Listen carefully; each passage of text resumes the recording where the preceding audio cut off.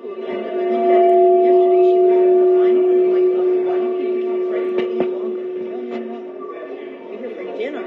morning. Good morning. Thank you. Good morning. Welcome to Special Magistrate for August 27, 2026. If you wish to speak at today's hearing, please stand. Everyone that wishes to speak, please stand. Raise your right hand. Do you solemnly swear and affirm to speak the truth at today's hearing? Thank you. You may be seated, and please silence all electronic devices.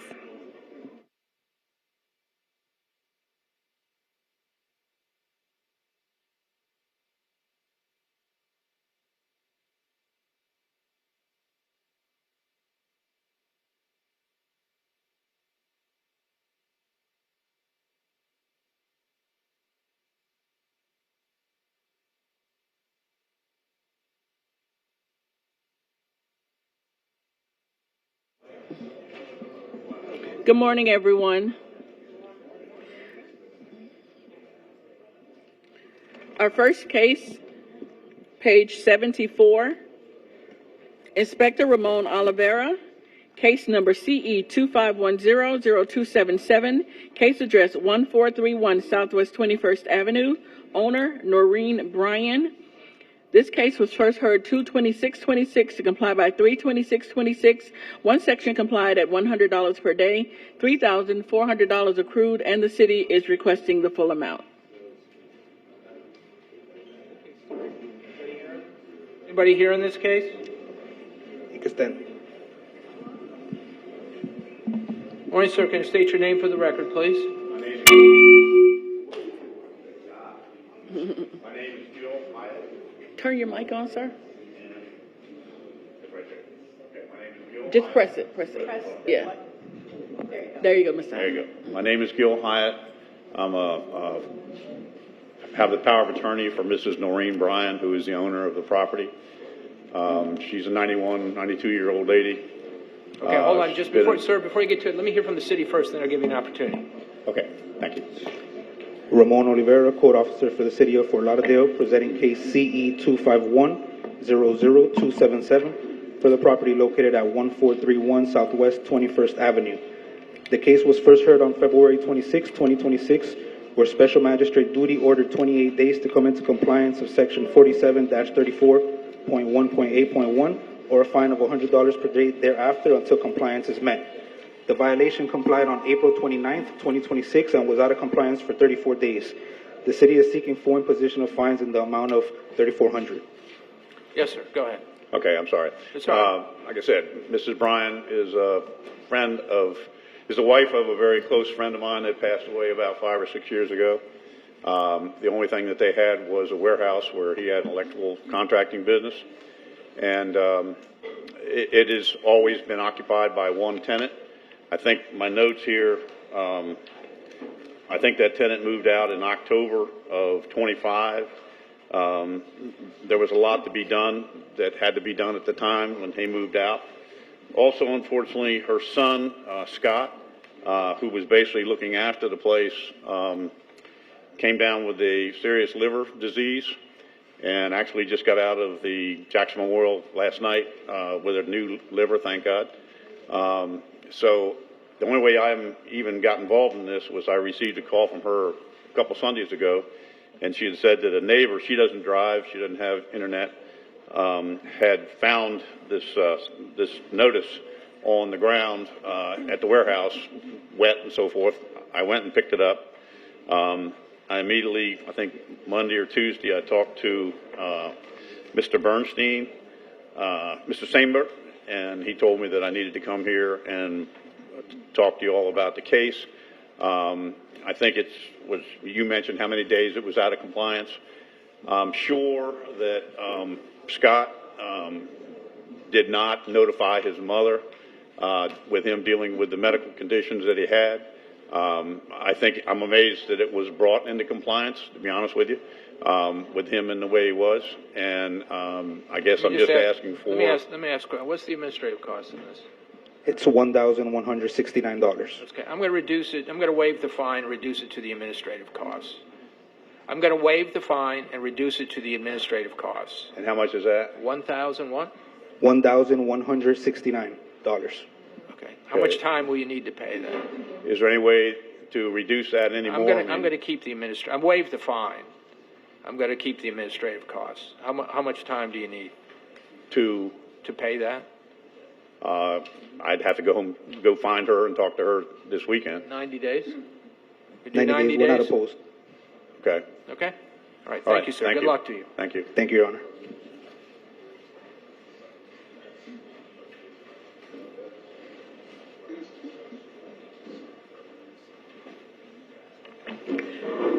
Our next case, page 84, Inspector Rachel Moore, case number CE 2506-0070, case address 2860 Southwest 2nd Street, owner Booz and Marie Sterling. This case was first heard 1/29/26 to comply by 3/26/26. There's one suspension from 6/9/26 to 6/24/26. Two sections not complied at $50 per day, $10,300 accrued, and the city is requesting the full amount. Morning, sir. Good morning. State your name for the record, please. What is that? State your name for the record, Oh, please. my name is Booz Sterling. Okay. Thank you. Good morning, Inspector Moore for the City of Fort Lauderdale, presenting case as read. This case was first presented on 1/29/26, and at that hearing, Special Magistrate Flynn ordered 56 days to comply or $50 per day thereafter. At the Special Magistrate hearing dated 6/9/26, Special Magistrate Duty granted an additional 15-day extension. On 7/22/26, the property was brought into compliance of all the remaining violations. However, due to a language barrier experienced by the property owner during the compliance process, the city respectfully requests that all accrued fines associated with this case be vacated. You're requesting what now again? Say it Sorry? again. You're requesting what? That all fines be vacated. Okay. Sure you're not opposed to that? What's that? I would assume you're not opposed to that. Yeah, but when I talk to her, I don't understand what she's expecting me to do. When I see her, and I do everything. Oh, okay. I'll waive the fine amounts. All right. Thank you, sir. Okay.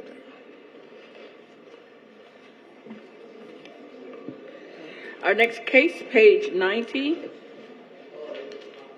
Inspector Rachel Moore, case number CE 2603-0764, case address 350 Carolina Avenue, owner Rupert Clark and Rosemary Clark.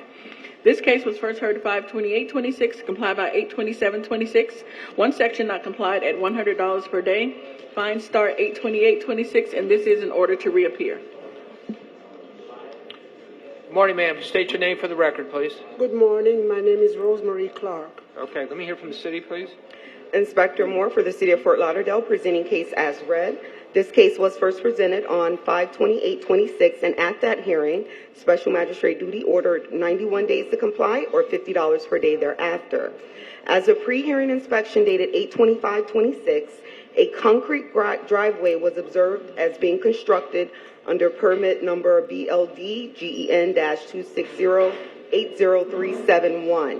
The city is requesting an additional 56-day extension in order to complete the work. Yes, ma'am.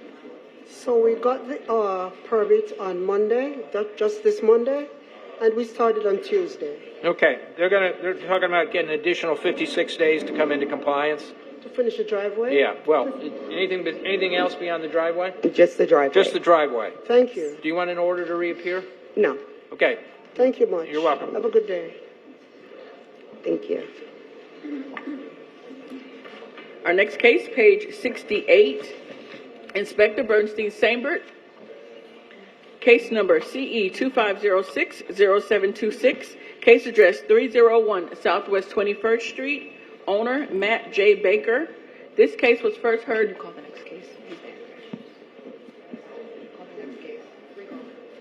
Okay, we'll go on to the next case.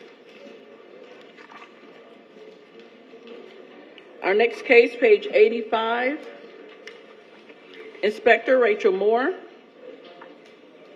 case number CE 2505-0100, case address 3629 Southwest 12th Court, owner Thomas Loftus. This case was first heard 113-26 to comply by 128-26 and 310-26. One suspension from 6-9-26 to 8-11-26. One section complied at $100 per day, $13,100 accrued.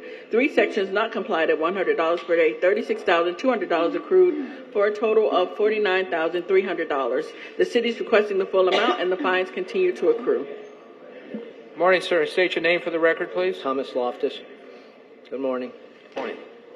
Inspector Moore for the City of Fort Lauderdale, presenting case as read. This case was first presented on 113-26, and at the special magistrate hearing, special magistrate duty ordered 56 days to comply for the violations of 9-305(b) and 9-304(b), and for all remaining violations, 15 days to comply or $100 per day thereafter. At the special magistrate hearing dated 6-9, special magistrate duty granted an additional 63-day extension. As a pre-hearing inspection dated 8/25/26, the property remains out of compliance. Special magistrate, because of the significant amount of progress made with bringing this property into compliance as it was on the pre-hearing date, the city is not opposed to granting an additional 56 days for full compliance. Sir, you think you can comply in 56 days? Absolutely. Okay. I grant the extension. The time for compliance will be extended 56 days. Good luck to you. Thank you. Going back to page 68, Inspector Bernstein Sambert, case number CE 2506-0726, case address 301 Southwest 21st Street, owner Matt J. Baker. This case was first heard 9/25/25 to comply by 11/6/25. There are 3 suspensions noted on the agenda. One section not complied at $100 per day, $6,300 accrued. The city is requesting the full amount, and the fines continue to accrue. This is in order to reappear. Good morning, sir. State your name for the record, please. Matt Baker. Thank you. Good morning. Senior Inspector Bernstein Sambert for the City of Fort Lauderdale Community Enhancement. Presenting case CE 2506-0726, property address at 301 Southwest 21st Street. The following violation remained: 47-19.2.HH.II.2. There is a shipping container in the rear of this RM15 zone property being used for a personal good or living space without a permit. A permit is required prior to the placement of the PSU on the property in conformance with the requirement of this regulation. As of today, the following permits have been issued: after the fact plumbing permit, after the fact mechanical permit, after the fact new construction permit, and the following electrical permit is complete. And the owner is here to kind of speak on the progress of So, I mean, basically what you're saying is permits have been issued to authorize the... Correct. He's working on it, and the only permit that's been completed is the electrical permits. Yes, sir. I would just like an extension. We're working. How much time do you need?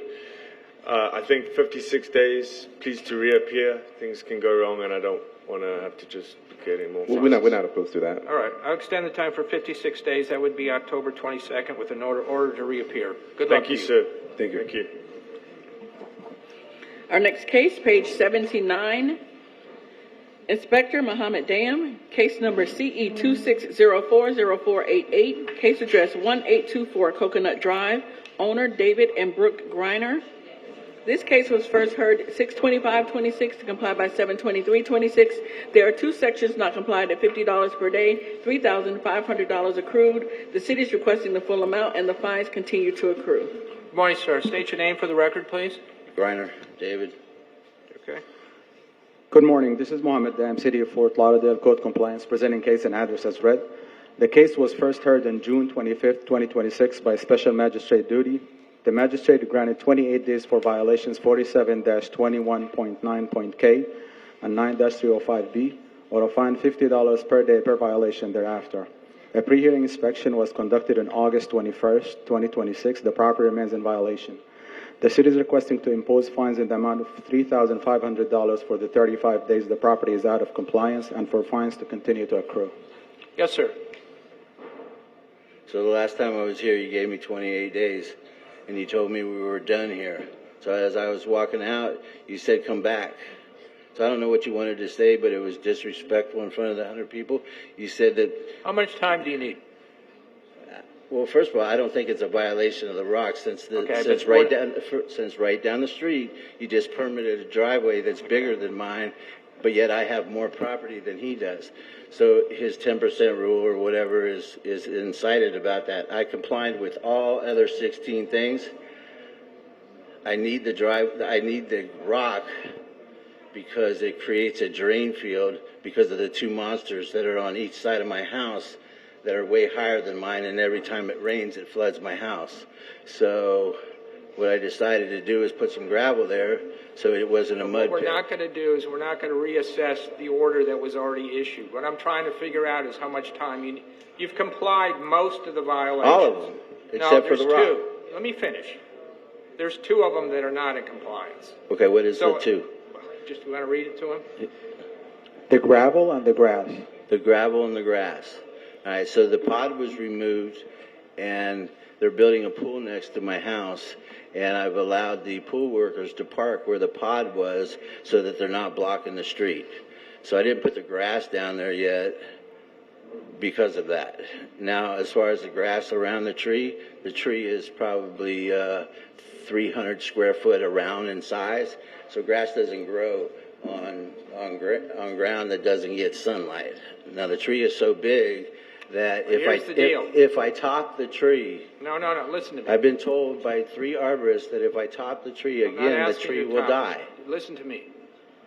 You're not the first person that's had a tree that puts shade on the ground. So there's ground cover you can get. Yeah. You can get ground cover. You can talk to the inspector. He might have some suggestions on things that will grow in the shade. Maybe not grass. Believe me, in Florida, it's common what you're talking about, but you're going to have to find some ground cover that will do that. So I'm going to grass that whole area as soon as construction you is can done. do what you want, but Yeah. I'm just telling you, if it dies, you're going to end up back here again. So he's complied most of the violations. I'm going to give him So I 50. need like 90 days to figure it out. So I can find out. I'll give you 83 days. All right. Thank you. All right. We're done? With no order to reappear. Yes, no order for repair. Okay, good luck to you. Thank you. Our next case, page 38, Inspector Ramon Oliveira, case number CE 26050220, case address 1013 Southwest 22nd Avenue, owner Arlene Dale, posted at property 81226, posted at 1 East Broward 81426.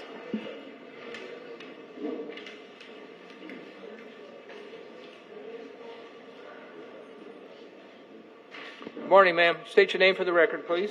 Arlene Dale. Thank you. Good morning. Ramon Oliveira, Code Officer for the City of Fort Lauderdale, presenting case CE 260-50220 for the property located at 1013 Southwest 22nd Avenue. This property was first inspected on May 14, 2026, and the following violations were observed. 18-1. There are items stored under the carport at this RSA zone property that is creating a public nuisance. The items consist of, but are not limited to, plastic bags, clothes hampers, plastic storage containers, animal cages, and other miscellaneous items. The area is being maintained in such a manner that the property is or may become reasonably infested or inhabited by rodents, vermin, or wild animals, or may furnish a breeding place for mosquitoes. 18-4C complied. 47-34.1.8.1. There are items being stored outdoors at this RSA zone property. The items being stored outdoors include, but is not limited to, wood, ladder, plastic bags, and other miscellaneous items. 9-280C complied. 9-304B, there are weeds growing from the gravel driveway apron, and there is a trailer parked on the grass at the rear of this RSA zone property. 9-305B complied. 9-306 complied. As of a pre-hearing inspection conducted on August 21st, 2026, the property is not in compliance. The city is requesting 15 days to come into compliance of Section 18-1 and 47-34.1.8.1, and 30 days to come into compliance of Section 9-304B, or a fine of $50 per day for each violation thereafter until compliance is met. How many days on 304B? So for 304B, it'll be 30 days, and for the other two, it'll be 15 days. 28 days. 28 days. Yes, ma'am. I really didn't hear what what do I still have to do? I had asked him that when he came out before, and he said it was on the paper, but on the paper listed everything, and I had been, I'm 100% disabled. No, you've complied a lot of it. I think so it takes me time to get things done, because I can't just get out. No, I got it. There's some, I think the thing is the items stored under the carport. Right, I have a big electric wheelchair and 2 mobility scooters, 2 generators for the house.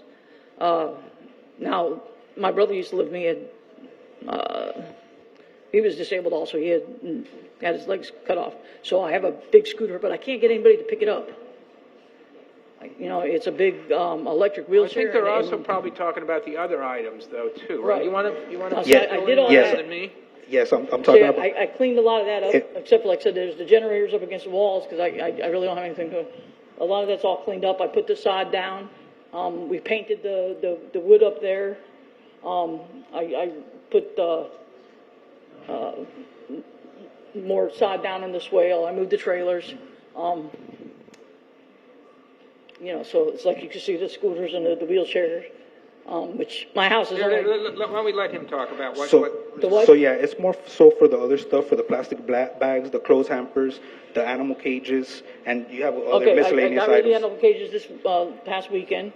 Because I have a tortoise, so we keep the cage for the tortoise if I have to put him in the cage. Okay. So. All right, I'm going to find that the 3 violations do exist. The respondent will be given 28 days for each violation, or a fine of $50 a day, right? Correct. Stay in touch with the code officer. The what? 28 days, additional 28 days, stay in touch with the code officer. Okay. To make sure you're in agreement that everything's done. Okay, so what exactly is it that I need to finish? I'll let him talk to you about that. In the back. He can speak with you in the back. In the back. Okay, thanks. Thanks for your help. Our next case, page 85, Inspector Rachel Moore, case number CE 26020037, case address 610 Carolina Avenue, owner Islanders Home Investment LLC. This case was first heard 3/26/26 to comply by 6/25/26. There's one suspension from 7/23/26 to 8/7/26. One section complied at $100 per day, $2,800 accrued, and the city is requesting the full amount.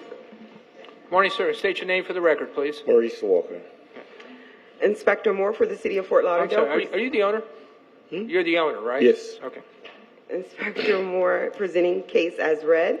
This case was first presented on 3/26/26, and at that hearing, Special Magistrate Flynn ordered 91 days to comply or a daily fine of $100 per day per violation thereafter.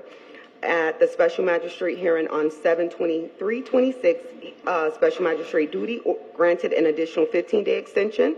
And on post-magistrate inspection dated 7/30/26, the property was found in compliance, and the city is requesting the full imposition of fines. Yes, sir.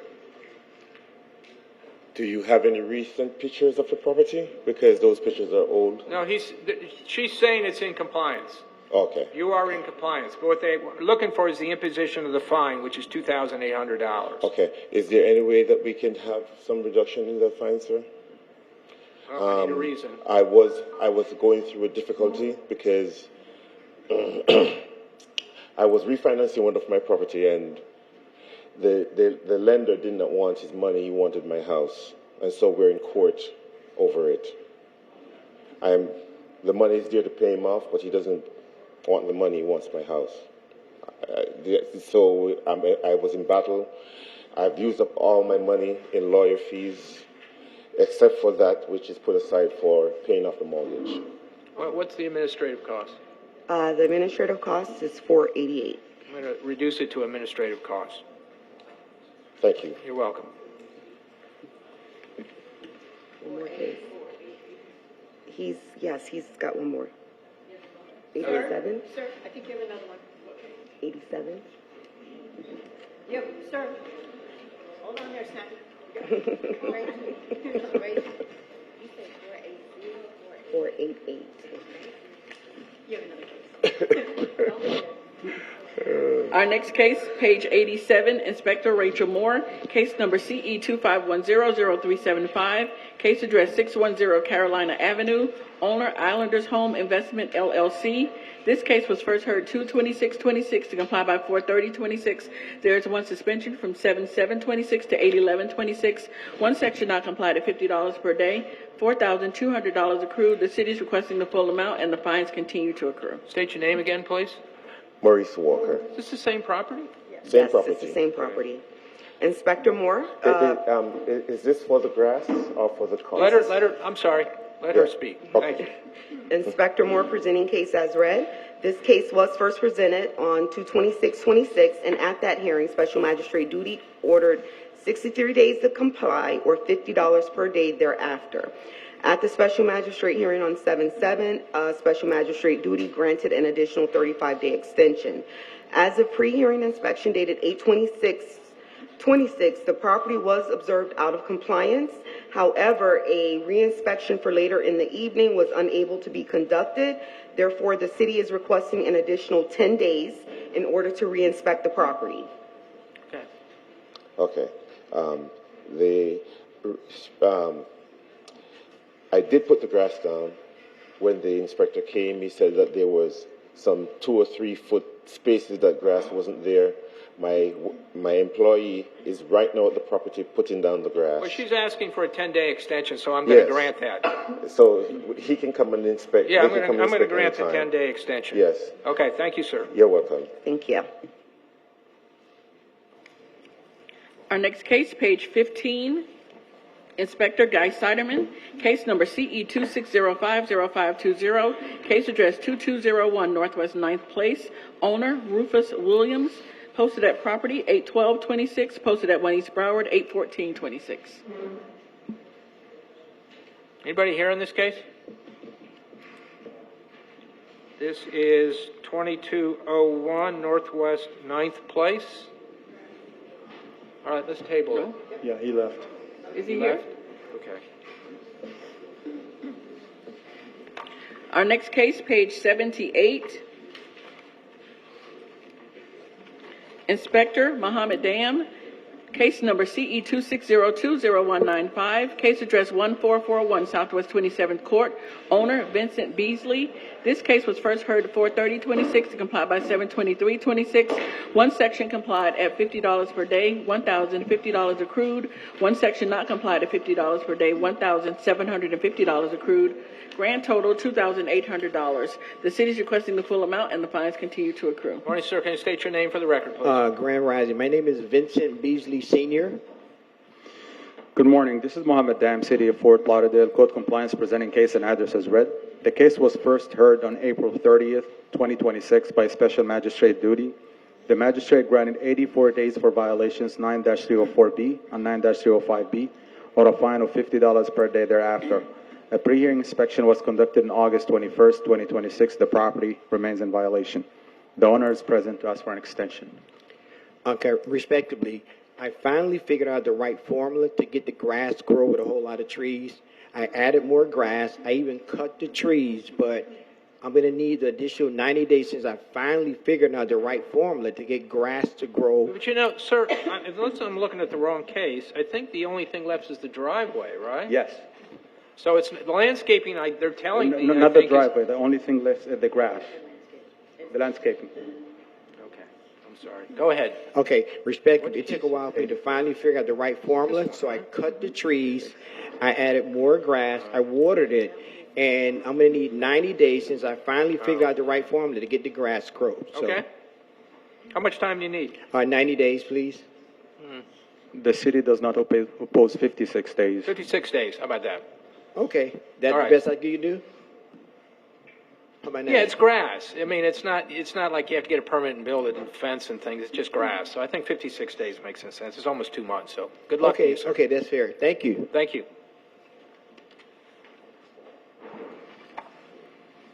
Our next case, page 67, Inspector Bernstein Sambert, case number CE 26050949, case address 1529 East Las Olas Boulevard, owner 711 Incorporated. This case was first cited 62626 to comply by 62626. One section complied at $500 for a total of $500. Appeal deadline was 7/11/26, and a citation appeal was received. Morning, ma'am. State your name for the record, please. Afsana Beg. I'm the franchise of 7-Eleven. And I received a citation. Just a minute. Let me hear from the Sorry. city. Good morning, Senior Inspector Bernstein Sembert for the City of Fort Lauderdale Community Enhancement.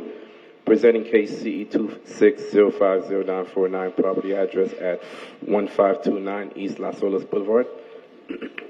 This case came in as a noise complaint from a neighbor across the street from the 7-Eleven store. The neighbor stated that between the hours of 3 in the morning or 2 in the morning to like 7 or 8 o'clock in the morning, the sound speaker from the 7-Eleven store can be heard at a certain peak because it's like an opera music. And so I made contact with the store manager, Rashid, on June 13th, advising him to lower the music around that time frame. I then again had Inspector Goodrum spoke with the clerk at 7-Eleven store, advising them to lower the music because we kept getting complaint around the nighttime. So it was kind of difficult for us to do the inspection, but we eventually conduct the inspection and on June 26th around 5:37 in the morning, and we did a noise reading for a minute each long, and the DBC of those readings were as followed: 65, 62, and 64. So we cited the property for a $500 citation. Yes, ma'am. Okay, my manager, he was out of that town, but Hold on. nobody Actually, I'm sorry. Let me hear the tape if I could.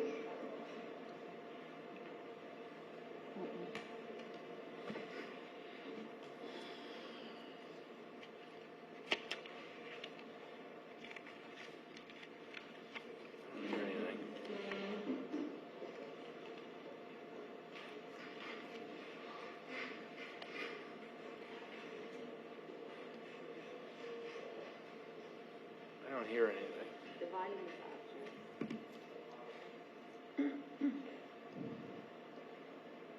I said the video don't have no sound. No, I said the video don't have sound.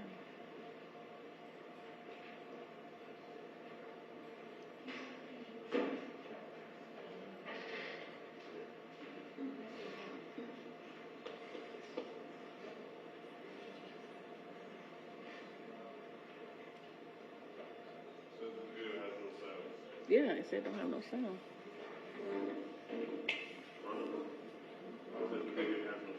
Okay, go ahead, ma'am. Well, actually, I didn't know anything about that. That he talked to my manager. I was expecting a warning letter before I get the citation. And this is a business place, so the DBC is a 62. I can go up to, I believe, 75 DBC. No, the code that we cited you for, it should not exceed 55 DBC. What does the speaker outside do? For the homeless people, we have people are harassing the customers, so I have to save my customers. So I try my best, even we call the police. I don't understand. What's the purpose of the speaker outside? So the homeless people cannot sleep around the stores and harass the customer at night. So they blast music, Your Honor, to keep the homeless away. And the opera music, so they don't sleep. I think you're gonna. Okay. I mean, what about the people that live around the place? So Okay. many- Okay. This is absurd. Here's the deal. I'm going to dismiss the case because they don't have the sound. But I'm going to tell you, this isn't going to work. Okay? Because you're going to be back here. I'm somewhat sympathetic that you have homeless that you have to deal with, but find a better way to deal with it. Don't blast noise to drive people away. Okay. I mean, it's rude to begin with. It's incredibly rude. Okay. I mean, I've been doing this stuff for 30 years, and this is the first time I ever heard anything like this. So I think you're going to have to find a different solution, okay? All right. They didn't make their case. I'm going to dismiss it, but if you come back, just take care of it, okay? There's a different way to We'll do that. be a little Thank more you, sir. humane. Thank you. All right, thank you. Our next case, page 73. Inspector Ramon Oliveira. Case number CE 25030212. Case address 138 Southwest 21st Way, owner Gil Perez. This case was first heard 12926 to comply by 32626. One section complied at $50 per day, $3,600 accrued. The city is requesting the full amount and the fines continue to accrue. Good morning, ma'am. State your name for the record, please. Good morning, Magistrate. Rebecca De La Zerda. I am an attorney for the owner of the property, Gil Perez. Okay. Magistrate, if I could, before we start, the case is in full compliance, so I'm not sure why it was read in that continues to accrue. Right. That's what I'm trying to figure out myself. No, but it doesn't. She's in compliance. It's not continuing to accrue, right? It's not. It's not in compliance? No, it's not accruing anymore. Okay, all right. So what we have is a complied case with a fine of $3,600. Correct. Correct. Okay. Let's let him make a presentation first. Ramon Olivera, Court Officer for the City of Fort Lauderdale, presenting case CE 250-30212 for the property located at 138 Southwest 21st Way. This case was last heard on January 29, 2026, where Special Magistrate Flynn ordered 56 days to comply Section 9-305B or a fine of $50 per day thereafter until compliance is met. Violation 9-305B complied on June 6, 2026, and was out of compliance for 72 days. The city is seeking full imposition of fines in the amount of $3,600. I didn't catch the amount. $3,600. Thank you. Yes, thank you. Good morning. First of all, this matter is on appeal. The appeal has been filed, and we believe that a fine assessment at this point might be premature. I'm just wondering, this case has been appealed? This case has been appealed. This case, the violation was appealed, and to then the circuit court. Yes. Okay. Well, then I can't hear it if it's been appealed to this. I don't have jurisdiction over it if it's been appealed to. That's why I'm here today to tell you. I just want to make sure I understand. You're saying that this particular case has been you filed an appeal of the the final order to the circuit court. Before I came on board, my client did it pro se. Yes. Okay. And well, did they take the case? They did, and it has been further appealed upwards to further on, higher up. The district court's appeal? The DCA, No. yes. No. It's in the Circuit Appellate Division. Oh, it's in the circuit appellate division, right? It's okay. not in the All right. DCA. If it's there, I don't have jurisdiction over it. Okay, so we're going to just till it's resolved there, and they'll either overturn it, send it back, or whatever. That's what I'm here to say. Okay, thank you. So basically, just withdraw it. I can't hear the case if it's in the circuit court. Thank you, Your Honor. Our next case, page 20, Inspector Rafael Santos.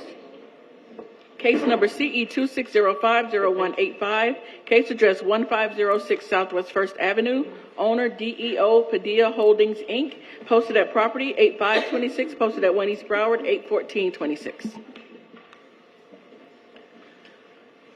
Morning, sir. Good morning. Brett Tensfeld, Brigham Property Rights Law Firm, here for the property owner. Okay.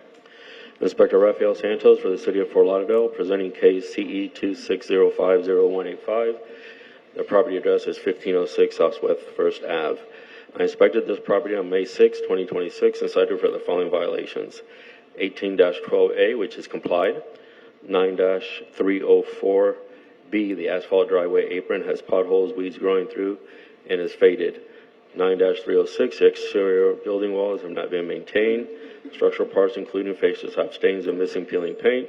Inspection report was posted on the property May 6, 2026, and a copy was mailed to the owner. Re-inspected June 10th, 2026. Posted the property August 13th, 2026. A pre-hearing inspection was conducted on August 24th, 2026, and found that the violations are not complied. The city is requesting 83 days to comply or a fine of $100 thereafter. 83? I didn't hear. How many days? 83 days? Yes, sir. All right, good morning, and just to provide some context for this property and why I'm here. I'm an eminent domain defense lawyer, and I've been retained by the property owner earlier this year prior to the citation being issued to defend their property rights and to secure a measure of full compensation under our Florida Constitution for the taking of the property that's subject to this violation. At the time the violation was issued, I had an opportunity to speak with Inspector Santos, and I would compliment Inspector Santos. We've had good communication I think it's been a fair process, but I'd like to remind the board or inform the magistrate that late last year, the North Broward Hospital District approved a resolution to acquire these properties as a part of the expansion of the hospital. This property is, among others, that's owned by Mr. Kapakos and his company, DEOpedia Holdings, that are subject to eminent domain.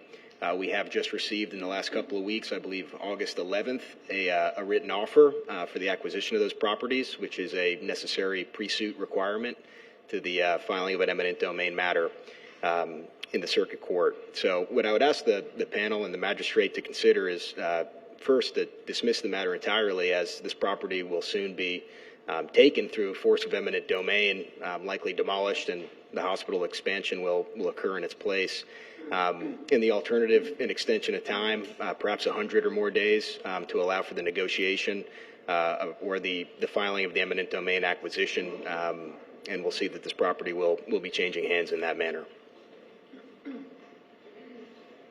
Okay. I'm not going to dismiss the case. I don't think that I have the authority to do that. If the violations exist, I don't have the latitude to do that. Understood. But if it's going to go to eminent domain, I'm open to giving you 104 days to come into compliance with an order to reappear, and then we'll see where we're at. Sounds reasonable. Appreciate it. Okay, so what I'm going to do is I'm going to find that the violations do exist. The respondent will be given until December 9th of this year to come into compliance. There'll be an order to reappear at that time to see where you're at. We might know better, where the eminent domain process is. What's the fine amount? $100 per day there. $100 a day, starting that date. To confirm, the fines will not begin to... The fines will not start until December 9th. Okay, and I'll have an opportunity to come back before the magistrate? Yes. Okay, understood. Thank you, Your Honor. All right, thank you. Our next case, page 91, Inspector Bernstein Sambert, case number CE 250800620, case address 500 South Andrews Avenue, owner Black Hawk Properties and Investments LLC. This case was first heard 2/26/26 to comply by 4/30/26. There are 2 suspensions noted on the agenda. One section not complied at $100 per day. Fines start 8/28/26. Good morning, sir. Good morning. Can you state your name for the record, please? Greg Bruton. Senior Inspector Bernstein Sambert for the City of Lauderdale Community Enhancement, presenting case CE 250800620, property address 500 South Andrews Ave. As of today, Section Code 47-21.15.d, a total of 9 live oak trees has been abused and effectively destroyed. Additionally, 2 royal palm trees on Andrews Ave were also abused and have effectively been destroyed. This case will be brought to Special Magistrate to request an imposition of fines up to $15,000 for irreparable and irreversible violation. As of today, permit LND-TREE-26050214, the removal and replacement of 2 royal palm trees and 9 live oak trees has been submitted and are awaiting client reply, and the city is here to find out. I think what you're telling me is that tree removal permits have been submitted. Correct. Applications for, Correct. right? All right. So I suppose you need some time to work that out. Yes, please. One of the things that we have found out through this process is that the trees that we're trying to implement in the new design, there's a conflict with what we are trying to do versus what maybe the county requirement is for that county road. So we've been in discussion with staff to seek more time to address the trees that we want to How put in. much time do you think you need? We're asking for 90 days. 83? Your Honor, we have Ms. Tooley here from, Go ahead. who may want to speak about this too. Can you state your name for the record, please? Laura Tooley, urban forester for the Yes. city. I believe we have agreed to 60 days extension at this time. About 56. They have their specific dates here, so. Okay. Could I just make one statement? The reason that we're asking for more time, because staff has been in conversation with the county for a few weeks now. They have not been able to get any response. My concern is that we're going to try to help them with that, but there may be some leeway in there where we may not have that done by this time in order to make it happen. Are you in discussions with the county? DSD staff has been working with to contact the county to try to. I'm sorry, maybe somebody has to explain. This is a citation for a violation that takes place in the city of Fort Lauderdale. So why is the county involved? Because part of the trees under the jurisdiction, because it's Andrews Avenue, was permitted both under the city and under county because of the jurisdiction. Well, So look. maybe 83 days is more realistic? Yeah, I mean, here's the deal. Yes, sir. As you like. There's a violation, and you're trying to resolve it. It's not life safety, obviously. It's the trees, and you're working with two governmental entities. So I think 83 days makes some sense with an order to reappear. Okay. Thank you. Thank you. There's one more case. Next case, also page 91. Inspector Bernstein Sandberg, case number CE 250-80142, case address 550 South Andrews Avenue, owner Blackhawk Properties and Investments LLC. This case was first heard 2/26/26 to comply by 4/30/26. There are two suspensions noted on the agenda. One section not complied at $100 per day. Fines start 8/28/26. Are these the same issues? Yes, it is. Identically? Identically, yes, All right, sir. well, it makes sense that we do the same thing, don't you think? Thank So you. we'll do 83 days with an order to reappear. Thank you very much. Good luck to you. Thank you. Thank you. Our next case, page 50. Inspector Mohammed Dam, case number CE 2606058, case address 1401 Southwest 17th Street, owner Heather Ann Davies, posted at property 8826, posted at 1 East Broward 81426. Good morning, sir. Can you state your name for the record, please? Good morning. On behalf of the owner, Brian Abrams, attorney at 888 Southeast 3rd Avenue, Fort Lauderdale, Florida. Thank you. Sure.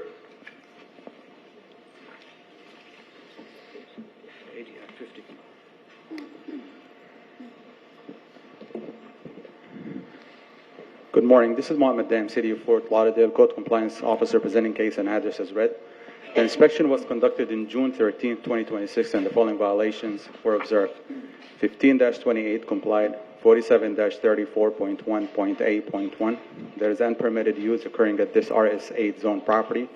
A watercraft-related business is currently being operated from the property. Watercraft business is not permitted use. This is a recurring violation as per case CE 2603-1199. A pre-hearing inspection was conducted in July 9, 2026. The property is in compliance. The city is requesting finding of fact for recurring violation.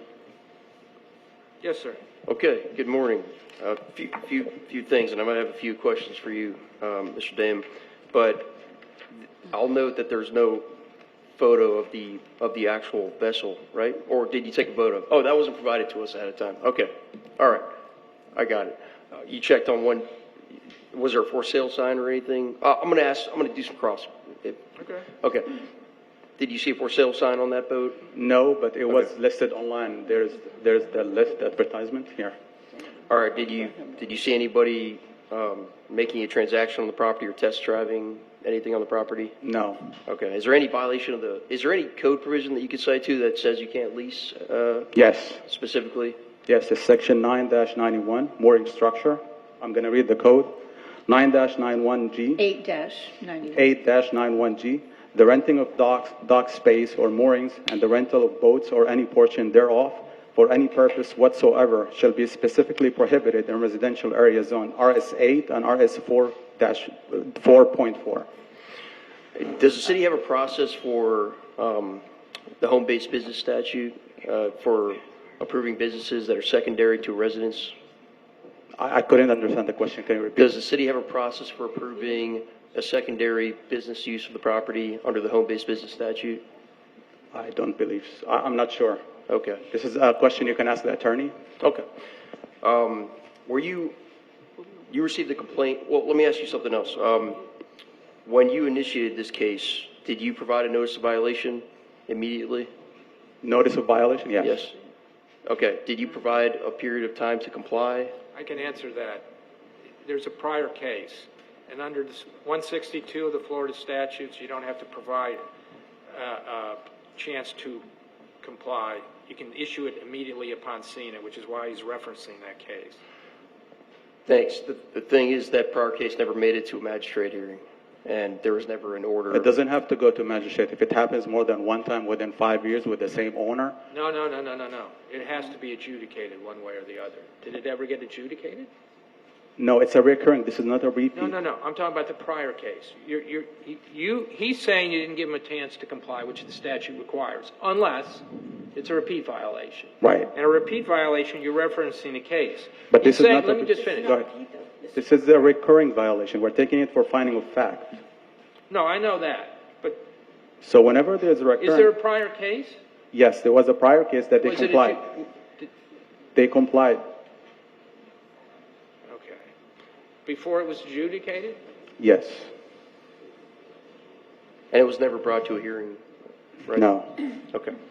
Was there a period, just to get the answer clear on the record, was there a chance given to comply with this violation, the case that we're here on This today? one it was Yes. given, but also we need to schedule it for magistrate for finding of fact. So there were time for compliance on that case as well. I think the road I was going down was that it was a repeat violation. What they're telling me is there's irreparable reoccurring. There's 3 exceptions under the statute for not giving you a period of time to come into compliance. One, if there's an emergency, which doesn't apply here. The other one is if it's a repeat violation, which does not apply here, or a reoccurring one that comes and goes and comes and goes. And so the statute, the Florida legislature basically permitted under the statute to be issued in a reoccurring case. So I'm going to find that there was sufficient, they're not required to give you a notice, a period to comply in this particular case based on those circumstances. Okay. Under the finding that it's irrevocable? Reoccurring. I don't think the statute allows for an exception for reoccurring violations. Irreparable. But it's a boat. How's that? Okay. Was there a complainant that made a complaint to you to initiate this case? The complaint came through an email with an address and a name. Okay. And what's the name of that individual? I believe Paul Cesar. Paul Cesaro? Yeah. Are you aware that the address of Paul Cesaro is 13240, the address provided by Paul Cesaro is 13240 South Buffalo Street? I believe so. I'm not sure. I don't know that, but there's an address, but I don't remember the address of that complainant. I mean, I'm sorry, is your point that he's out of town and he's not local? The address is fake. It's not a real address. Are you aware of this? That the address is not a real address provided by the complainant? Your Honor, first of all, objection relevance. There's no, A, counsel's testifying. B, there's no obligation under the statute that requires the governmental entity to conduct an investigation as to whether or not the person that leaves a name and address is a valid person or valid address. I think the change to the statute doesn't require you to do that. I mean, if you get an email, under the statute now, if you get notice from somebody that there's a violation, that name becomes public, which what you have, but I don't think they have a responsibility to check the address. And Mr. Dam, were you present at the River Oaks Civic Association meeting on March 19th, 2026? Yes. Okay. Did you spoke to the community association at that meeting? Objection relevance, Your Honor. Yeah, what is the relevancy of that? I can establish that in the next question. Go ahead. Okay.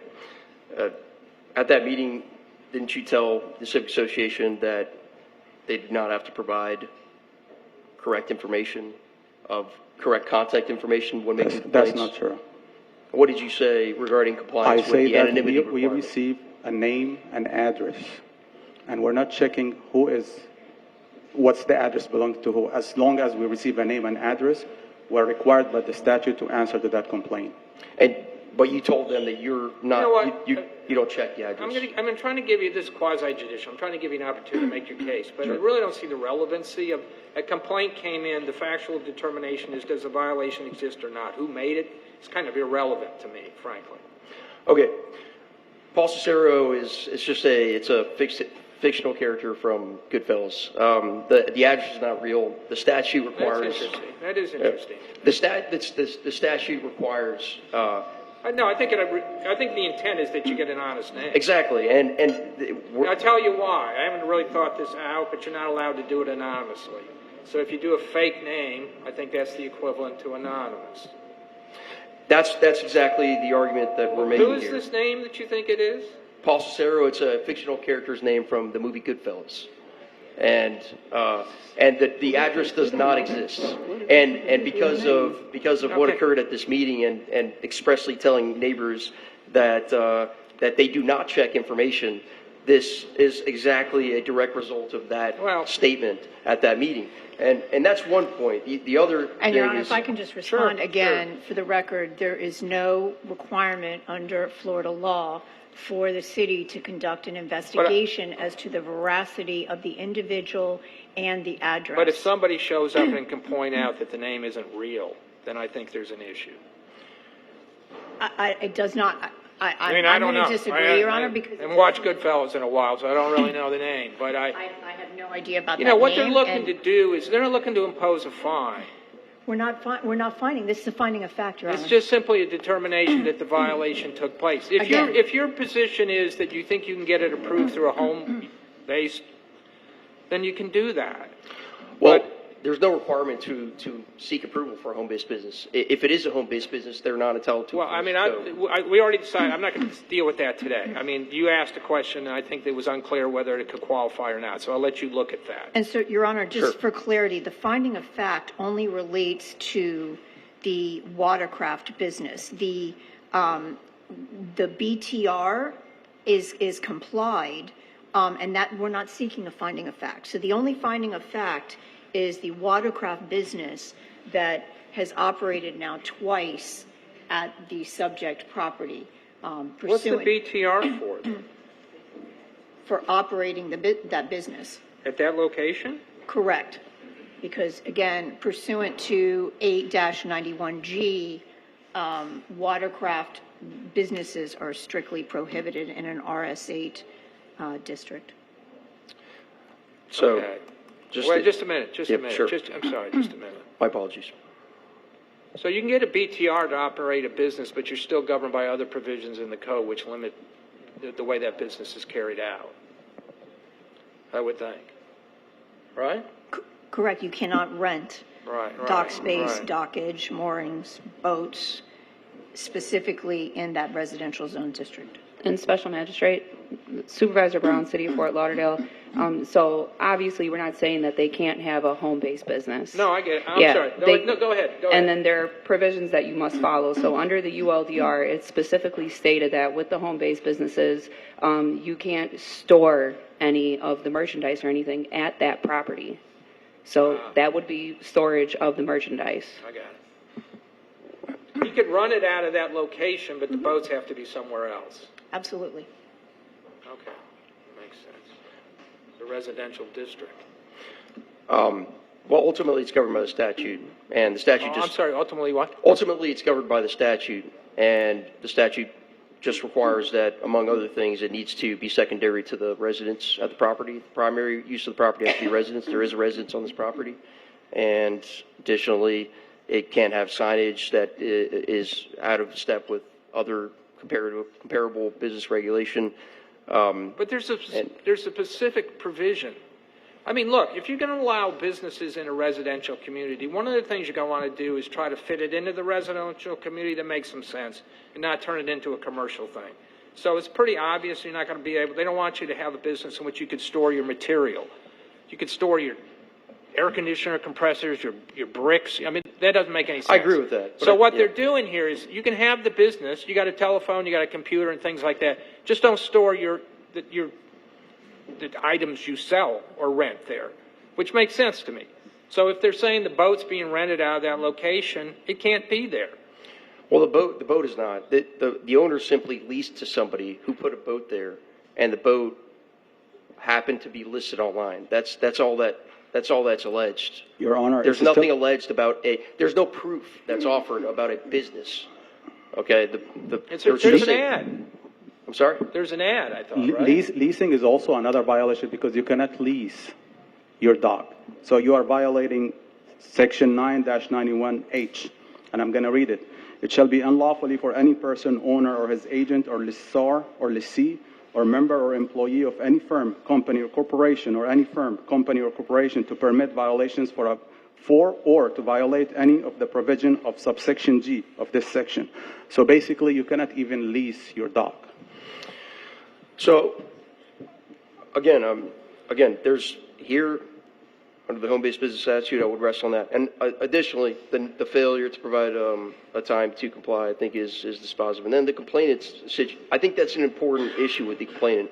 Regardless of whether there's fines or not today, there's a bigger issue here with the home-based business statute. I think that needs to be revisited. I actually tried to continue this today with agreement so that we can continue discussions on that. We could reach agreement on that. So maybe that's a good result here, is just to continue while we continue to talk. I don't mind continuing it for 1 month. Okay. Well, then Magistrate. maybe that's a better result. I think this complainant issue is important, though, because if the city's... I'm confused. Why are we continuing it, though? Because you said, it is her home-based business, or was she renting the dock out to somebody else? The rental of the dock is secondary to the home. That's all. That's what the statute primarily requires. I got a problem with that, because I know what you're saying. I know your argument, but the problem is there's specific language in the code. You got to read them together that makes sense. One rule of legislative construction or judicial review of legislation is that you read them to make some sense. There's a specific provision. You're talking about a broad provision, and then there's a specific provision which deals exactly with this, which prohibits it. Special Magistrate. So I'm not going to buy the argument. Just let me finish. Okay. I'm not going to buy the argument that because you got a home-based use, this is a secondary use which should be permitted because of the home-based use. Yes. Special Magistrate, if the argument is that he wants to continue it so we can discuss it after the hearing, we're not going to discuss it after the hearing. So the continue will be a moot point. The merchandise issue, I think, is there's a lot of interpretation. It's subject to interpretation. I don't think it's that.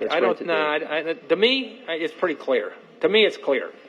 I understand your argument, but I don't think it flies. The owner is just leasing it. The owner is not selling anything there. But you're not allowed to lease. You just But read you're the not allowed to provisions. lease. I understand, but the leasing is the secondary act.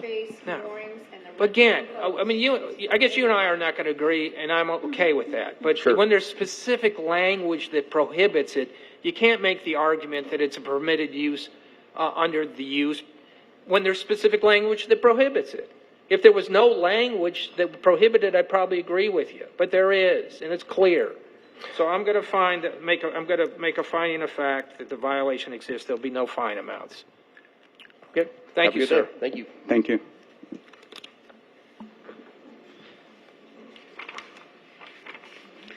Our next case, page 91, Inspector Ramon Oliveira, case number CE 26040478, case address 2740 Southwest 17th Street, owner Ava Gunter Gore. This case was first heard 7/7/26 to comply by. There are 2 suspensions noted on the agenda. One section not complied at $100 per day. Fine star 82826. Morning, folks. How are you? Thank you. Can you state your name for the record, please? Ava Gunter Gore. Okay, let me hear from the city. Ramon Oliveira, Code Officer for the City of Fort Lauderdale, presenting case CE 260-40478 for the property located at 2740 Southwest 17th Street. The case was first heard on June 25th, 2026, where Special Magistrate Duty ordered 65 days to comply for violations 9-304B and 9-305B, or a fine of $50 for each violation thereafter until compliance is met, and an order to reappear at today's hearing. As of pre-hearing inspection conducted on August 21st, 2026, both violations remain. The city is seeking that fines begin to accrue. I do want to point out that there is a building permit on file that is, as of August 21st, is awaiting client reply for corrections. Is that for the driveway? It's for the driveway. Okay, so I have a case in which there's a permit application in. There's comments they haven't responded to for the driveway, which is the issue of the case. And then there's, I guess, the grass is the area adjacent to the driveway. So correct. What I think you're going to have to do, ma'am, you're going to have to respond to those comments that Yes, they sir. have. And so I'm going to give you additional time to do that. The application's in to deal with this, so that's a good thing. How much time do you need? If I would like to request 60 days, please. How about 56? They have these That days. would be These- wonderful. Okay. All right, I'm going to extend the time for compliance 56 days. Order to reappear? Yes. Okay, yeah, order to reappear. Yes, sir. Yeah, that gives you a break if you do. Okay, Thank good you luck so to you. much. Thank you, Your Honor. Our next case, page 72, Inspector Malik Jones, case number CE 25090465, case address 1218 Northwest 6th Avenue, numbers 1 and 2, owner John Malik. This case was first heard 3/26/26 to comply by 4/10/26 and 6/25/26. One section complied at $50 per day, $1,250 accrued. One section not complied at $50 per day, $3,150 accrued, for a total of $4,400. The city is requesting the full amount, and the fines continue to accrue. Good morning, sir. State your name for the record, please. John Malik. Okay. Good morning, Code Officer Malik Jones, presenting on behalf of the City of Fort Lauderdale in reference to the case that was just read in. This case was presented to the Special Magistrate on 03/26/26 in reference to the following violations. 18-4.c has been complied. 47-20.20.h, parking facilities are not being properly maintained and may create a hazard or nuisance. There are 2 wheel steps that are broken and have exposed iron rods. 9-363 has been complied. The city is requesting the full amount to be imposed. 9-363 is complied? Yep. Yes. Okay. Yes, sir. I guess the wheel stops. The wheel stops, I have pictures of them. The iron rods are literally this big. It's been repaired. However, I didn't see a nuisance. It wasn't sticking out from the parking stop. It wasn't dangerous. It wasn't hazardous in any way. And the fact that it was this big, you couldn't see it from the street, and nobody could walk by it and hurt themselves. I don't want to revisit. I'm not going to revisit the Okay, violation. but it has been repaired, and everything has been taken care of. It was literally patches this big. Have you been out there recently? Pre-hearing inspection, it wasn't complied as of yesterday. So if he compared it between the time that from yesterday to today, then I had to do an inspection. Can you tell me what, in your opinion, was wrong with it? Well, not only just the wheel stops, but the driveway still needs to be cleaned as far as pressure washed and resurfaced, and the wheel stops have to be painted to a solid color because they're stained and dirty. Was the driveway part of the original case? For the parking facility. Okay. All right. So he needs additional time. It was not mentioned, and by the way, last year I did the same thing. I was here in front of you all last year for the same thing, and I coated the parking lot. Am I supposed to do this every year? Every single year? I remember my father died last year, and I was coating this while I going through this, and we're going to do this every year? I mean, this is silly. All right, stop it. You got a picture of it? Just a picture from the pre-hearing from yesterday. Let me see that. Is that it? Yes, Your Honor.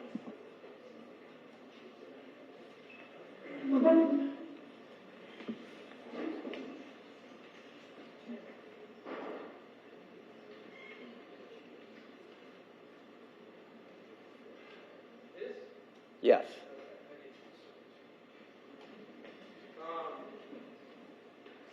All right, I'm going to give you some additional time. I'll give you 56 days with an order to reappear. Okay, what am I supposed to do in the 56 You can talk to the code days? officer about it. I will speak to you in the back about what needs to be done. Okay. Okay. All right, thank you, sir. So I got to come back here in 56? Well, you don't have to. As the order to reappear, it's your choice whether you come back or not. The order to reappear is to give you a chance. Actually, you know what? No order to reappear. You don't have to come back. Okay. Thank you. Thank you, Your Honor. Our next case, page 21, Inspector Rafael Santos, case number CE 26030716, case address 1840 Southeast First You know Avenue. what, sir? I want to clarify something. Can you come back? I don't want you to leave under a misapprehension as to what. There's no order to reappear. If this isn't taken care of, they're going to bring it back for an imposition of fine. That would then it'd be your choice whether to come or not. But you'll get noticed about that meeting. Okay. The parking stops have been I'll let you talk to them about prepared. it. Okay. Thank you, sir. Next case, page 21, Inspector Rafael Santos, case number CE 26030716, case address 1840 Southeast First Avenue, owner Ada Weiss LLC, posted at property 81326, posted at 1 East Broward 81426. Morning, sir. Just state your name for the record. John Tarr, I'm POA for Ada Weiss, and I also represent the tenants at the property. Okay, you represent both? Yes. Okay. Case and address as read into the record. I inspected this property on April 29, 2026, and cited for the following violation. 15-28, the business medical anti-aging at this location is operating without a current year business tax receipt. Inspection report was posted on the property on April 29, 2026, and a copy was mailed to the owner. Re-inspected July 8, 2026, posted for this hearing August 13, 2026. Pre-hearing inspection was conducted on August 20th, 2026, and found that the violation is not complied. The city is requesting 56 days to comply or a fine of $250 per day. They have applied for their business tax receipt. It's in progress, but zoning has rejected it, meaning that they cannot operate there. Yes, sir. So actually, as of this morning, one of our owners who was here earlier, or one of the tenants who was here earlier, had spoken with Burt Ward because there was a little bit of a miscommunication in terms of that, and they're coming out and re-inspecting because they were under the impression there was a full medical office, which is not. You're under the impression of what? It was a different business than what it actually is, and we had originally applied for this permit in 2024 when we first opened up, and we actually we only found out this year that it was rejected, and it was rejected apparently because there was a clerical error in the documentation that was sent in. Did you not wonder when you operated in 2025 why you didn't have a business occupational license or BRT, whatever they're called? It kept saying in process online. We checked it all the time. Okay. All right. Whether or not it's a permitted business, I guess I'm hearing that they think it's not. It may be if you think that you have an argument you can make, but irregardless, the case I have is the business tax receipt. How much time were you looking to give them? 56 days. Okay, that makes sense. That'd be October 22nd. Mm-hmm. Good luck to you. Yep, thank you. Thank you. Fine amount is $250 one time. Thank you. Our next case, page 37. Inspector Ramon Oliveira, case number CE 26050006, case address 2165 Northwest 19th Street, owner Travelers Express Services, Inc., posted at property 81426, posted at 1 East Broward 81426. Good morning, sir. Can you state your name for the record, please? Good morning, Your Honor. Sean Singh, Travelers Express Services, Inc. Okay.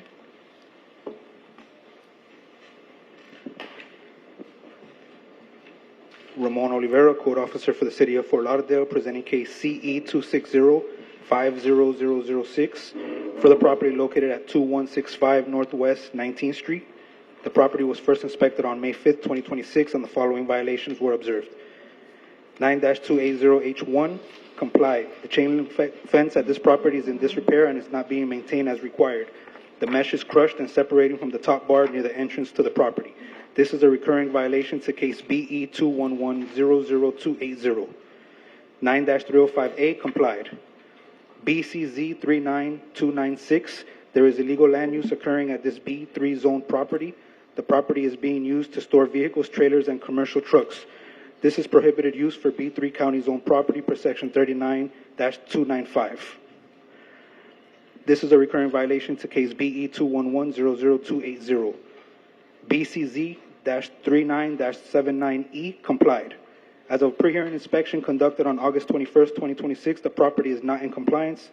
The city is requesting 28 days to come into compliance of section BCZ 39-296 or a fine of $100 per day thereafter until compliance is met. Furthermore, the city is seeking a finding of fact for recurring violation 9-280H1. Yes, sir. Yes, good morning, Your Honor. Need some clarification on what the property is zoned for. I'm zoned as a B3, and I have a license from the city, and I also have a license from the county to operate. So I don't understand why I'm being fined for it. I have a business tax license for the past 4 years operating. I have a package delivery business, and I house my trucks there, and that's Is your what I'm- argument that you think the zoning permits the use? Yes, Your Honor. Response? Your Honor, I have a statement from Bert Ford of zoning, specifically talking about this case, stating that no outdoor storage is allowed, and including the commercial vehicles as well. I also have a permitted use chart that specifically states that commercial vehicle storage yards are not allowed on B3 zone Yes, property. that's the answer to your question. Not really an answer, because I think. so basically, if I own and operate the No, business, stop, just a minute.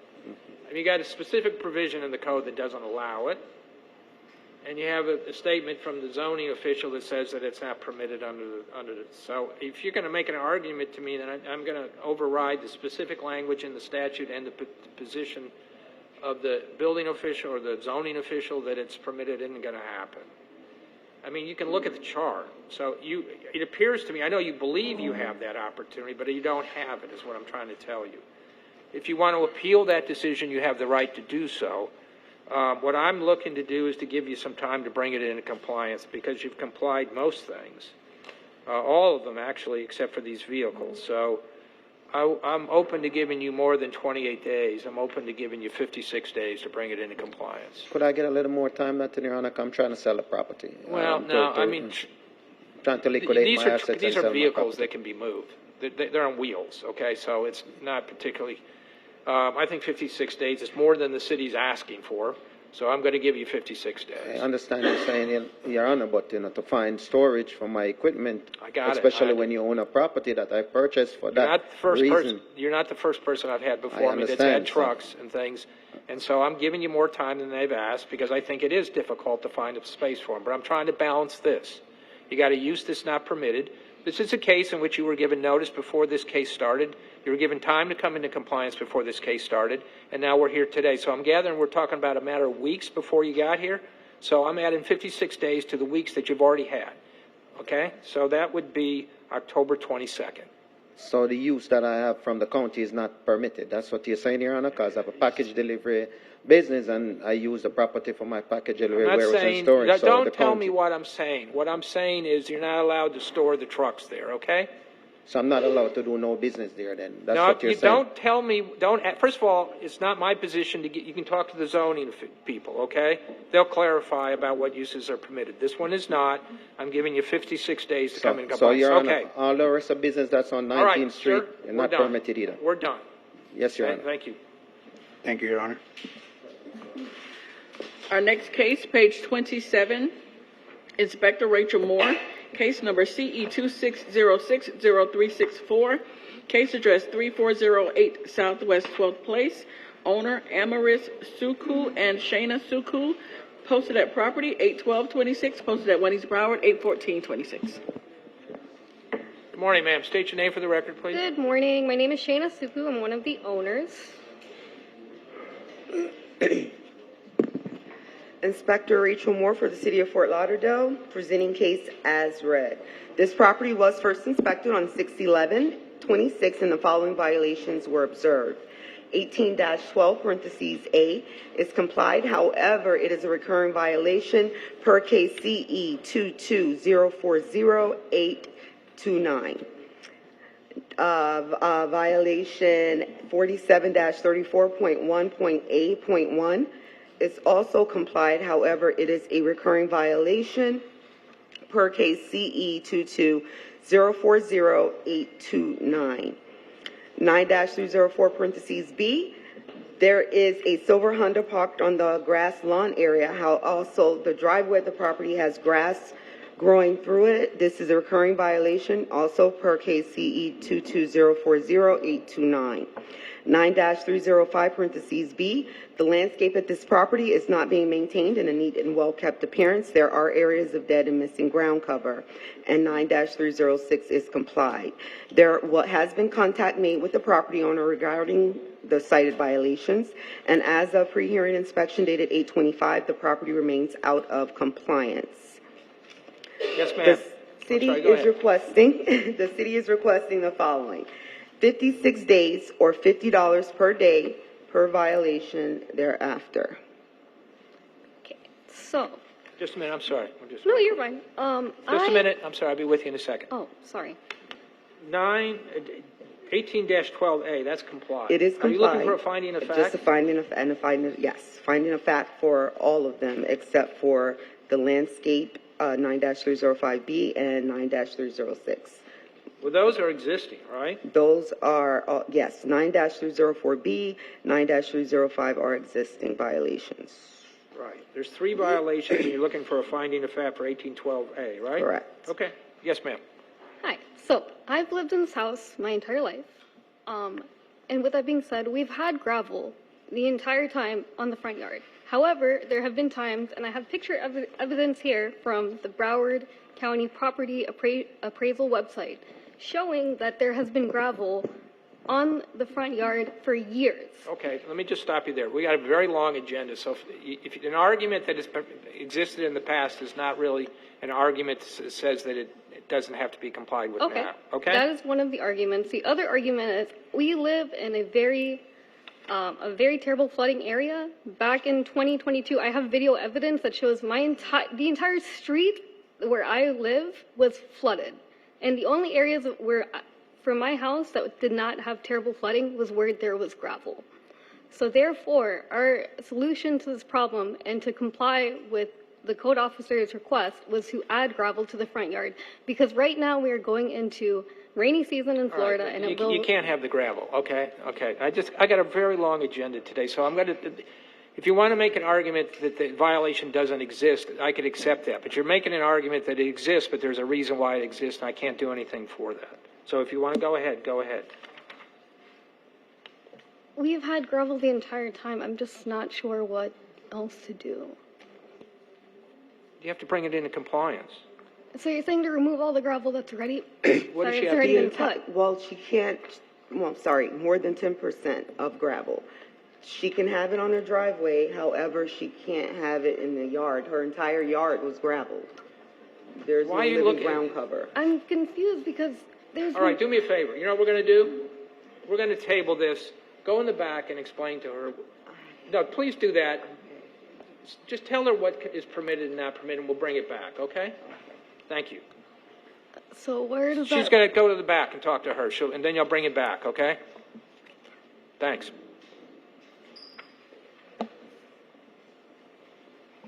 Our next case, page 37. Inspector Ramon Oliveira, case number CE 26040370, case address 2661 Southwest 16th Street, owner Brian Lewis Guros, posted at property 8/13/26, posted at 1 East Broward 8/14/26. Yes, sir. Good morning. Good morning, Your Honor. Can you state your name for the record, please? My name is Brian Skouros. Okay.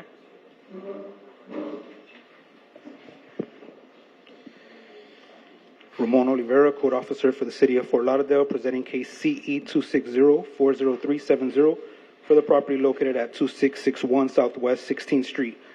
The property was first inspected on April 15, 2026, and the following violation was observed. 9-305B, complied. The landscape at this property is not being maintained in a neat and well-kept appearance. There are areas of dead and missing ground cover on the east side of the front lawn and along the swale area. This is a repeat violation to case CE 25110073. As of April 17, 2026, the violation is now in compliance. The city is seeking to impose a fine in the amount of $50 for each day repeat violation 9-305B was out of compliance.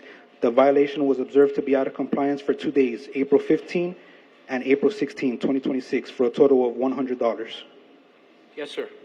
Yes, sir. I'm not here to contest any violations. I'm just here to request leniency, and I have some explanations for the problems that I have and why I won't have them anymore, if that's permissible to you. Here's my problem. I'm not a judge. When I start this out, I say I'm not a judge, and I don't know if anybody can this is a little technical, legal issue. Judges have the authority to issue what's called equitable rulings. They can take into account hardship and things. They can dismiss cases that exist because they think that there's either hardship. I don't have that authority. I'm not a judge. So I understand what you're going to do, but you're going to ask me to find that the violation didn't exist and have it dismissed based on hardship. I'm a fact finder. I don't do that. I don't have that authority. So I can't help you if that's your argument. If the violations exist, then I have to impose the fine. So, and I'm going to. The fine's $100. Understood. And I ask you to understand that. Anybody listening, that you have to understand. That's when I start this. I'm not a judge. They have equitable powers. I don't have those powers. Okay, I understand. That's all I have to say. Thank you. Thank you. Thank you, Your Honor. Our next case, page 11, Inspector Malik Jones, case number CE 2603-1179, case address 1344 Northeast 1st Avenue, owner Bernadette Azor, posted at property 81426, posted at 1 East Broward 81426.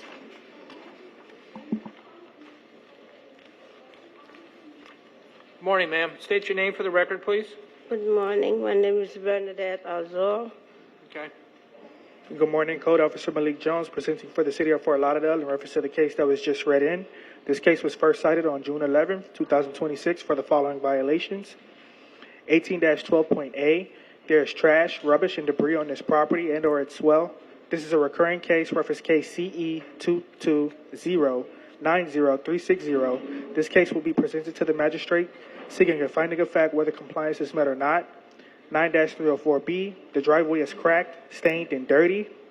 9-305B, the landscape at this property is not being maintained in a neat and well-kept appearance. There are areas of dead and missing ground cover. This is a recurring case, reference case CE 220-90360. This case will be presented to the magistrate, seeking a finding of fact whether compliance is met or not. 9-306, structural parts including fascia and soffits are in disrepair. There are areas of the exterior that have stains and missing peeling paint. This is a recurring case, reference case CE 220-90360. This case will be presented to the magistrate seeking the finding of fact whether compliance is met or not.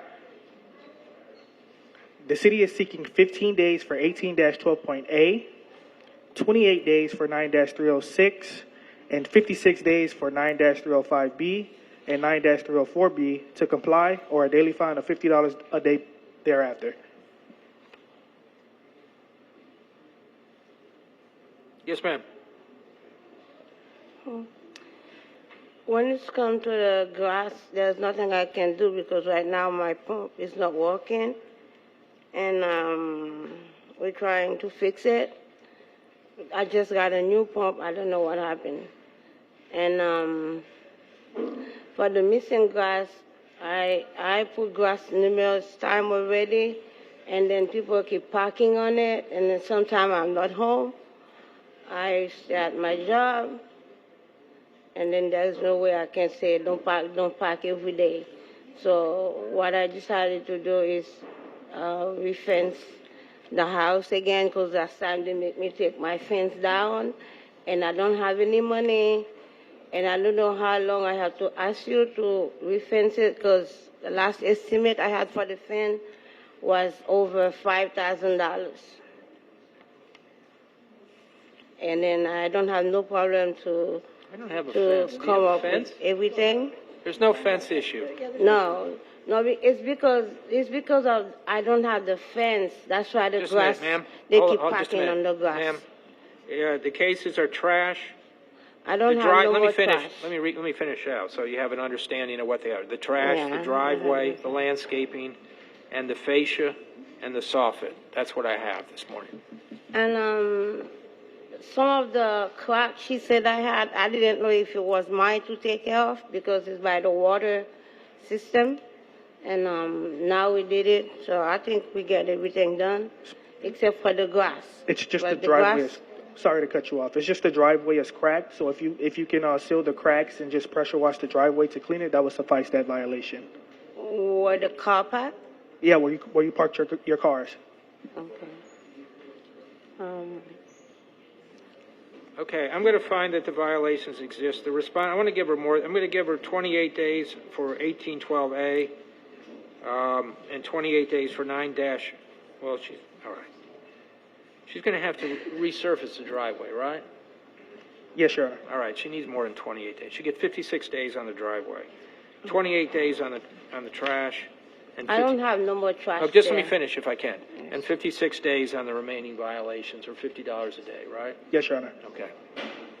Good luck to you, ma'am. I don't have no more trash there. Well, he can go out and confirm that. Okay, but he was there yesterday. There's no more trash. I'll do a reinspection. I'll speak to you in a bit. Okay, thank you. Is 1812A a finding of fact, or Yes. that the violation exists? For finding a fact as well for those All right, violations. so you're saying there is no trash? No, there is trash from my pre-hearing inspection yesterday. I have to do a reinspection, but I'm going to also put on the record a finding of fact for 18-12.A, 9-305B, 9-306. Okay. And I'll do that. There'll be those findings of fact. But just so, there, in your opinion, yesterday there was still trash and debris, right? Yes, Your Honor. Okay, I got it. You're going to have to, you guys talk to each other and figure out what you got to do, okay? Okay, then. All right, good luck to you, man. Thank you. Thank you, Your Honor. Our next case, page 42, Inspector Ramon Oliveira, case number CE 26060171, case address 1720 Southwest 13th Court, owner Cortina Junior Garcia Cortina, posted at property 81226, posted at 1 East Broward 81426. Morning, sir. State your name for the record, please. Yes, Junior Garcia Cortina. Okay. Ramon Oliveira, Code Officer for the City of Fort Lauderdale, presenting case CE 260-60171 for the property located at 1720 Southwest 13th Court. The property was first inspected on June 5th, 2026, and the following violations were observed. 47-34.1.8.1. There are items stored outdoors at the rear of this RSA zone property. The items include, but are not limited to, wood, stacks of pavers, fencing material, construction debris, and other miscellaneous items. 47-34.4.B.1. There is overnight parking of a commercial vehicle at this RSA zone property.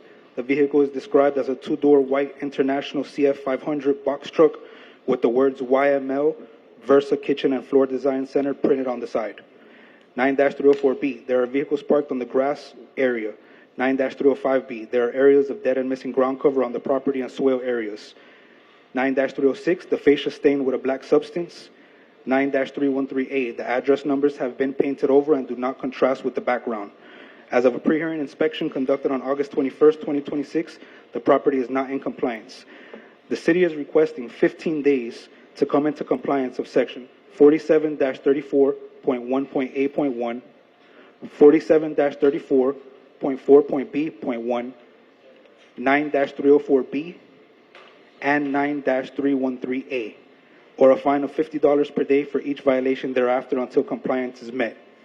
Additionally, the city is requesting 28 days to come into compliance of section 9-305B and 9-306, or a fine of $50 per day for each violation thereafter until compliance is met.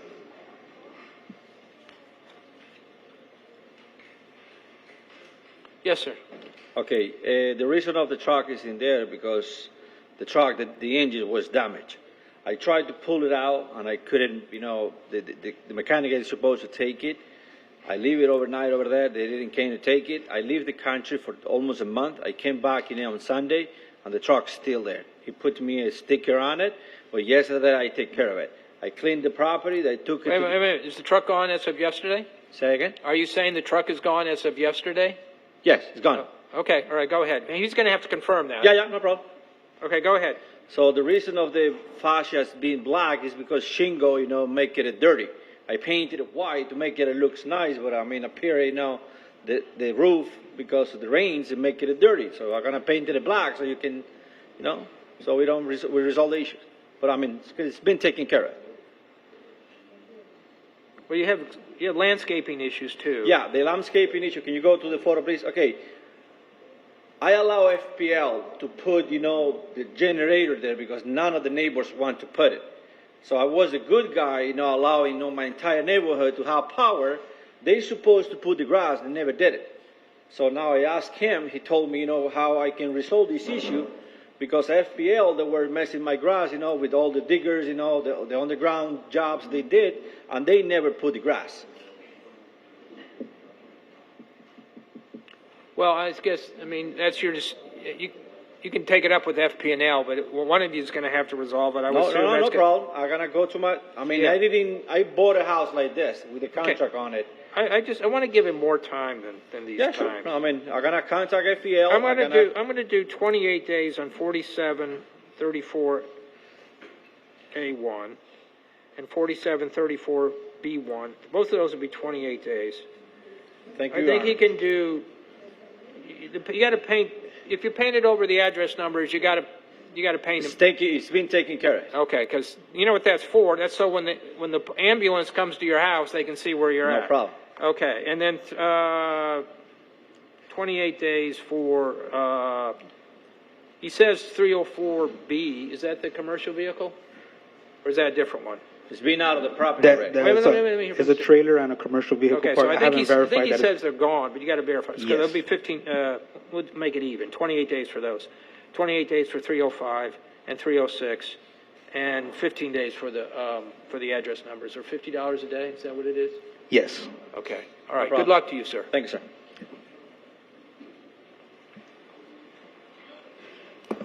Our next case, page 64.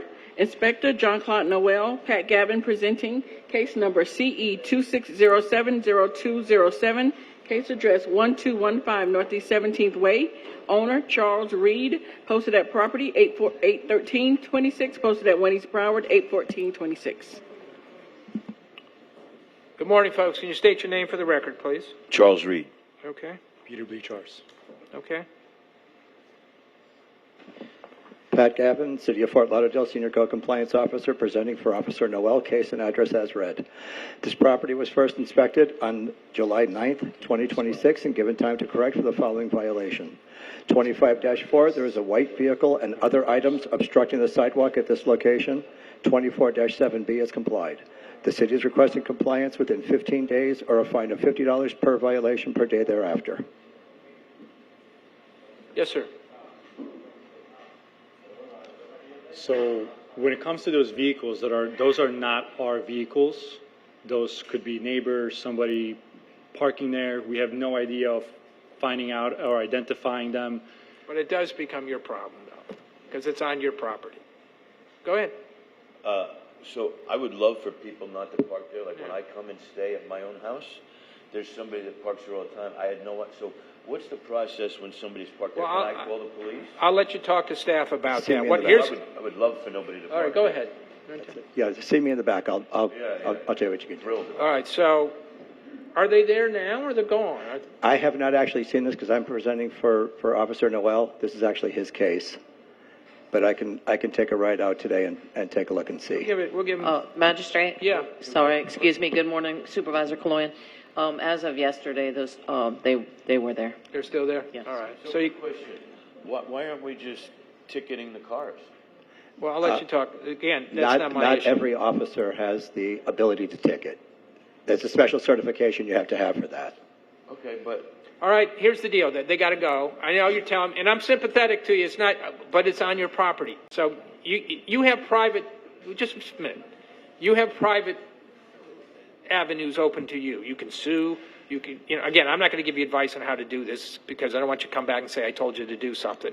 But as a private citizen, you have rights, property rights. If somebody is taking advantage of your property, you have rights under the law to take care of it. So I'm going to give them 28 days. Okay. This 15 days is just, all right, good luck to you guys.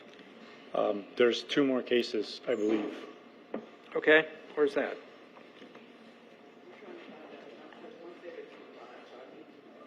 Correct. We have complied with the other 2, so we just want to make sure that there's no additional fines, fees associated with it for an SDR permit that, as of yesterday, has been approved. All right, wait a minute. I got one case right now. If you want, can you find? I can give you the case numbers.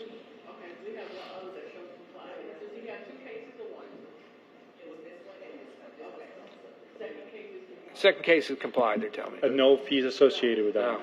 Perfect. Thank you very much. Our next case, page 50, Inspector Mohammed Dam, case number CE 26060440, case address 1501 West State Road 84, owner Grupo Santander LLC, posted at property 81326, posted at 1 East Broward 81426. Morning, sir. Good morning. Just state your name for the record, please. My name is Sergio Linarte. I have a power of attorney of the owner of the property. Good morning. This is Mohammed Dam, City of Fort Lauderdale Code Compliance Officer, presenting case and address as read. The inspection was conducted on July 15th, 2026, and the following violations were observed. 15-28, the business Chevron gas station at this location is operating without a current year business tax receipt. 47-19.4.D.1, there is a 4-yard dumpster on this B2 zone property that is not in an enclosure. 47-21.9, complied. 9-280H1, there's an accessory structure violation at this property. The concrete barrier at the north side of the B2 zone property is broken in several places. A pre-hearing inspection was conducted on August 21st, 2026. The property remains in violation. The city is requesting 28 days to comply for violation 15-28 or a fine of $250 per day, and 28 days for all remaining violations or a fine of $150 per day per violation thereafter. I'm sorry, how much are we asking for the fine amount? Not, the other two, not the 250. For the rest, 150. 150. Yes, sir. Yes, we have some issue with the contractor that I used to have before when we were doing all these construction issues.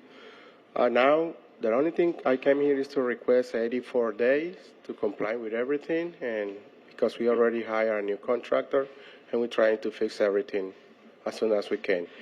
For the local business tax, we already applied for this. We are in the process to get it. All right, I'm going to give him 28 days for the business tax.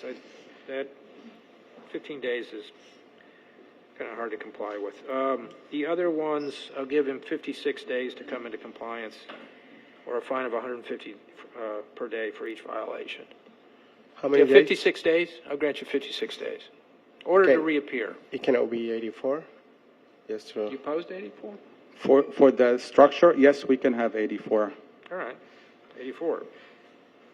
And 20. Actually, it's 83, right? Don't mean to be a stickler for detail here, but my thing says 83. So Okay. for the structure and the enclosure, 83, and for the business tax receipt, 28. Yeah, we already applied. We're just waiting for. Yeah, but you got to get it though. So that's. Yeah, we're waiting for the city processes, and that's it. 83. Okay. We're up. Okay. All right. Thank you very much. Our next case, page 80, Inspector Evan Oakes, case number CE 2512-0641, case address 1549 Southwest 30th Terrace, owner Joseph Marie Marinese Joseph. This case was first heard 2/26/26 to comply by 3/18/26. I'm sorry, what page is that? Page 80. One section complied at $1,000 per day. It was out of compliance for 3 days, and the city is requesting the full amount.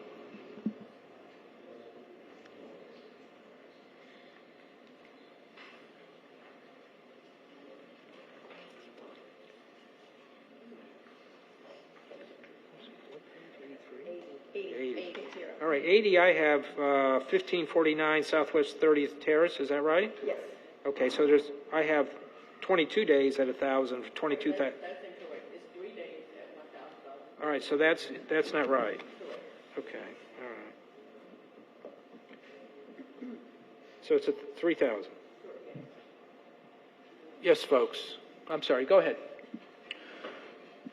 Good morning, Your Honor. Inspector Evan Oakes, City of Fort Lauderdale Code Compliance, presenting case CE 25120641 for property located at 1549 Southwest 30th Terrace. This case was first heard on 2/26/2026.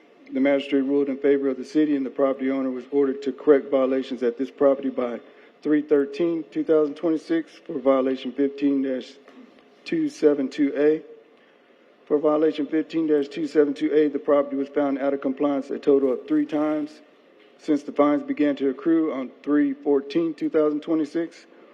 The property was not in compliance on the following dates: 3/14, 3/18, and 3/26. The violation came into compliance on 4/4/2026. The property has since came out of compliance on 7/22/2026. Sorry, the property what? It came back out of compliance. I'm going to explain. Okay, go ahead. The property has since came out of compliance on 7/22/2026 under case CE 26070-722, which will be heard at the September 8th special magistrate hearing.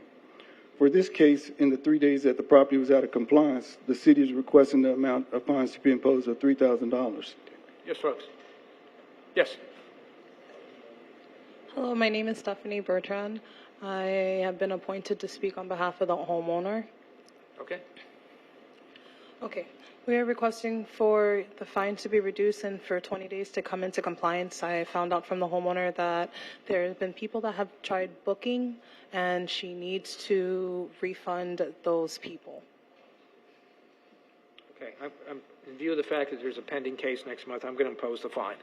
Thank you, folks. Thank you, Your Honor. Our next case, page 19, Inspector Guy Siderman, case number CE 260600997, case address 930 Northwest 8th Street, owner Sosumi Investments LLC, posted at property 81226, posted at Wendy's Broward 81426.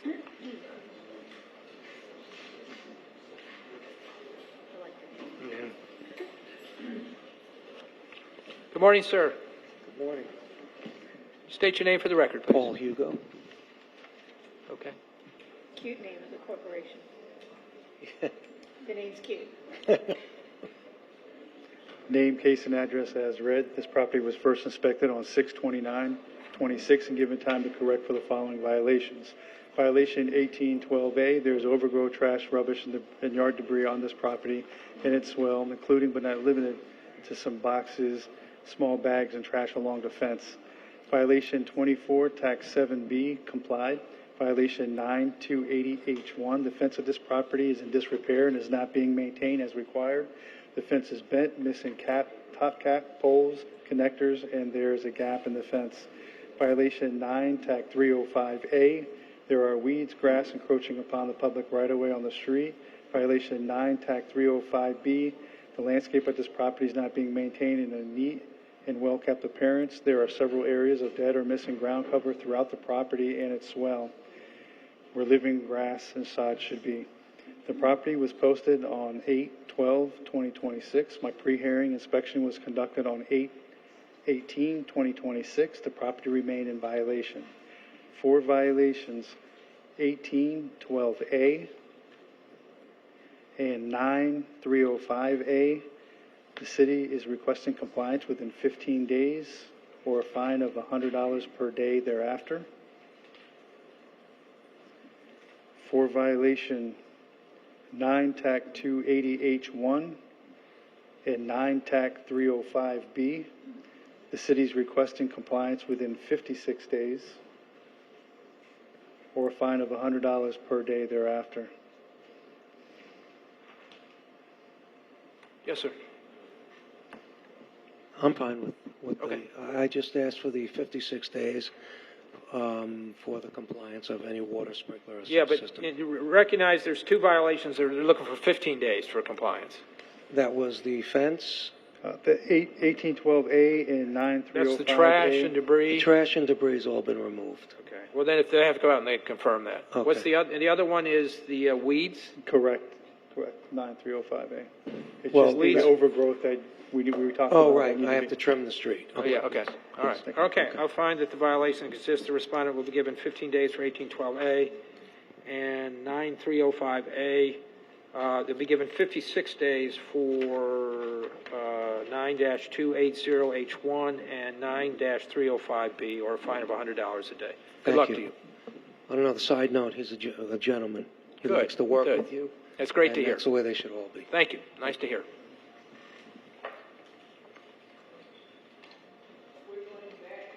To page 27, recalling case number CE 26060364, property address 3408 Southwest 12th Place. Yes, I'm not sure where we left this. All right, we left off at, technically, she understands now what the city requires. However, the initial amount of time that we did request, we're not opposed to granting additional time past Okay, the can you give me 56 those new times? 56 days, but we're not opposed to granting additional time. Beyond the 56? Yes, we are. 83? That's fine. 83 is days? fine. All right, and then you want a finding of fact 1812A, right? For all the other, yes, for all three other recurring violations, all others, yes, finding of Okay, fact. so for 9-304B, 9-305B, 9-306, it'll be 83 days to come into compliance or a fine of? $50 per day. $50 a day. Per And then violation. there'll be a finding of fact for 1812A, right? Correct. Okay. Also, 7-34. Oh, you want to find it for that as well? Yes. Okay, there'll be a fine. No, I think that's 56 days, that one, 9 days.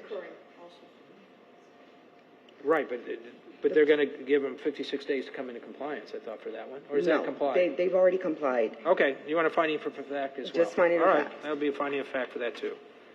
All right, and thank you, the both of you, for talking about, okay? Thank you. Thanks. Thank you. Appreciate it. Our next case, page 5, Inspector David Goodrum Jr., case number CE 26050767, case address 711, I'm sorry, that's the wrong case.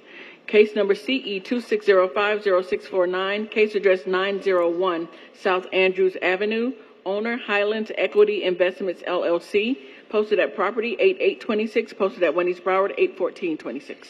Morning, ma'am. State your name for the record, please. Good morning. My name is Tula Amana, and I'm the owner of Highlands Equity Investments at 901 South Andrews Avenue.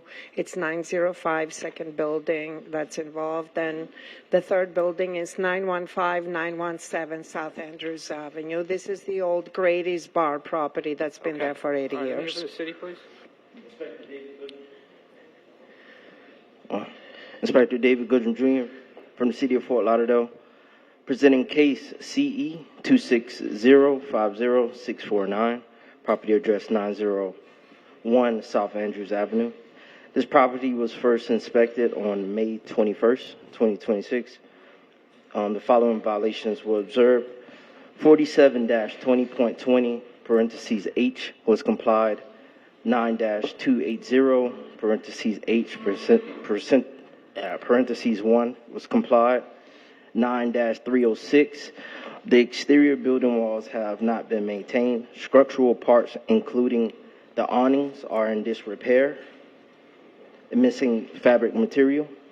The notice of hearing posted on August 8th, 2026. The pre-hearing was conducted August 8th, and it revealed that the violation 9-306 has not been complied.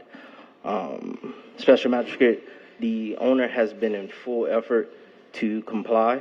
The only thing that is remaining is the section 9-306. The city is requesting 28 days for compliance of this section or fines of $100 per day thereafter. Yes, ma'am.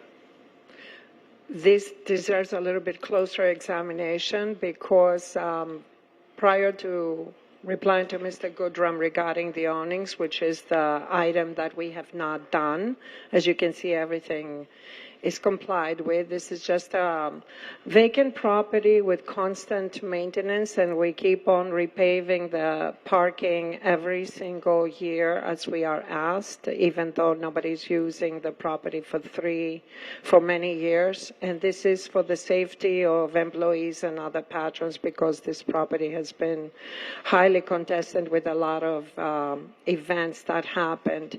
First of all, we removed the awnings at the advice of the Fort Lauderdale Police Department.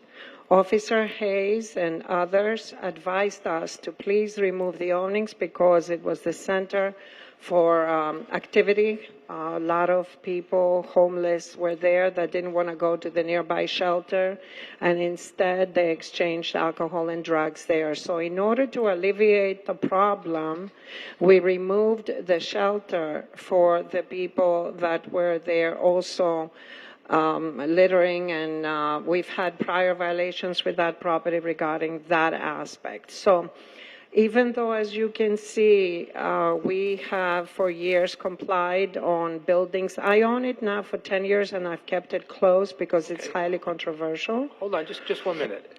So if they remove the awning, isn't that compliance? No, sir. The framing has to be removed. The full awning has to be removed. So this case is about the frame for The the awning framework, that's up. yes. And The canvas is They just missing. simply have to remove that. Yes, sir. Okay. Or replace the canvas. Or put the canopy back up. Yes, sir. One or the other. Yes, sir. And you're telling me, I think you're not gonna put the canopy back up because the police don't want it. Well, I would like, the reason for the delay is because we were conversing with the Fort Lauderdale Police Department Yeah. to find out what's going to happen once we put the awnings back. We left the frames there with the intent to reopen the properties and see if we could activate it. I have to tell you that given a lot of events that have transpired in the property, for example, and I disagree with your senior assistant when before she told the other gentleman that it doesn't matter who put in the complaint. If it's a valid complaint, then we need to follow up on it. I totally disagree on that. The law, That's not before us, and thank you for your legal opinion, but I appreciate that. But you need to know this is part of my property and what is regarding this one. Because Let me ask you, what we're talking about here is the framing for the canopy. Do you want to put the canopy back up, or are you going to take the canopy down? it depends if the city of Fort Lauderdale will allow me to run businesses in a peaceful So what manner. I'm inclined to do is to give you 56 days, which should give you time to negotiate, figure out what you want to do. If you decide you want to put the canopy back up, let me just finish if I could. You can put the Yes. canopy back up, or if the negotiations with the city give you some sense that some other solution would be better, then you have to take the framing down. So it's one or the other. That's your call. You're the property owner. But I think 56 days should give you sufficient time to do that. Okay. Your Honor, I Yes. need to put that on the record because I will go in the legal department at this time for one more reason, sir. The anonymous complaint that came before resulted in 10 police cars coming over with policemen and breaking down the third building that was brand new, newly installed windows and doors because of an anonymous complaint from a homeless saying that there was a dead body there. So after I keep on fixing ma'am, the buildings. that's not before the magistrate, number one. And anonymous complaints to the police department is a completely different matter, completely different statute, and completely legally irrelevant Right. to They're today's different proceedings. things. But Apples and kiwis. I understand, but I wish that for those properties that are highly controversial, I bought that from a federal court judge, Mary Copeland, who sold it to me, warning me actually that I was coming into a very controversial property that major developers want. Okay, and here's the deal. I just have this frame for a canopy. That's all I got today. So I appreciate. I just don't want I don't want people to take advantage of this process to weaponize you against properties that again, Mr. Michael Bikoff, but as counsel developer, pointed wants. out, there's two different circumstances. The statute for code enforcement does say that there cannot be anonymous complaints, but complaints to the police department are a whole other ball game. So the rules are entirely different. So I'm sympathetic to what happened to you, but I'm just telling you that that you can sort of compare apples and oranges. So how much time do I have to 56 converse with days. the police department? Well, how you deal with it, I'll let Because you. they really worked very Hold on a hard minute. to clean I'm going up. to give you 56 days. Thank you so much. Thank you, ma'am. Or a fine of $100 a day. $100 a day fine after 56 days. Thank you. Our next case, page 90, Inspector John Claude Noel, Pat Gavin presenting case number CE 250400373, case address 1355 West Sunrise Boulevard, owner Field Apartments LLC. This case was first heard 1/29/26 to comply by 3/26/26, one suspension from 6/25/26 to 8/27/26, one section not complied at $100 per day, $9,100 accrued. The city is requesting the full amount and the fines continue to accrue. This is in order to reappear. Good afternoon. Could you state your name for the record, please? Hi, Attorney Karen Williams North. Okay. This is John Walker Field Jr. for Field Apartments LLC. Okay, thank you. Hold on. Let me just hear from the city first. Sure. Pat Gavin, City of Fort Lauderdale, Senior Code Compliance Officer, presenting for Officer Noel, case and address as read. This case was first heard on January 29th, 26. The magistrate ruled in favor of the city, and the property owner was ordered to correct violations at this property by March 26th. Fines were suspended from June 25th through August 27th. There is still one violation at this property that has not been brought into compliance. Violation 47-20.20H has been non-compliant for 91 days with a fine of $100 per day for a total of $9,100 currently due. The city is requesting the full imposition of fines in the amount of $9,100 with fines continuing to accrue. All right, thank you. Good morning, or is it still morning? Good afternoon. I'm Attorney Karen Williams North, and I'm going to just give the context because it's been a while since we were last here, and the magistrate may not recall. So this is a property that's owned by Field Apartments, and the last time we were here for this violation, I explained that there was a bankruptcy proceeding, and I explained that my client, the owner of the property, was prohibited by the bankruptcy order from taking action to do any repairs because the bankruptcy order mandated that the tenant do the repairs.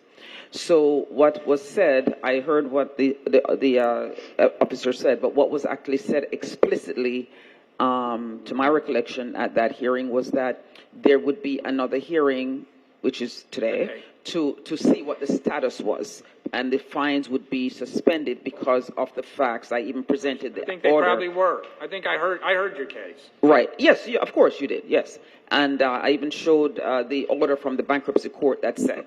So now that we're reconvening, I want to bring you up to speed. So what transpired since that hearing was that within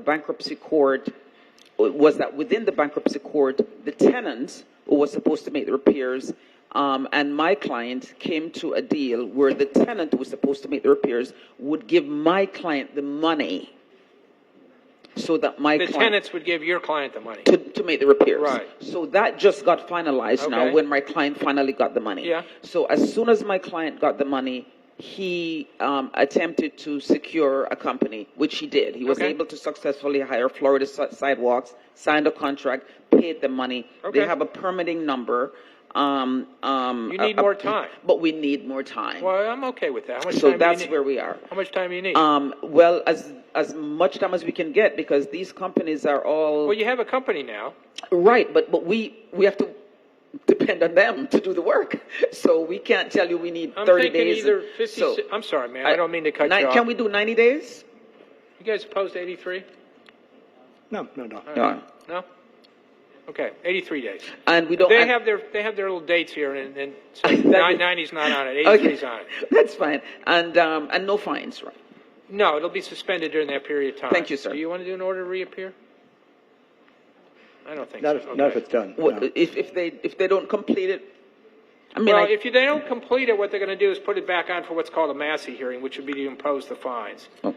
So, And then you could ask for more time at that hearing. At that point. Yeah, we're kind of at the. I mean, here's mercy. the deal. I understand what you explained, but I remember this case from the last time. I'm going to work with you to the extent that I can. It sounds like you're making great progress. You're going to have. So I hope, hopefully, in 83 days, we're done.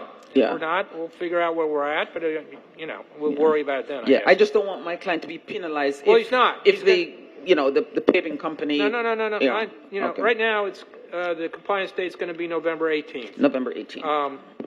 Or a fine of, what was the fine amount here? $100? It's $100 per day. Okay, and then if you don't comply, they'll bring it back for a Massey hearing, and I suppose it could be readdressed if need be. All right. It sounds to me like it's going to be done, though, doesn't it? I mean, if he's got the money. That's my impression, but I just know that these companies sometimes overbook and, Yeah, I know. Thank you so much. Thank you. Appreciate it. Have a good day. Thank you. Our next case, page 43, Inspector Ramon Olivera, case number CE 26060371, case address 1416 Southwest 15th Terrace, owner Robert Keith Bell, posted at property 81226, posted at 1 East Broward 81426.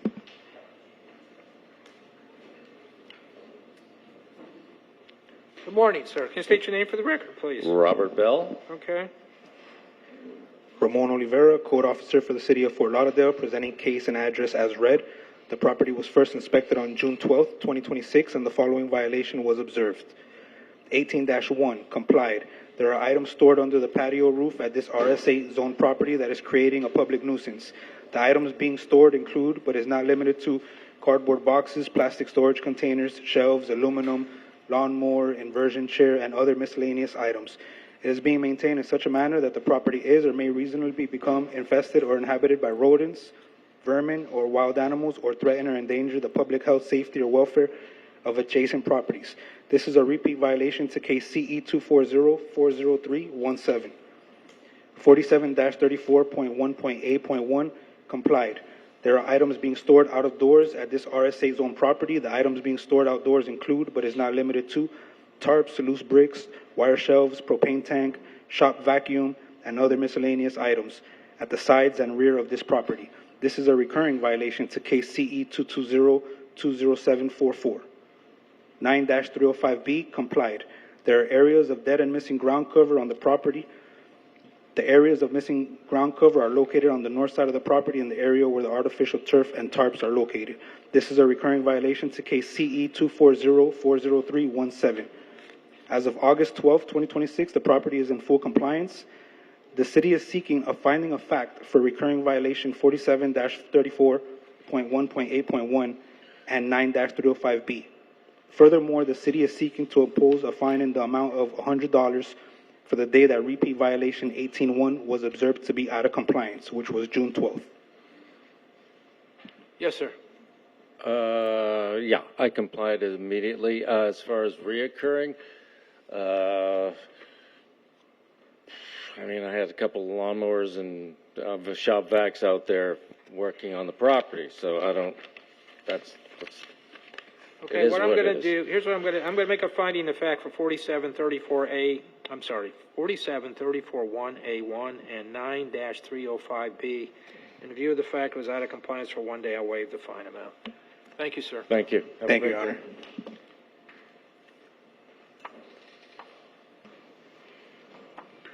Our next case, page 67.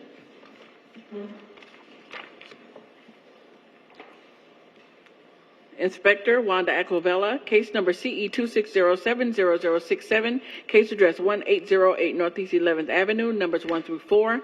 Owner, Only One Bahia Villas, LLC. This case was first cited 7/4/26 to comply by 7/4/26. One section complied at $500 for a total of $500. Appeal deadline was 7/19/26, and a citation appeal was received. Good morning, sir. State your name for the record, please. Good morning, Alejandro Sixto, on behalf of the LLC. Okay.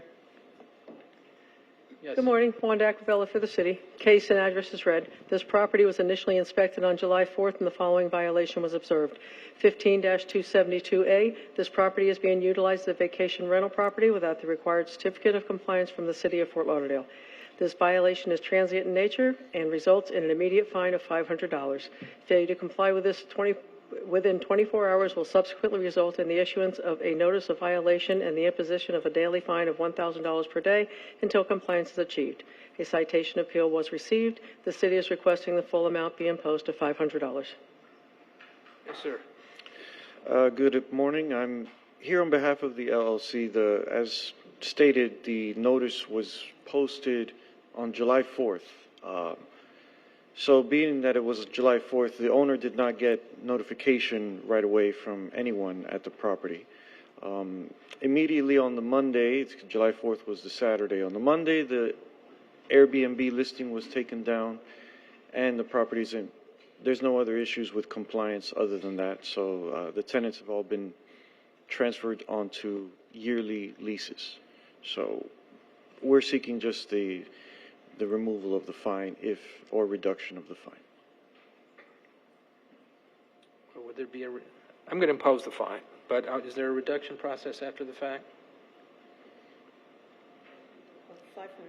Well, that's his choice if he wants to. Anyway, I'm going to impose the fine. So is it $500 or is it $1,500? What is it? It's $500. $500. And how long would the client have to pay? How long before you pay it? Right. How long much time do you need? They get an order in the mail, and I think there's 30 days to 30 pay. days. Okay, that'll be fine. All right, thank you, sir. Thank you. Our next case, page 77. I'm sorry, what page? 77.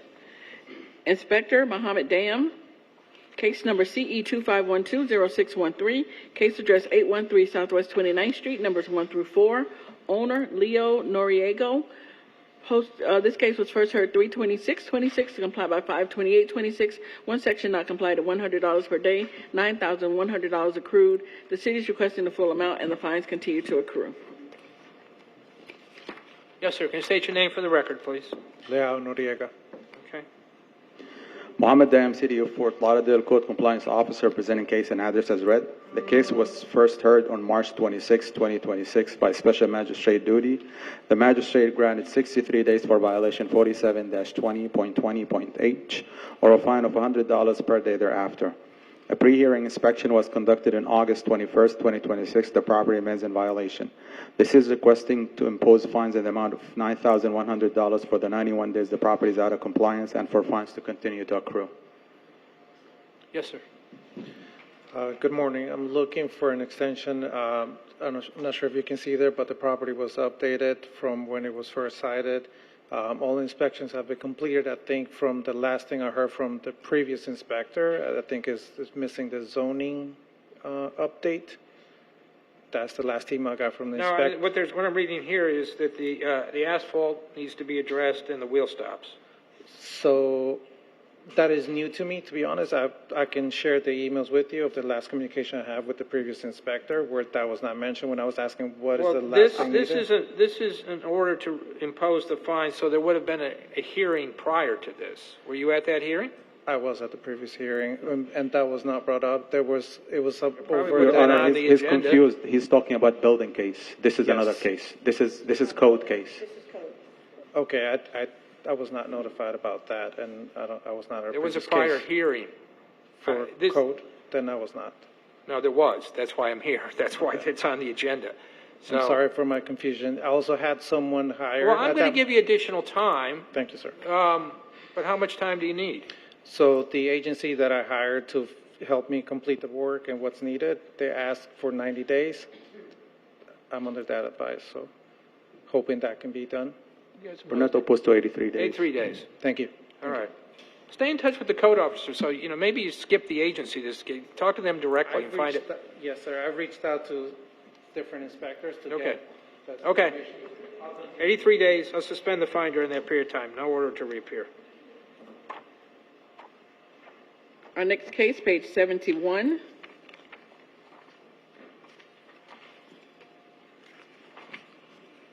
Inspector Paulette Del Grasso, case number CE 25020155.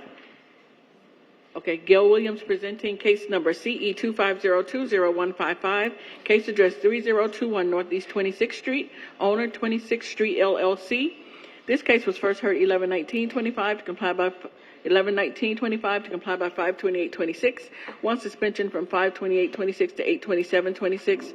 One section not complied at $100 per day. Fine star 8/28/26, and this is in order to reappear.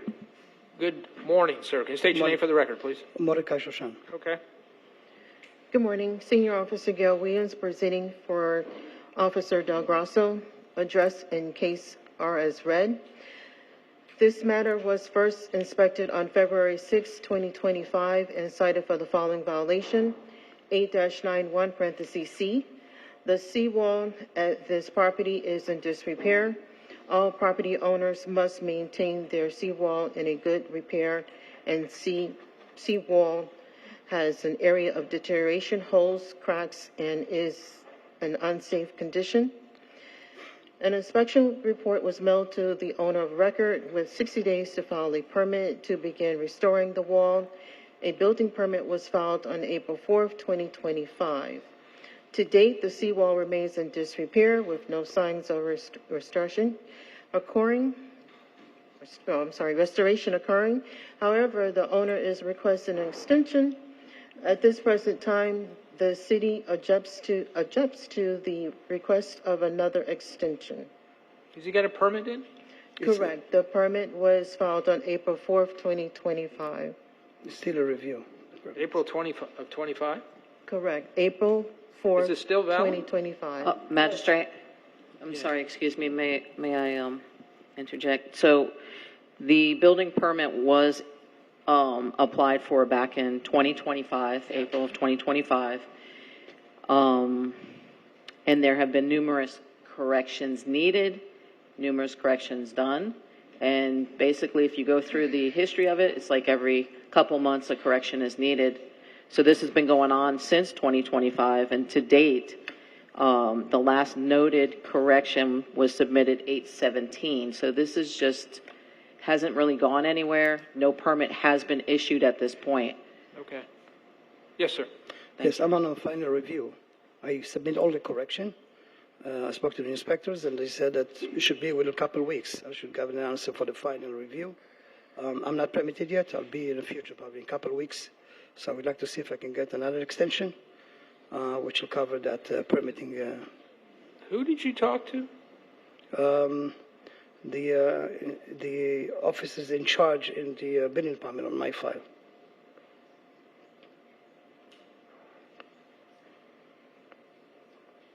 And it says there, I'm on the Let me just hear from the city. So, your magistrate, sorry, Supervisor Cologne again.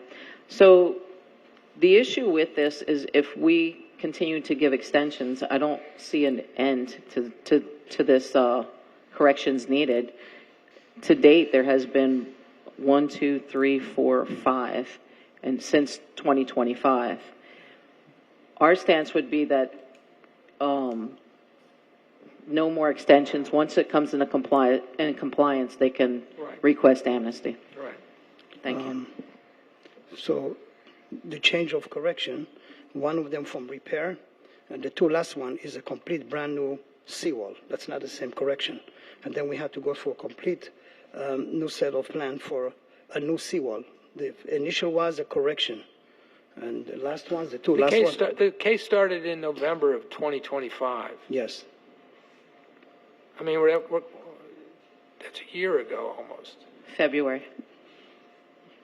So I believe I'm on the last extension now. When I spoke to you last time, you said, try to do it, and you come back, and we deal with that when we see each other. Yeah, well, I granted an extension. I'm going to impose the fine. When you come into compliance, you can apply for amnesty on the fine amount when you come into compliance. I'm going to impose the fine. Okay. Thank you, sir. Okay. Thank you. Anybody else here? What do we got? Our next case, page 67, Inspector Shaquan Kendrick, case number CE 26031098, case address 5820 Northeast 14th Road, owner Zachary Eric Donald, posted at property on, I don't know, is there a date? Okay, posted at Wendy's Broward 8/14/26. This is service by appearance. Good morning. Morning, how you doing? Can you state your name for the record, please? Zachary Donald. Okay. Good morning. This is Inspector Kendrick with the City of Fort Lauderdale, presenting the case and address as read. This property was first cited on April 14, 2026 for the following violation. Violation 47-21.15.8.1. 2 palm trees were removed off this RS8 zone residential property without first obtaining a tree removal permit from the city. This case is being brought to Special Magistrate to request the imposition of fines in the amount of $1,000 per tree for irreparable and irreversible violation. The property has completed the after-the-fact tree removal permit. The city is requesting an amount of $2,000.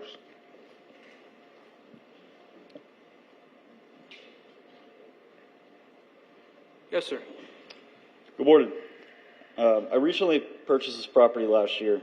I've been working really hard, putting a lot of money into it to improve the appearance of the property and the neighborhood. From the pictures, you could tell it was a mess when I bought it. One of those improvements was replacing the driveway. I hired a licensed contractor to do the work.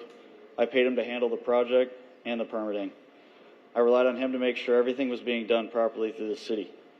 During that work, the contractor removed 2 palm trees. I was not told beforehand that he was going to remove them. I did not personally remove them. I did not knowingly authorize the removal of the trees without the required permit. Once I learned there was a permitting problem, I did not ignore it. I worked with the city, obtained the after-the-fact tree permit, paid the required permit fees, and also paid into the tree mitigation fund. I worked with Inspector Kendrick to bring the property into compliance. I served 6 years in the United States Air Force, so I understand that it's my responsibility because of my property. I'm not here trying to avoid that responsibility. I'm asking you to consider the circumstances. I relied on a licensed contractor. I was not aware that the trees were going to be removed without the proper permit. And as soon as I learned about the issue, I did everything the city asked me to correct it. I've worked hard to bring this property into compliance, and I respectfully ask that you consider waiving the additional fine.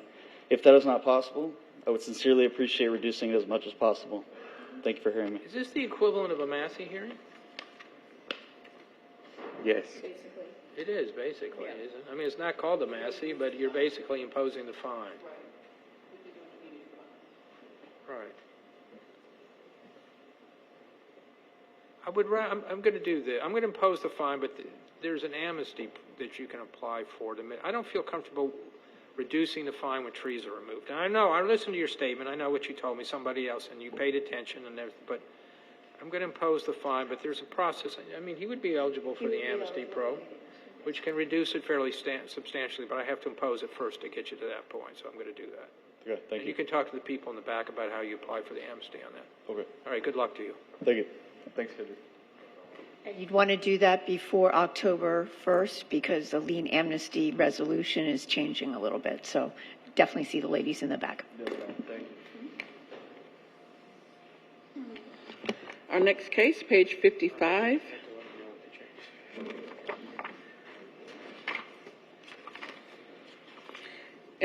Inspector John Claude Noel, Pat Gavin presenting case number CE 26040085, case address 1213 Northwest 11th Street. Owner Lefty and Claudette Williams, posted at property 81326, posted at Winnie's Broward 81426.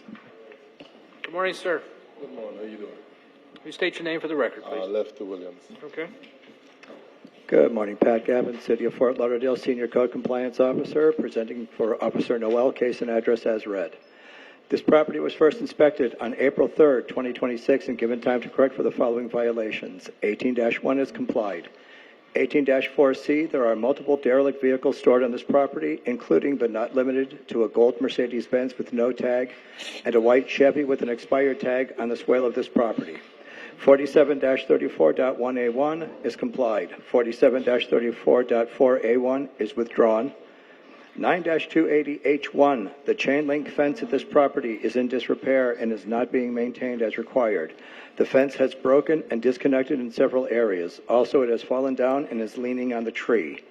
9-304B, the apron driveway and the asphalt driveway are in disrepair. There are cracks, holes on the driveway, and the blacktop is faded. 9-305B, the landscape at this property is not being maintained in a neat and well-kept appearance. There are areas of dead and missing ground cover, including the right-of-way. The city is requesting compliance within 15 days for violation 18-4C and 30 days for all others, or a fine of $50 per violation per day thereafter. I'm sorry, Pat, which one is complied? 18-1 is complied. 47-34.1.A.1 is complied. Okay. And 47-34.4.A.1 is withdrawn. Withdrawn, right. You want 15 days on 18-4C, and what was the remaining ones? You want how many days? And 30 days for the others. 28? 28 is fine, yeah. Or a fine of? $50 per violation per day. Yes, sir. Yes, sir. Unfortunately, the Mercedes, my son, he just turned 18. He bought that car without my consult, and I didn't want it in my yard. I fight with him about it. He finally got a job. He finally got his tag. That's the car he's driving back and forth to work right now. So I'm very proud of him to know that he do something without need my request. And second thing, the Chevy van is my work vehicle. Unfortunately, I don't have much work doing anymore. So I choose to put a tag in there next year. Hopefully something turn around, because I have a choice: either put a tag in there, I pay my light bill, my water bill, I pay the mortgage. Unfortunately, it's very, very hard for work right now, and sometimes I'm behind my mortgage. So I try to catch up with my mortgage. It's doing the scrub appeal. I do want to fix my driveway. I do trying to get help from the city. see if I can get help to do the driveway. Everything else, I do it myself. The fence, I intend to change my fence. But unfortunately, like I said, I have an option either paying the mortgage or do these repair. And I do intend to get the property. I do intend to keep it up.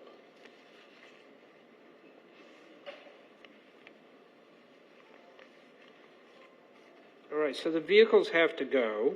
Yeah, well, I mean, that's my work vehicle. And unfortunately, like I said, the tag is expired in December. December is coming. I'm on plan to put the tag in there again. What's happening in December with the car? It's my work van. That's at the end of the year, the tag is expired. So it's expired last year. I was supposed to put the tag on there last year, but because of the fact that I have much work, so I'm going to put the tag on there this year. When we inspected, it didn't have a tag at all. No, the Mercedes didn't have a tag at all. That's my son's car. He just put a tag in there. He just got a job working at advanced order. So he just got a tag in there. I'm going to find that the violations exist. I just want to give more time on the Yeah, tag. you want to do 83 days? Yeah, let's do 83 days. I'm fine with that. Now that's on the 28-day ones, right? Yeah. Yes. Yeah. The cars we could still what do about 15. what about 18.4? The driveway, I'm going to start taking care of it. Is 18.4C compliant with Ron? It's as of. Let's do more than. Let's do. The car's got to go. So where do you? No, my son. That's his car. He's Yeah, driving he it said right he now. said his son is using the car now, That's his car. so I'll check and make sure that that's okay. Yeah, If that's okay, is that compliant? I have to go out and see. confirm it. But it wasn't the last time we saw, but he's Yeah, I saying it is. understand. So He got it like a couple All right, weeks let's ago. do 28 days. That'll give That's you a fine. chance for him to, if it doesn't work out, or a fine of $50 a day for each one. Good luck to you, sir. Yeah, thank you. Yes. so you understood what he's. Yeah, I understand. I mean, Okay. like I said, I'm doing what I can do when I have the money to do it. Perfect. Thank you. Thank you. Do you want to talk to this guy? 28 days for. The other ones are 83 days? Yeah.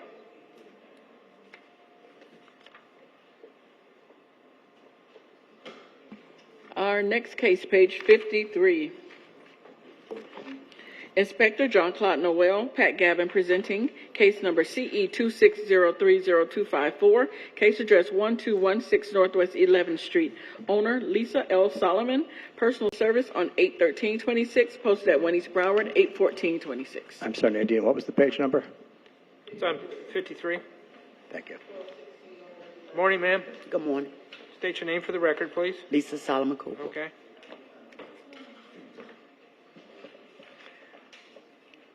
Pat Gavin, City of Fort Lauderdale, Senior Code Compliance Officer, presenting for Officer Noel, case and address as read. This property was first inspected on March 7th, 2026, and given time to correct for the following violations. 18-12A is complied. 18-4C is complied. 24-27B is complied. 25-4 is complied. 9-304B is complied. Violation 9-305B, the landscape at this property is not being maintained in a neat and well-kept appearance. There are areas of dead and missing ground cover, including the swale. And 9-306 is complied. The city is requesting compliance within 30 days or a fine of $50 per day thereafter. Yeah, let's see. Yes, ma'am. Okay, when the city guy came out and he cited me half everything we did already. And when he said about the grass, I needed to put the grass because it was a lot of dirt from when we had a dog. So I on one side I put the had the rocks laid for the pavement for the park, and then I had some grass to come in, and I had somebody to come out and do the grass for me. I had been sick and stuff, so every now and then I wasn't able, and it had been real Is the grass hot. is the grass the seeds or is it sod? It's grass, but some spots done got like brown because of the hot. You're going to have to, yeah, I know, because of the heat. You're going to have to deal with that. I'm going to give you 56 days instead of the. And the swell part, they never told me about that one. Well, everybody's got to take care of I their know, swell. I never knew, and so Well, that's why I'm giving you additional time. Okay. I'll give you 56 days, or a fine of $50 a day. And you've taken care of the other ones, which I know. Everything else Yeah, is I know, just I know that that for the swell record. thing and So. keeping up on the grass. All right, 56 days. Okay. Good luck to you, ma'am. All right. Thank you. We'll take a short recess. Yes, we certainly can.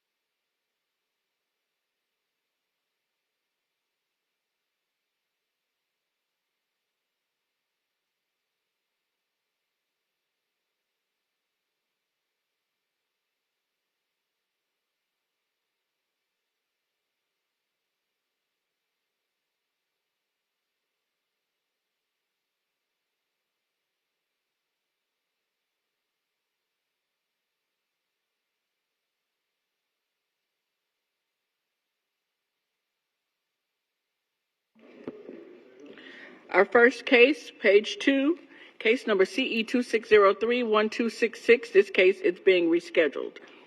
Next case, case CE 2603-0184. This case is also being rescheduled. Next case, page 3, Inspector Aleda Mesa, case number CE 2605-0462, case address 2748 Northeast 32nd Street, owner CNR Capital Group LLC, posted at property 8926, posted at 1 East Broward 81426. Co-Compliance Officer Mesa, number 350 for the City of Fort Lauderdale, presenting case CE 26050462, address 2748 Northeast 32nd Street. An inspection of the property was conducted 5/14/26 with violations cited as follows. 9-304B, the parking facilities have not been maintained in a smooth and well-graded condition. The wheel stops and striping are faded. A pre-hearing inspection was conducted 8/26/26, finding violation remained. The city requests as follows. 9-304B, compliance within 56 days or a fine of $100 per day thereafter. All right, I'll find that there's notice. Sworn testimony of the city is uncontested. The respondent will be given 56 days to come into compliance or face a fine of $100 a day. Is that what you said? $100 a day? Yes. Okay. Thank you. Thank you. Next case, page 4, case number CE 2605-0166. This case is being rescheduled. Okay. Next case, page 5, Inspector David Goodrum Jr., case number CE 2605-0767, case address 711 Southeast 2nd Avenue, owner Fazio Limited Partnership, posted at property 8826, posted at 1 East Broward 81426.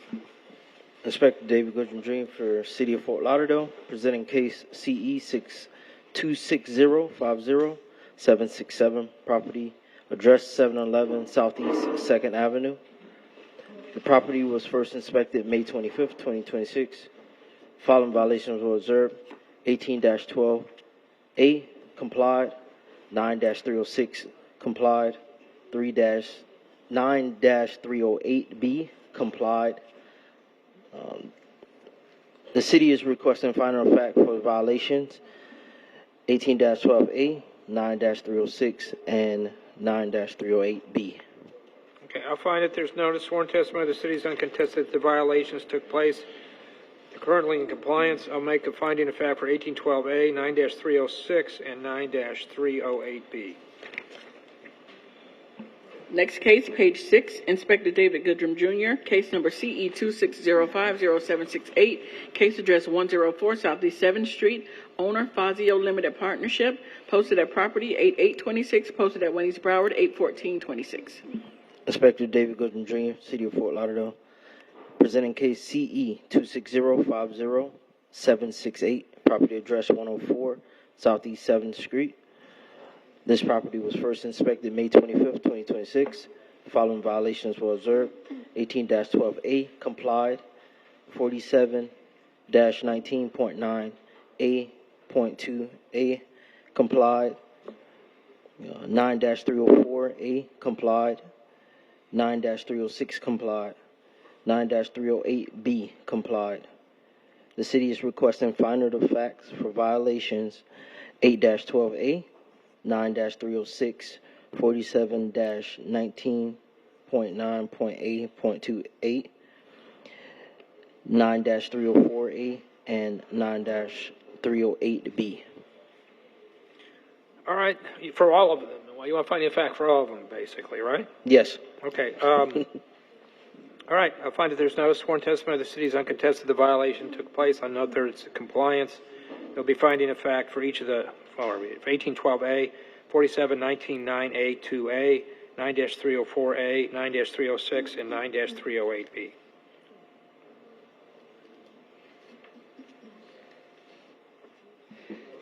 Next case, page 6, Inspector Bernstein Sambert, case number CE 2604-0708, case address 1748 Southwest 4th Street, owner Christopher and Sabrina Cloper, posted at property 81226, posted at 1 East Broward 81426.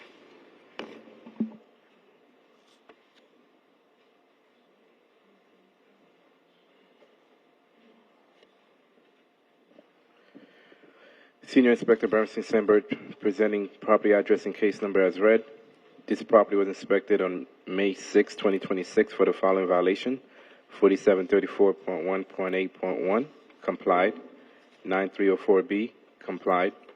9306, the exterior building walls have not been maintained. There are areas of the exterior walls and fascia that have stains and or missing paint. 9-313A, complied.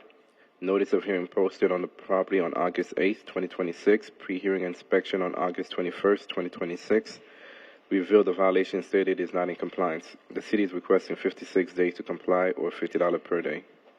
All right, I'll find that there's notice, sworn testimony of the city is uncontested that the violation exists. The respondent will be given 56 days to come into compliance or face a fine of $50 a day. Next case, Inspector Bernstein Sainbert, case number CE 26060412, case address 1620 East Los Olas Boulevard, owner Joshua Sawicki, posted at property 81226, posted at 1 East Broward 81426. Senior Inspector Bernstein Sambert for the City of Fort Lauderdale Community Enhancement, presenting case number and property address as read. This property was inspected on June 13th, 2026 for the following: 1812A. There is overgrowth, trash, rubbish, and debris on this property. 47-21.11.8. The landscape at this RMH 25 zone property is not being maintained in a neat and well-kept appearance. The palm trees inside the property has excessive dead palm frond on the trees and on the ground. 9-308B. The tile roof at this property is stained. Notice of hearing was posted on August 8th, 2026. Pre-hearing inspection on August 12th, 2026. Revealed the violation stated is not in compliance. Due to the property being fenced throughout the property, unable to make contact with property owner. No response back from the property owner after multiple posting. City is requesting section code 1812A and 47-21.11.8, 10 days to comply, and 28 days for 9308A, or $100 per day per violation.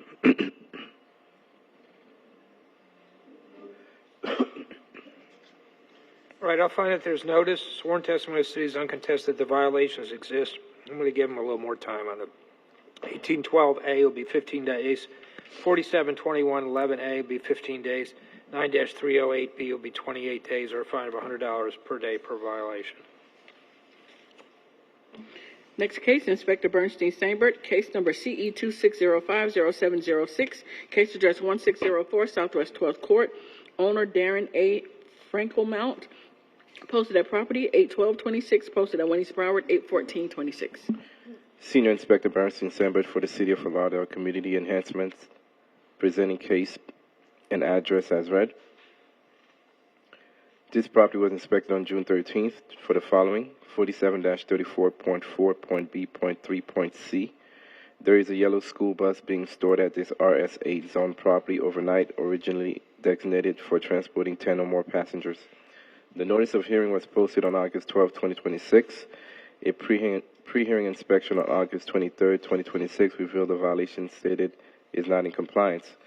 I have been in communication with the property owner regarding the bus, which is not allowed at this residential property. However, the property owner maintained that this property is not a bus, it's more of a recreational vehicle. But according to Florida Highway Safety and Motor Vehicles, this is a 2001 Bluebird body vehicle, which is categorized as a bus.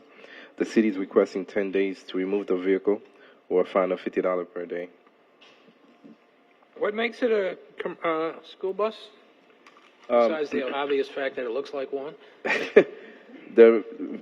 According to the registration, it says it's a bus. Its registration does? Well, when he applied for the Florida Highway Safety, it says it's a bus. But he wants to convert it into. Would that bring him into compliance if he did? Well, it's what the safety and motor vehicle is considered the vehicle to be. If he could change that to be a recreational vehicle, then yeah. Okay, that's interesting. All right, I'm going to find that there's notice, sworn testimony of the city is uncontested. The violation exists. I'm going to give him additional time, 28 days to come into compliance or face fine of $50 a day. Next case, page 8, Inspector Bernstein Sandberg, case number CE 26040961, case address 1221 Southwest 6th Street, owner Ashton Holdings and Development LLC, posted at property 81226, posted at Winnie's Broward 81426. Senior Inspector Bernstein Sandberg for the City of Fort Lauderdale Community Enhancement, presenting case number and property address as read. This property was inspected on May 1st, 2026 for the following violation. 1812A complied, 2427B complied, 4734.1.8.1 complied, 9304B complied, 9305B, the landscape at this property is not maintained in a neat and well-kept appearance. There are areas of dead and missing ground cover, including the swell. 9306 complied. Notice of hearing was posted on the property on August 12, 2026. Pre-hearing inspection on August 20th, 2026. We feel the violation stated is not in compliance. The city is requesting 28 days or $50 per day. All right, I'll find that there's notice, sworn testimony of the city's uncontested, the violation exists. The respondent will be given 28 days to come into compliance or face fine of $50 a day. Next case, Inspector Gail Williams, case number CE 26060614, case address 1002 Northeast 14th Place, owner Luima Properties, Inc., posted at property 81226, posted at Winnie's Broward 81426. Senior Officer Gail Williams for the City of Fort Lauderdale, presenting case CE 26060614, address 1002 Northeast 14th Place. This case was first cited on June 17, 2026 for the following violation. 18-12A, there is overgrowth, trash, rubbish, and debris on this property and swell. A pre-hearing inspection conducted on August 26, 26. Violation remains as depicted in the photos. The city is requesting 10 days or a daily fine of $100 per day thereafter.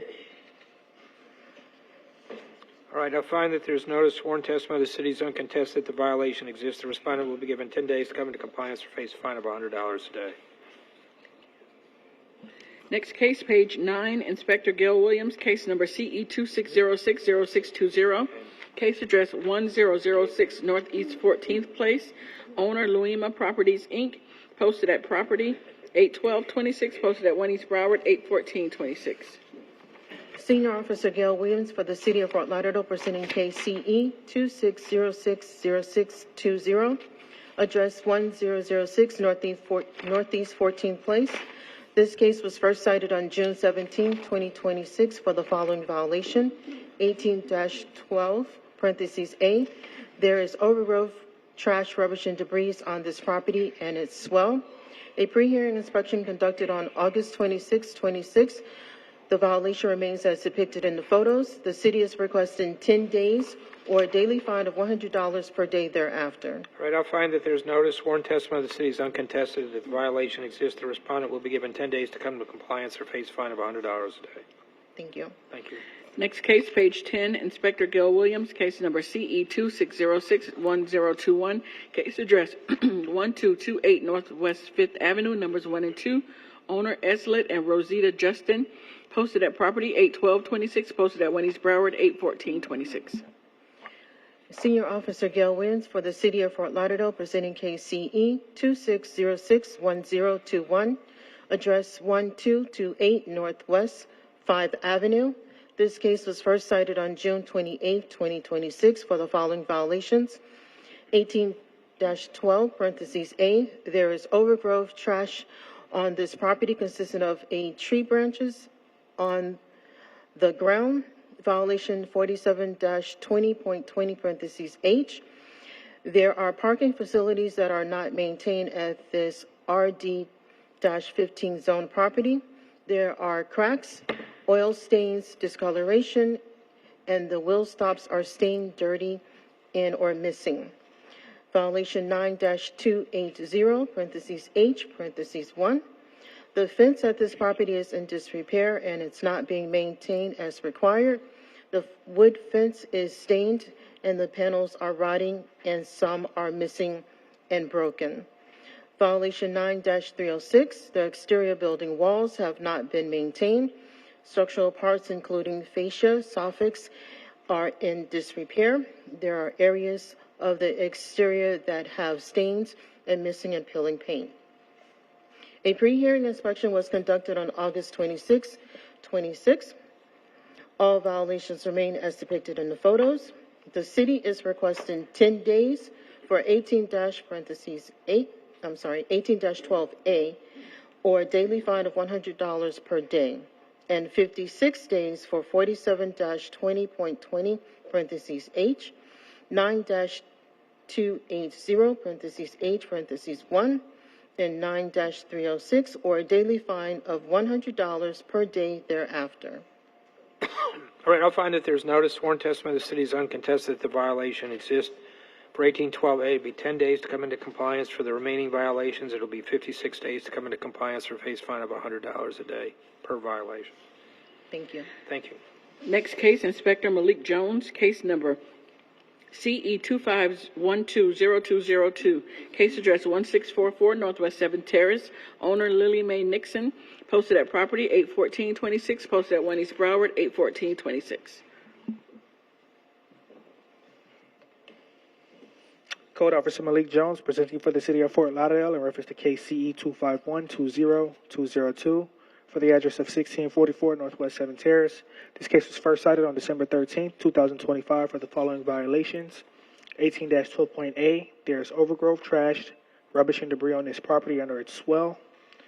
18-4.C, complied. 47-34.1.A.1, there is wood and other miscellaneous items being stored, which is prohibited at this RDS-15 zone property. 9-280H1, the chain link fence at this property is in disrepair and is not being maintained as required. There are missing and bent support poles. Sections of the fence and poles are leaning over. 9-304B, there are vehicles and trailers parked on the grass and lawn area. 9-305B, the landscape at this property is not being maintained in a neat and well-kept appearance. There are areas of dead and missing ground cover. 9-306, there are areas of the exterior that have stains and missing and peeling paint. The city is requesting 15 days for 18-12.A, 47-34.1.A.1, and 9-304B, 28 days for 9-306, and 56 days for 9-280H1 and 9-305B to comply or a daily fine of $50 a day thereafter. All right, I got 1812, I got 15 days. 47-34.1A1 is 15 days. And 9-304B is 15 days. And it's for, what do we have for 9280H1? 9-28 is 56. 56. And then for the other two is how many days? 56? 9-306 is going to be 28, and 9-305B is going to be 56. Okay, or a fine of? $50 a day thereafter. Right. So ordered.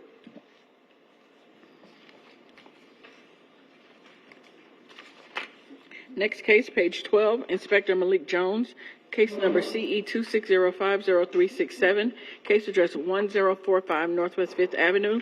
Owner Vinalyn Darkinson, posted at property 81326, posted at 1 East Broward 81426.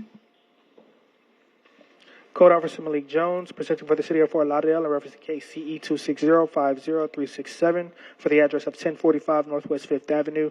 This case was first cited on May 13th, 2026 for the following violations.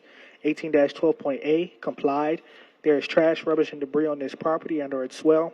This is a recurring case, reference case CE 221-00270. This case will be presented to the special magistrate seeking a finding of fact whether compliance is met or not. 18-4.C, complied. 47-20.20.H, there are parking facilities that are not maintained at this property. It is uneven, not well graded, or well defined. There are loose and unpermitted rocks placed in some of the areas of this asphalt driveway. 9-280C, complied. 9-306, complied. There are areas of the exterior that have stains and missing peeling paint. This is a recurring case, reference case CE 250-10254. This case will be presented to the magistrate to seek a finding of fact whether compliance is met or not. The city is seeking 56 days. The city is seeking 56 days for 47-20.20.H to comply, or a daily fine of $50 a day thereafter. And the city will also be seeking a finding of fact for the recurring violations of 18-12.A and 9-306. All right, I'll find that there's notice sworn testimony of the city is uncontested. If the violation exists, the respondent will be given 56 days to come into compliance for 472020H. And I'll make a finding of fact for 1812A and 9-306. You didn't ask for that. That one's complied, 9-280.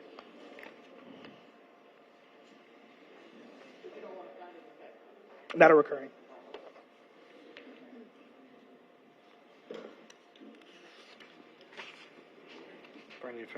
Finding of fact, 56 days. How much was the amount? Is it recurring $50? on our agenda? The last one was the amount 50 or 100? 50. 50, all right. It's Magistrate?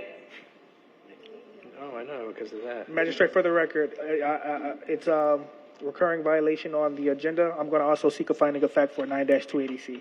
Okay. For 9-280C, you're looking for a finding of fact? Yes, Your Honor. Okay. My so ordered. apologies. Next case, page 13, Inspector Malik Jones, case number CE 26060348, case address 1619 Northeast 4th Avenue, owner School Board of Broward County, posted at property 8/15/26, posted at Wendy's Broward 8/14/26.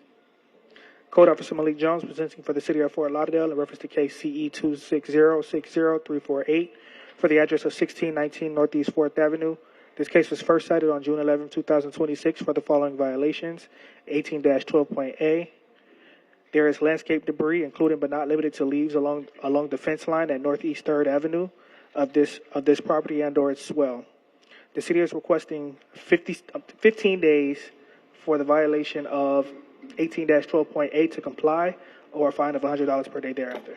All right, I'll find that there's notice sworn testimony of the city is uncontested. If the violation exists, the respondent will be given 15 days to come into compliance or face a fine of $100 a day. Next case, Inspector Shaquan Kendrick, case number CE 26040656, case address 2989 Northwest 68th Street, owner 2989 LLC, posted at property 8/12/26, posted at Wendy's Broward 8/14/26. Inspector Kendrick with the City of Fort Lauderdale, presenting case and address as read. This property was first cited on 5/6/2026 and given time to correct the following violations. Violation 18-12A has complied. However, there was overgrowth, trash, and debris on the rear swell. It was a recurring violation, CKCE 250-30233.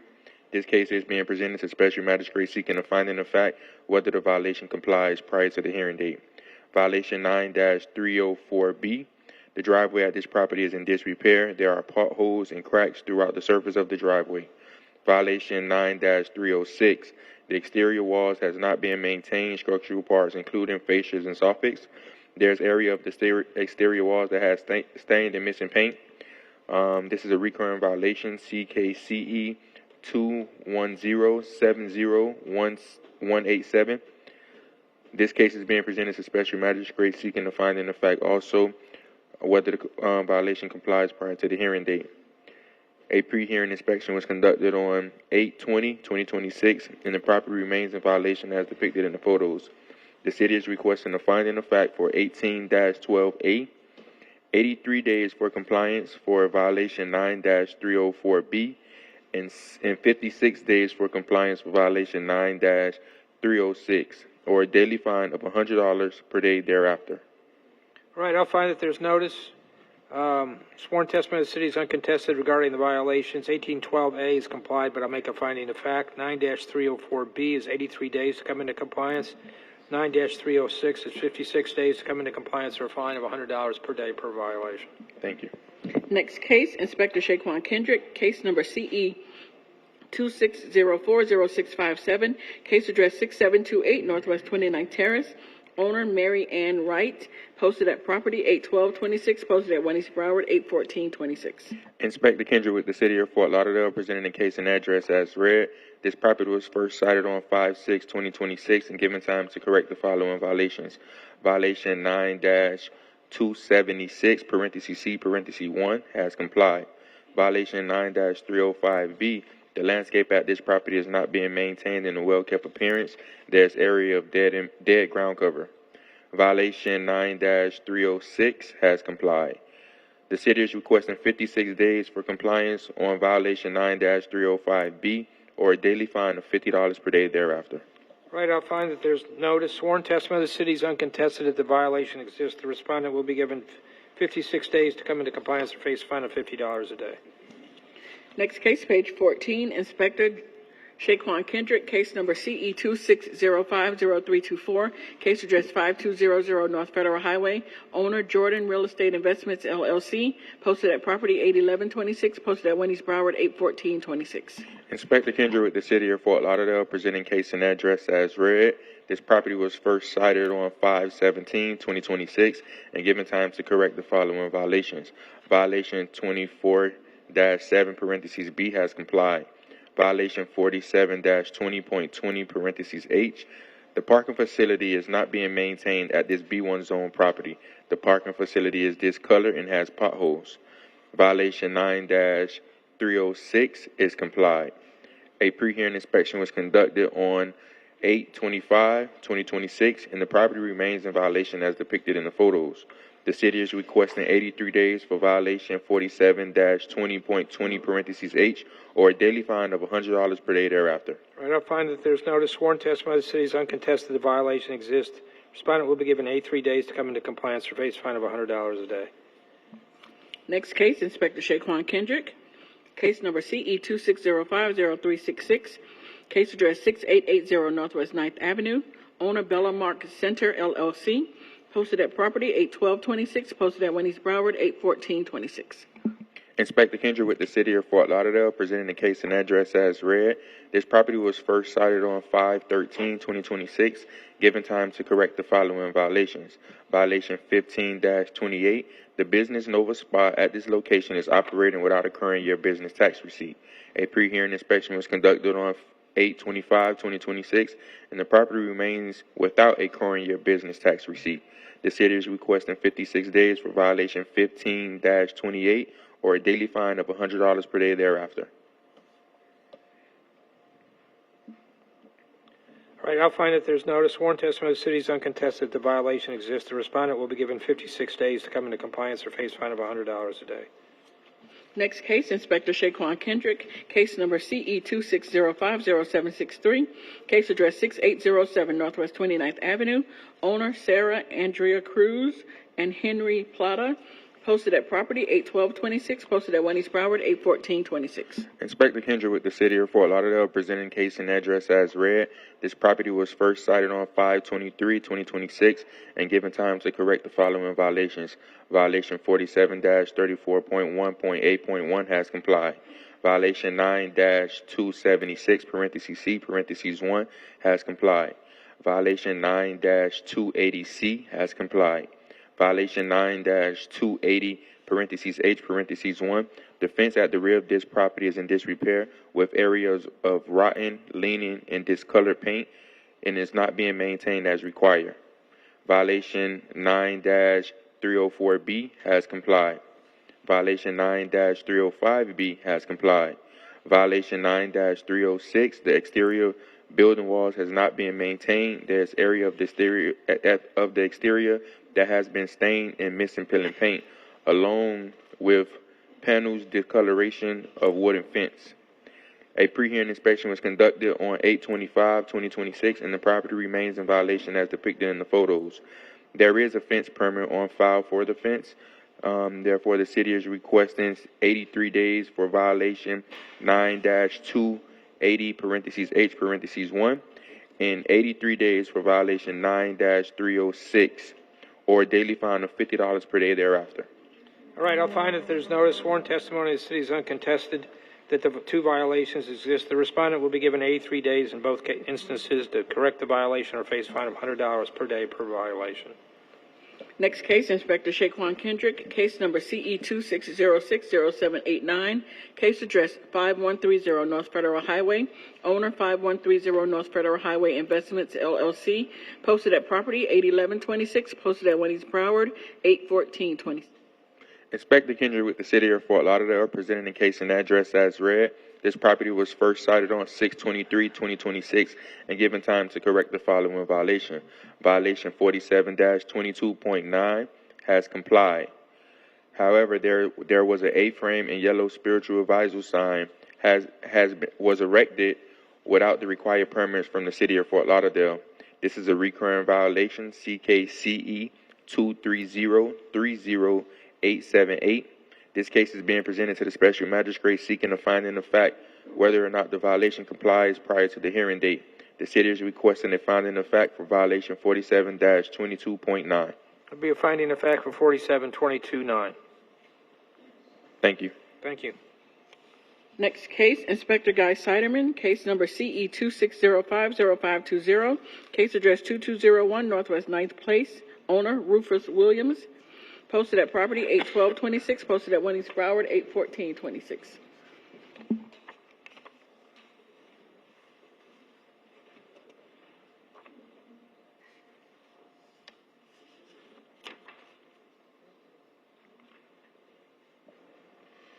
Name, case, and address as read. The property was first inspected on 5/18/2026 and given time to correct for the following violations. Violation 18 TAC 1 complied. Violation 18 TAC 12A complied.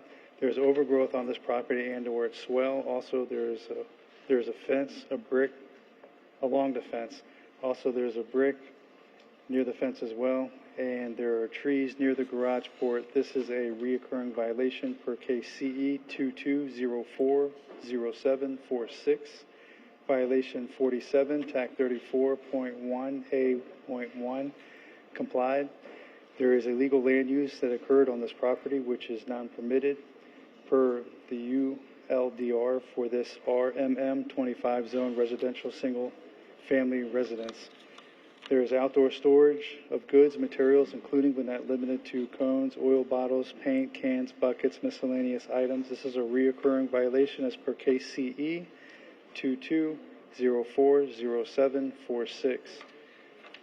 Violation 9, TAC 304B is complied. Violation 9, TAC 305B complied. The landscape at this property is not being maintained in a neat and well-kept appearance. There are areas of dead or missing ground cover, including but not limited to the swell area. This is a recurring violation per case CE 22040746. Violation 9, TAC 306B is complied.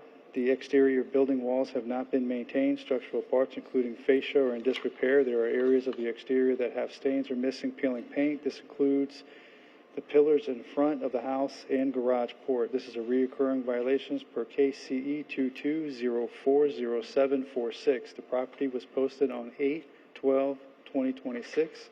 On 8/6/2026, the violations were brought into compliance. The city is requesting a finding of fact for the following violations: 1812A, 4734-1A1, 9 TAC 305B, and 9 TAC 306.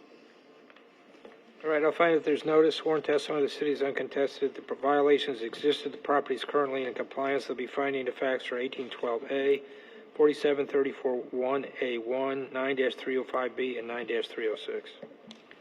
Next case, Inspector Guy Siderman, case number CE 26060089, case address 800 Northwest 16th Avenue, numbers 1 and 2. Owner Mitch LLC, posted at property 8/12/26, posted at 1 East Broward 8/14/26.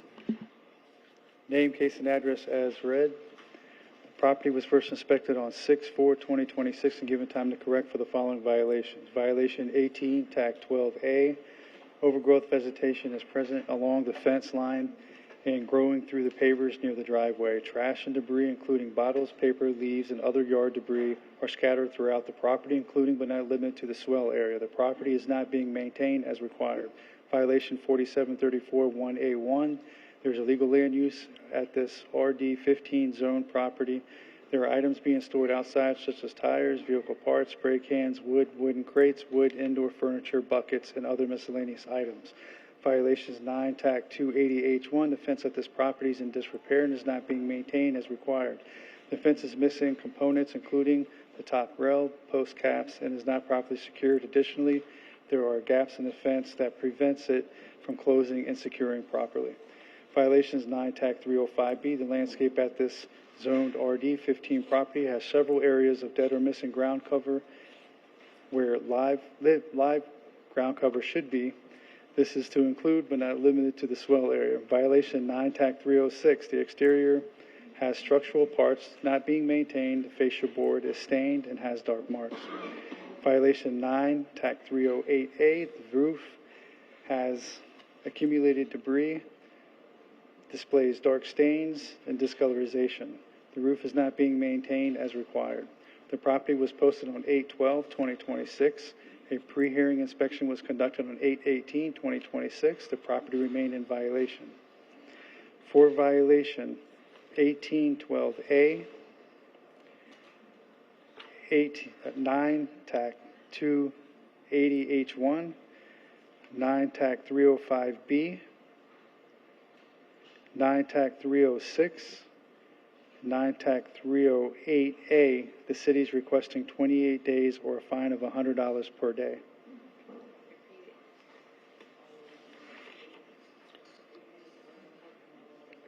It's 1812A is 28 days as well? Correct, 28 days for Okay. 1812A. 47341A1 is what? Is that complied? No, that's not complied. 28 days for that? That's going to be, the next one would be for 47 TAC 341A1. City's requesting 15 days or a fine of $100 per day thereafter. That's the only one that's 15 days. The other ones are 28 days. Okay. I find there's notice, sworn testimony of the city is uncontested. The respondent will be given 15 days for 47341A1, and 28 days for the remaining violations or a fine of $100 a day. What did we do with 1812A? 28. 28? Okay. Plus $100 or $100 a day. Our next case, Inspector Guy Siderman, case number CE 26060287, case address 800 Northwest 10 Terrace, owner Prestige Homes and Property Management LLC, posted at property 81226, posted at 1 East Broward 81426. Name, case, and address as read. The property first inspected on 6/15/2026 and given time to correct for the following violations. Violation 15 TAC 28, not complied. The business convenience store at this location is operating without a current year business tax receipt. The property was posted on 8/12/2026. My pre-hearing inspection was conducted on 8/18/2026. The property remained in violation. Let's do this. For violation 18, TAC 28, the city is requesting compliance within 56 days or a fine of $250 per day thereafter. All right, so ordered. Okay, hold on just a minute. Everybody hold on just a minute. 250. Need a break? Just a second. Okay, you want to get it? Go get it. Nope, let's hold up just a second.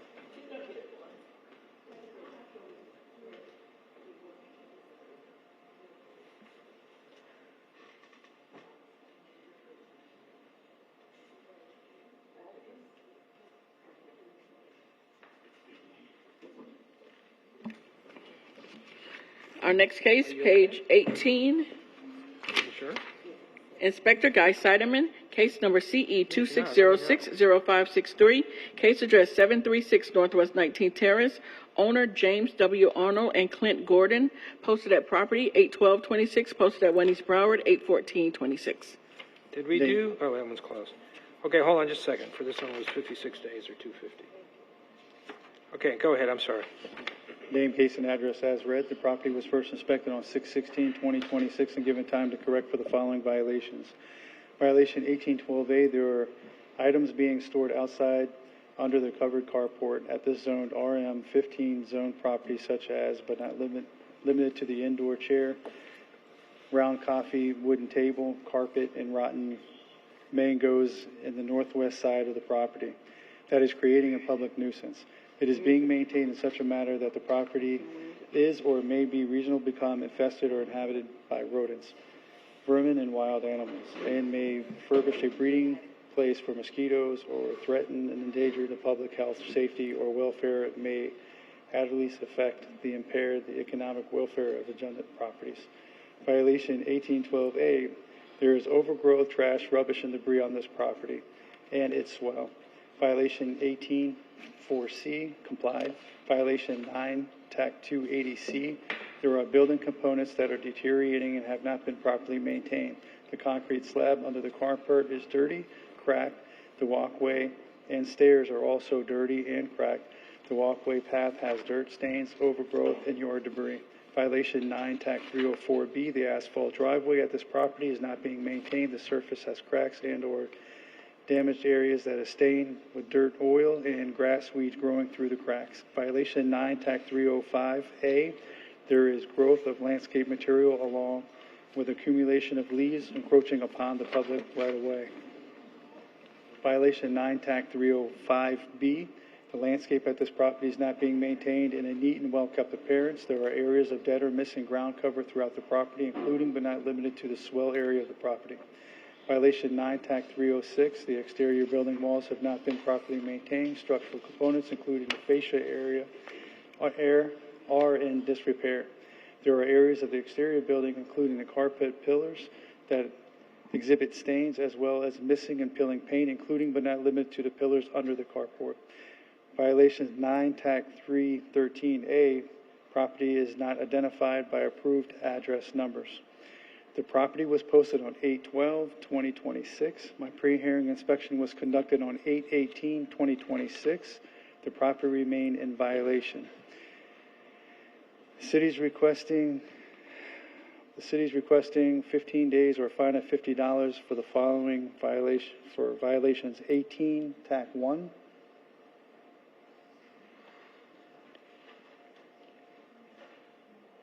1812A, 9, TAC 305A, 9, TAC 313A, and the city is requesting 28 days and a fine of $50 for the following violations: 9, TAC 280C, 9, TAC 304B, 9, TAC 305B, 9, TAC 306. All right, I'll find that there's not a sworn testimony of the city is uncontested. The violation exists. There'll be 15 days for 8-1, 812A, 305A, 9313, 28 days for the remaining violations, or a fine of $100 a day.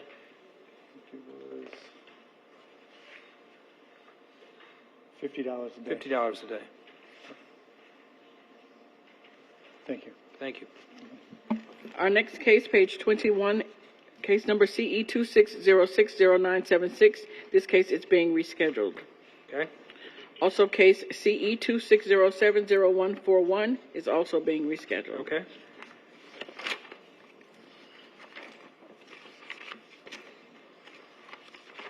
Our next case, page 25, Inspector Rachel Moore, case number CE 26050112.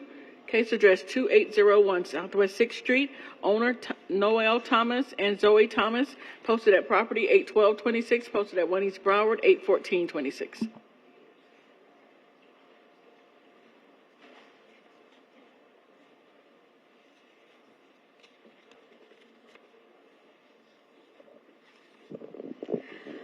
Inspector Moore for the City of Fort Lauderdale, presenting a case as read. This property was first inspected on 5/15/26, and the following violations 6/15/26, and the following violations were observed. 18-12 parentheses A is complied. 24-7 parentheses B is complied. 47-21.15.A is complied. However, there are 4 mango trees that were removed from this RS8 residential single-family zone property without first obtaining the required permit from the City of Fort Lauderdale Landscaping Department. This case is being brought to the special magistrate to request an imposition of fines for up to $15,000 for an irreparable and irreversible violation. 47-21.16.A is complied. 47-34.1.A.1 is also complied. 9-280 (H) 1. The chain link fence at this property is in disrepair. The mesh is detached from the post in several areas, and a post is rusted, and a section of the fence is missing along one side of the property. 9-304 (B). The driveway pavers are discolored with grass and weeds growing throughout. 9-305B, the landscape of this property is not being maintained and in need of well-kept appearance. There are areas of missing and dead ground cover. The exterior building walls have not been maintained. 9-306, the exterior building walls have not been maintained. Structural parts, including fascia, soffits, are in disrepair, and there are areas of the exterior that have stains and missing peeling paint. And 9-308 (A) is complied. There has been contact made with the property owner regarding the cited violations. As a pre-hearing inspection dated 8/25/26, the property remains out of compliance. The city is requesting 56 days to comply with all remaining violations, or $50 per day per violation thereafter. And the city is also requesting a $4,000 civil fine for the removal of the 4 mango trees without a permit. So ordered. Thank you. We're going to, Rachel, we're going to skip to page 68. We have to get the night team members out. No problem. We're going to skip to page 68. Okay. Inspector Karan Versain, case number CE 2606-1023, case address 504 Northeast 15th Street, owner Buy Rent Sell Now LLC. This case was first cited 6/28/26 to comply by 6/28/26. One section complied at $250 for a total of $250. Appeal deadline was 7/13/26, and no appeal was received. Code Officer Karan Versan presenting on behalf of the city. Case number and address is stated. This property was inspected on June 28, 2026, following a neighbor's complaint of noise. During the inspection, the following violation was observed. Violation 17-7.1, an immediate fine of $250. There is amplified sound coming from this residential property that is plainly audible 50 feet from the property line before 10 p.m. This violation is considered transient in nature, thus constitute an immediate civil penalty. 8:37 p.m. Arrived at subject residential property in response to a neighbor's complaint of loud noise. Upon inspection, amplified noise was plainly audible 50 feet from the property line before 10 p.m. Photos and a 1-minute video was taken 50 feet from the property line of the subject property.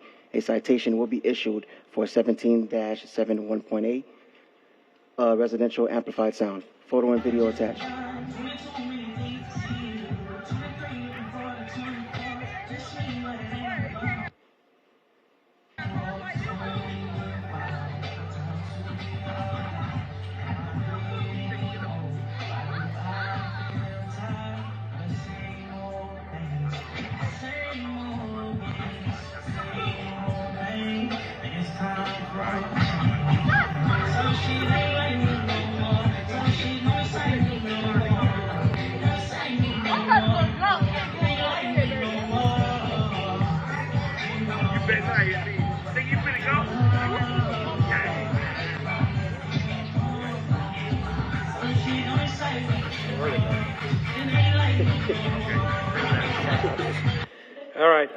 All right, I'll find that there's notice. Sworn testimony of the city is uncontested. The video shows it as well. Impose the fine of $250. Thank you. Next case, page 69, Inspector Robert Kroc. Alex Eugene presenting. No? What are we doing with this? It's closed? Okay, this case is closed. Okay. 701, yes.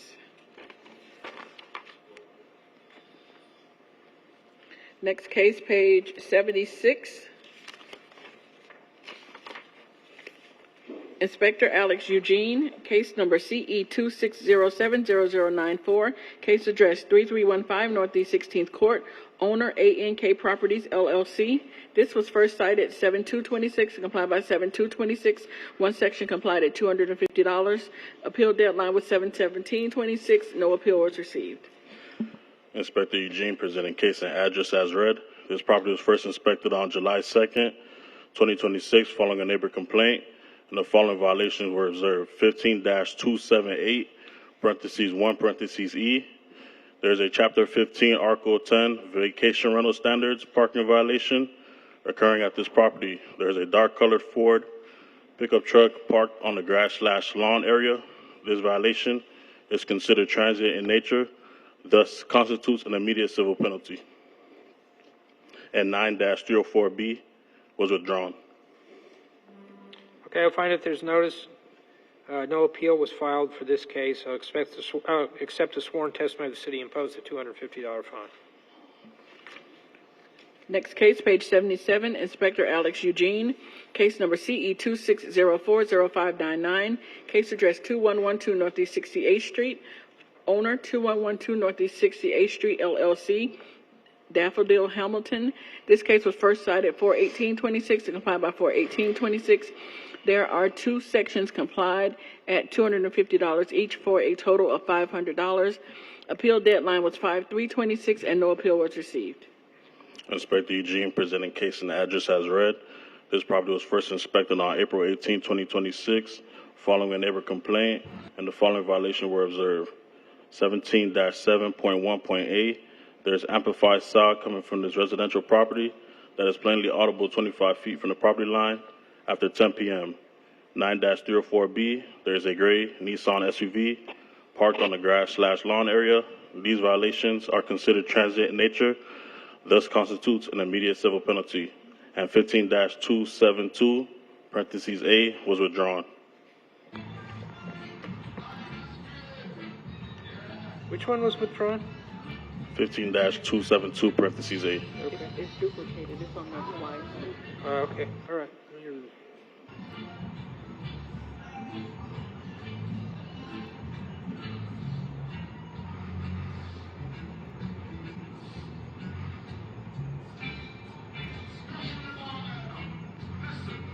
The same thing. It's on the twice.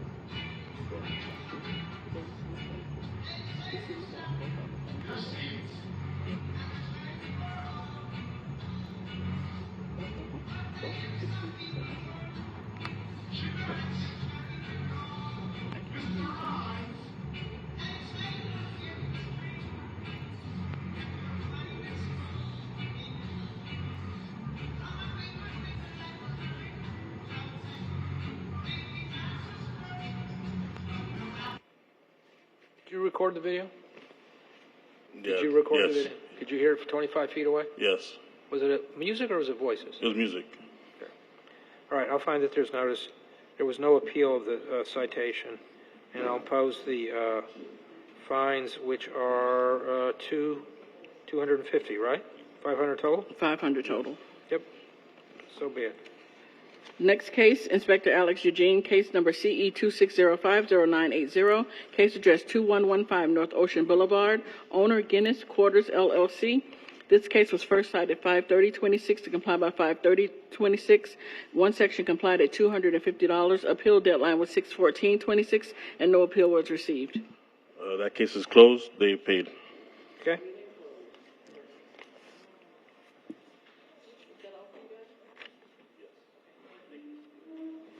All right, now we'll move back to page 26. Inspector Rachel Moore, case number CE 26060102, case address 3621 Jackson Boulevard, owner Mark and Noel Giedis, and Violaine Noel, posted at property 8/12/26, posted at 1 East Broward 8/14/26.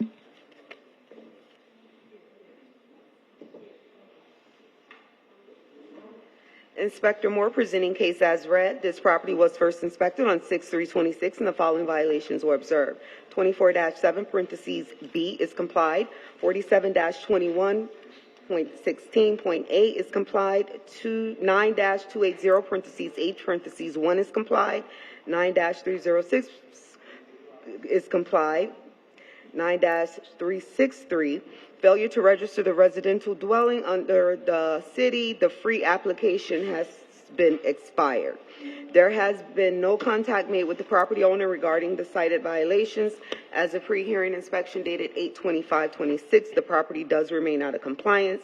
The city is requesting 15 days or $100 per day thereafter. For each of the violations? Just for 9-363. For failure to register. Okay, so be it. Huh? $15 or $100 per day thereafter, yes. Okay, 15 days to comply, $100 a day. Yes. So ordered. Thank you. Next case, page 28, Inspector Rachel Moore, case number CE 26060525, case address 651 Southwest 28th Way, owner Alberto DeFate, posted at property 8/12/26, posted at Wendy's Broward 8/14/26. Inspector Moore presenting case as read. This property was first inspected on 6/15/26 and the following violations were observed. 18-12 parentheses A is complied. 18-4 parentheses C is complied. 27-7 parentheses B is complied. 9-304 parentheses B, one part is complied. However, there were two vehicles parked on the grass lawn area. That is the part that is complied. And the driveway apron and weeds. The driveway apron has grass and weeds growing through it. That part is not complied. 9-306 was complied as of 8/25. There was no contact made with the property owner regarding the cited violations, and as per pre-hearing inspection dated 8/25, the property does remain out of compliance. The city is requesting 56 days or $50 per day thereafter for that violation of 9-306. Okay. I'll find that there's notice, sworn testimony of the city is uncontested. Give the respondent 56 days to come into compliance or face a fine of $50 a day. Thank you. Thank you. Next case, page 29, Inspector Rachel Moore, case number CE 26060674, case address 670 Southwest 28th Terrace, owner Opal Millwood, posted at property 8/12/26, posted at Wendy's Broward 8/14/26. Inspector Moore presenting case as read. This property was first inspected on 6/18/26 and the following violations were observed. 18-1 is complied. 18-12 parentheses A is complied. There is overgrowth, trash, rubbish, and debris on the property and its well. This is a recurring violation per case CE 24070-846, 47-34.1.A.1 is complied. 47-34.4.C.1 is complied. There was contact made with the property owner regarding the cited violations. As of 7/9/26, all violations were complied. The city is requesting a finding of fact for the recurring violation of 18-12 parentheses A. All right, I'll find that there's no sworn testimony of the city is uncontested. I'll make a finding of fact for 18-12A. Next case, Inspector Rachel Moore, case number CE 26061078. This case is being rescheduled. Okay. No. No? No. Was it? doing Yeah. it? Next case, Inspector Rachel Moore, case number CE 26070034, case address 690 Southwest 30th Terrace, owner Claudette Melvin, posted at property 8/12/26, posted at Wendy's Broward 8/14/26. Inspector Moore presenting case as read. This property was first inspected on 7/1/26 and the following violations were observed. 18-12 parentheses A. There is overgrowth, trash, rubbish, and debris on this property and its well. There has been no contact made with the property owner regarding the cited violations, and as a pre-hearing inspection dated 8/25/26, the property does remain out of compliance. The city is requesting 15 days or $100 per day thereafter, along with the finding of fact. Thank you. All right, I'll find that there's no sworn testimony of the city is uncontested. The respondent will be given 15 days to come into compliance or face a fine of $100 a day. Thank you. Thank you. Next case, page 30, Inspector Rachel Moore, Okay, case hold number on just a minute. CE. Hold on just a minute. It was 15 days, $100. $15. Yeah, 15 days, $100 a day. Next case, page 30, case number CE 260700268 is being rescheduled. Also, case number CE 260700271 is being rescheduled. Thank you. Next case, page 31, case number CE 260605551, rescheduled. Case number CE 260600489 on page 32, rescheduled. Next case, page 33, Inspector Pat Gavin, case number CE 260500226, case address 1552 Northwest 15 Terrace, owner 2771 LLC, posted at property 81326, posted at 1 East Broward 81426. Pat Gavin, City of Fort Lauderdale, Senior Code Compliance Officer, presenting case and address as read. The property was first inspected on May 9th, 2026, and given time to correct for the following violations. 9-280B, there are building components that are deteriorated and not being properly maintained, including but not limited to broken windows, doors that do not properly open and close, and roof leaks causing water stains. 9-363 is complied. The city is requesting compliance within 30 days or a fine of $100 per day thereafter. All right, I'll find that there's notice. Sworn testimony of the city is uncontested. The respondent will be given 28 days to come into compliance or face a fine of $50 a day. Thank you. Next case, page 35, case number CE 26060520. That case has been withdrawn. Okay. Next case, Inspector Pat Gavin, case number CE 26060592, case address 2840 Northwest 20th Street, owner Daniela Lopez. This case is also being rescheduled. Okay. Next case, page 36, case number CE 26070062. This case is now closed. Okay. Next case, page 38, Inspector Ramon Oliveira, case number CE 26050211, case address 2700 Southwest 18th Street, owner Diaz de la Concepcion, posted at property 81226, posted at 1 East Broward 81426.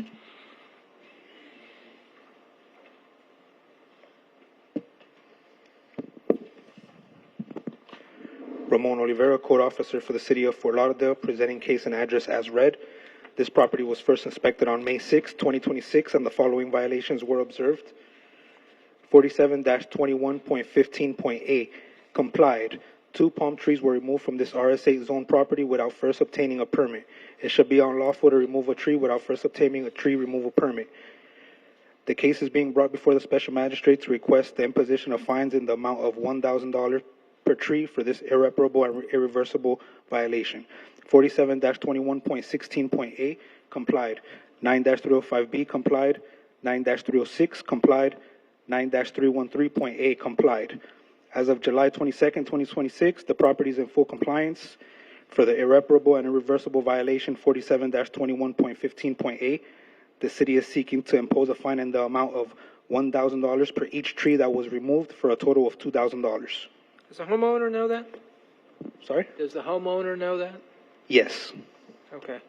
All right, I'll find that there's notice. Sworn testimony of the city is uncontested. I'll impose a $2,000 fine for the 2 palm trees that were removed improperly. Next case, page 39, Inspector Edward Eason, case number CE 260500238. This case is being rescheduled. Okay. Next case, page 40, Inspector Ramon Oliveira, case number CE 260500771, case address 408 Southwest 28th Terrace, owner 408 Southwest 25th Terrace, LLC, posted at property 81226, posted at 1 East Broward 81426. Ramon Oliveira, Code Officer for the City of Fort Lauderdale, presenting case and address as read. This property was first inspected on May 28, 2026, and the following violations were observed. 18-1, there are items stored under the carport at this property that is creating a public nuisance. The items stored under the carport include, but is not limited to, drywall, pallets, boxes, buckets, and other miscellaneous items. It is being maintained in such a manner that the property may reasonably become infested or inhabited by rodents, vermin, or wild animals, or may threaten and endanger the public health, safety, or welfare of adjacent properties. 18-12.8, there is overgrowth, trash, rubbish, and debris on this property and its swale. Furthermore, there are weeds growing through the gravel located by the driveway. 47-34.1.8.1, there is unpermitted outdoor storage occurring at this RS8 zone property. There are items being stored outdoors, including but not limited to toilet, water heater, sink, cabinets, paint buckets, and other miscellaneous items. 9-305B, the landscape at this property is not being maintained in a neat and well-kept appearance. There are areas of dead and missing ground cover on the property and soil area. 9-313.A, the property is not identified by approved address numbers. The address numbers on the fascia is incomplete. As of pre-hearing inspection conducted on August 21st, 2026, the property is not in compliance. The city is requesting 30 days to come into compliance of Section 9-305B and 15 days to come into compliance of all remaining sections, or a fine of $100 per day for each violation thereafter until compliance is met. All right, I'll find that there's notice. Sworn testimony of the city is uncontested. The respondent will be given to 28 days to come into compliance for 9-305B and 15 days for the remaining violations, or a fine of $100 a day. Next case, page 41, Inspector Ramon Oliveira, case number CE 2606-0114, case address 1337 Southwest 18th Avenue, owner Lisa Thomas, posted at property 81226, posted at 1 East Broward 81426. Ramon Oliveira, Code Officer for the City of Fort Lauderdale, presenting case and address as read. This property was first inspected on June 4th, 2026, and the following violations were observed. 18-12.8 complied. 9-280H1. The wood fence at this property is in disrepair and is not being maintained as required. The fence has sections that are starting to collapse. Furthermore, the fence has areas with broken and missing slats. 9-305A complied.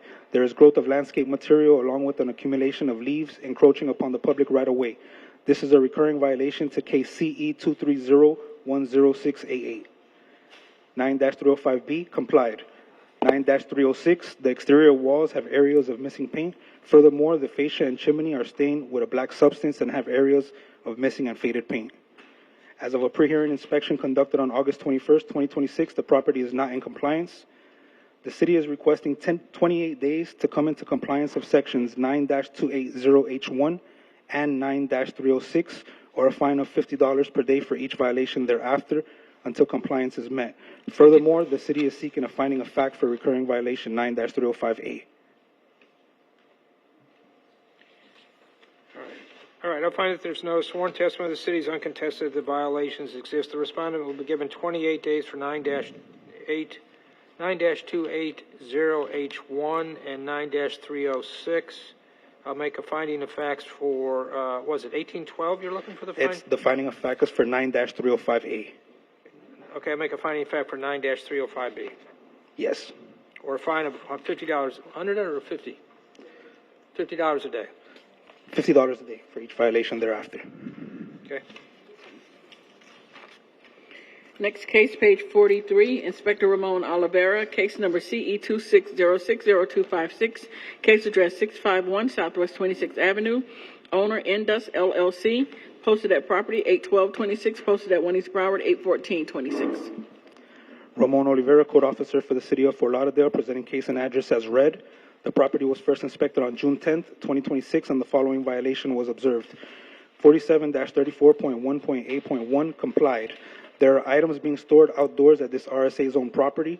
The items being stored outdoors include, but is not limited to, wood, ladders, pile of landscaping materials, plastic bags, buckets, and other miscellaneous items. This is a recurring violation to case CE 240-90310. As of June 18, 2026, the property is in full compliance. The city is seeking a finding of fact for recurring violation 47-34.1.8.1. Okay, so ordered. Thank you. Next case, page 44, case number CE 2602029 is being rescheduled. Okay. Next case, page 45, Inspector Mohammed Dam, case number CE 2602040, case address 1820 Southwest 24th Street, numbers 1 through 5, owner 15B's LC, posted at property 8826, posted at 1 East Broward 81426.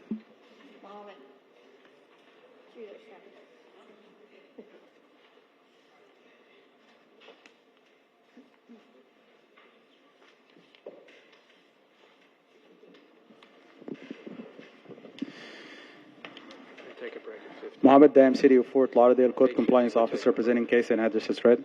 The inspection was conducted on February 14th, 2026, and the following violations were observed.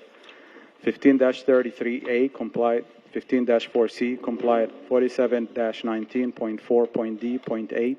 There's a dumpster enclosure that is not maintained at this RML 25 residential property. There are debris, leaves, and bulk trash. The gate and the dumpster lid are left open and not secured. 47-20.20.H.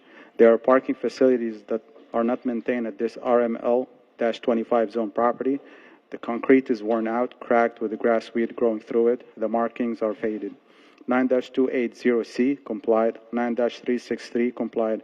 A pre-hearing inspection was conducted on August 21st, 2026. The property remains in violation. The city is requesting 83 days to comply for all remaining violations or a fine of $100 per day per violation thereafter. All right, I'll find that there's notice, sworn testimony of the city's uncontested the violations exist. The respondent will be given 83 days to come into compliance for a fine of $100 per day per violation.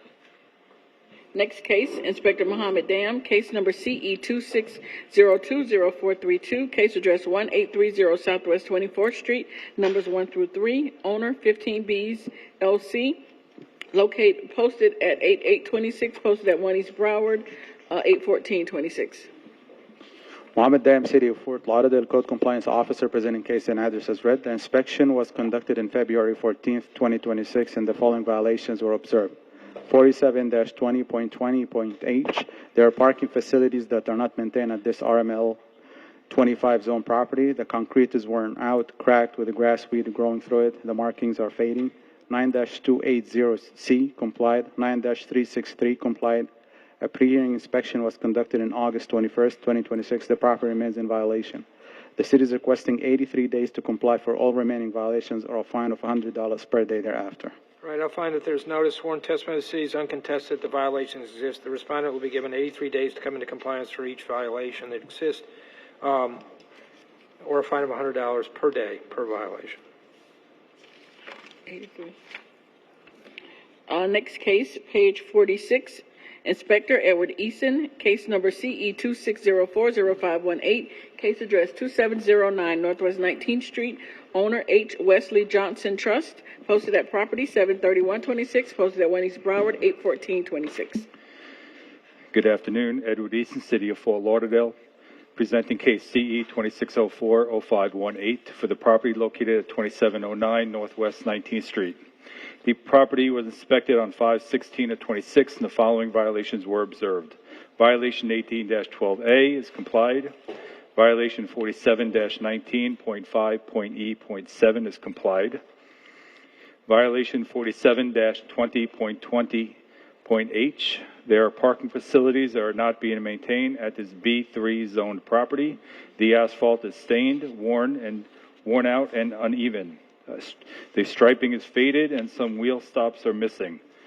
Violation, County Code BCZ-39-133E1 is complied.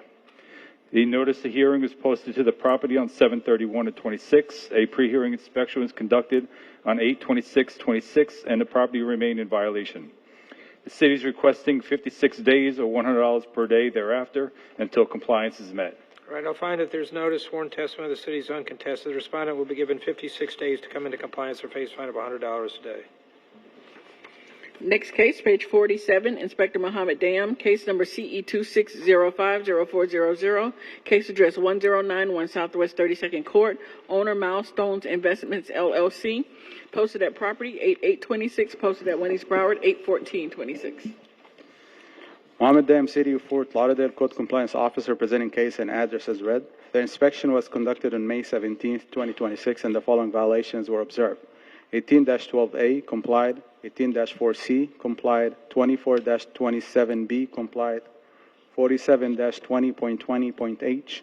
There are parking facilities that are not maintained at this RMM 25 zone property. The current paved area is faded, cracked, and in disrepair.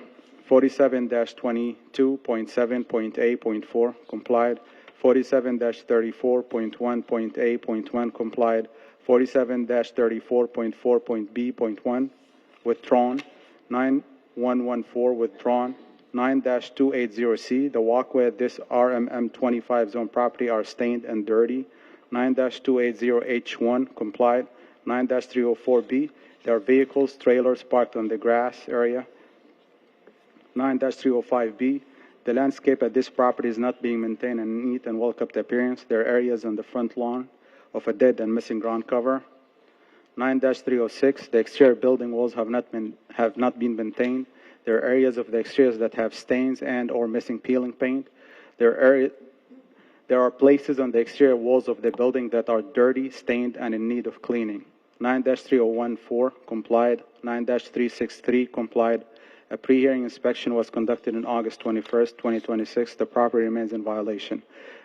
The city is requesting 83 days to comply for all remaining violations or a fine of $100 per day per violation thereafter.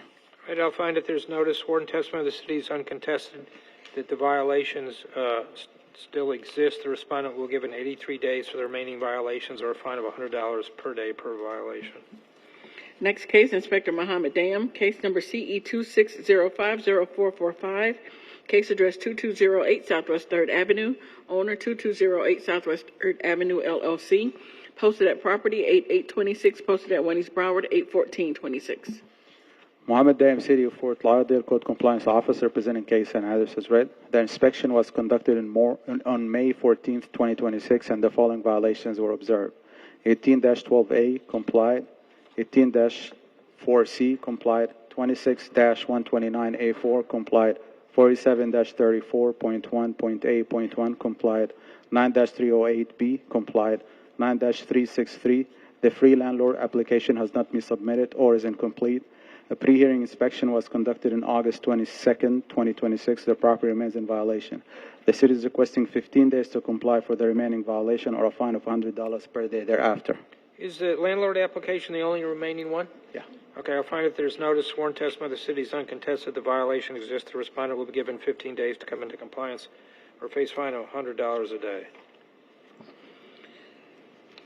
Next case, page 49, Inspector Mohammed Dam, case number CE 26050629, case address 1883 West State Road 84, number 106, owner Eastport Center, LLC, posted at property 8826, posted at 1 East Broward, 81426. Mohammed Dam, City of Fort Lauderdale, Code Compliance Officer, presenting case and address as read. The inspection was conducted on May 20th, 2026, and the following violation was observed. 15-28, the business Terminex at this location is operating without a current year business tax receipt. A pre-hearing inspection was conducted on August 26, 2026. The property remains in violation. The city is requesting 28 days to comply for the violation or a fine of $250 per day thereafter.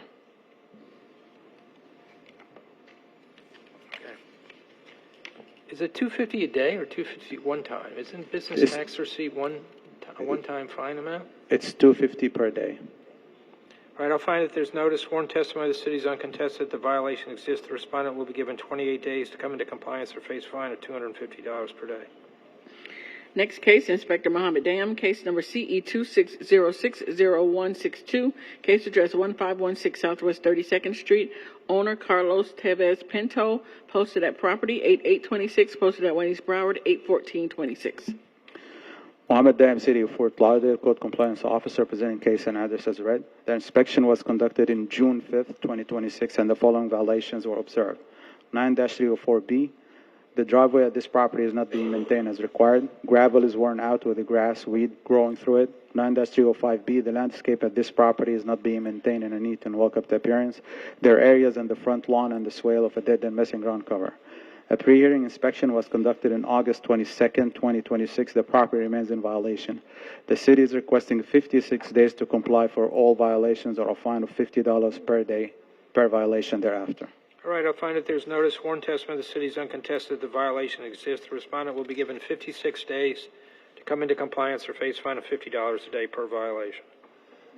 Next case, Inspector Mohammed Dam, case number CE 26060269, case address 837 Southwest 26th Court, owner Alan W. DeMalmayer, posted at property 8126, posted at 1 East Broward, 81426. Mohammed Dam, City of Fort Lauderdale, Code Compliance Officer, presenting case and address as read. The inspection was conducted in June 11th, 2026, and the following violations were observed. 18-12A, there is trash, rubbish, and debris on the swale of this property facing Southwest 9th Avenue. 47-19.9 withdrawn. 9-304B, the asphalt driveway at this property is not being maintained as required. The asphalt is stained, discolored, and has cracks and potholes. The gravel on the driveway approach is worn out with the grass and weeds growing through it. 9-306, the exterior building walls have not been maintained. There are areas of the exteriors that have stains and missing peeling paint.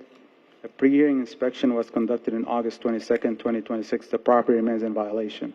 The city is requesting 15 days to comply for 18-12A and 28 days for all remaining violations, or a fine of $50 per day per violation thereafter. All right, I'll find that there's notice sworn testimony of the city is uncontested the violation exists. The respondent will be given 28 days to come into compliance for 1812A. The remaining violations will be how many days? No, for 18-12A, 15 days? 28 days for the remaining ones? Correct. Okay. 1812A is 15 days. Remaining violations are 28 or $50 a day per violation, per day. We'll take a 5-minute recess now. Yeah, I was Magistrate? going to do 50 and get to 15.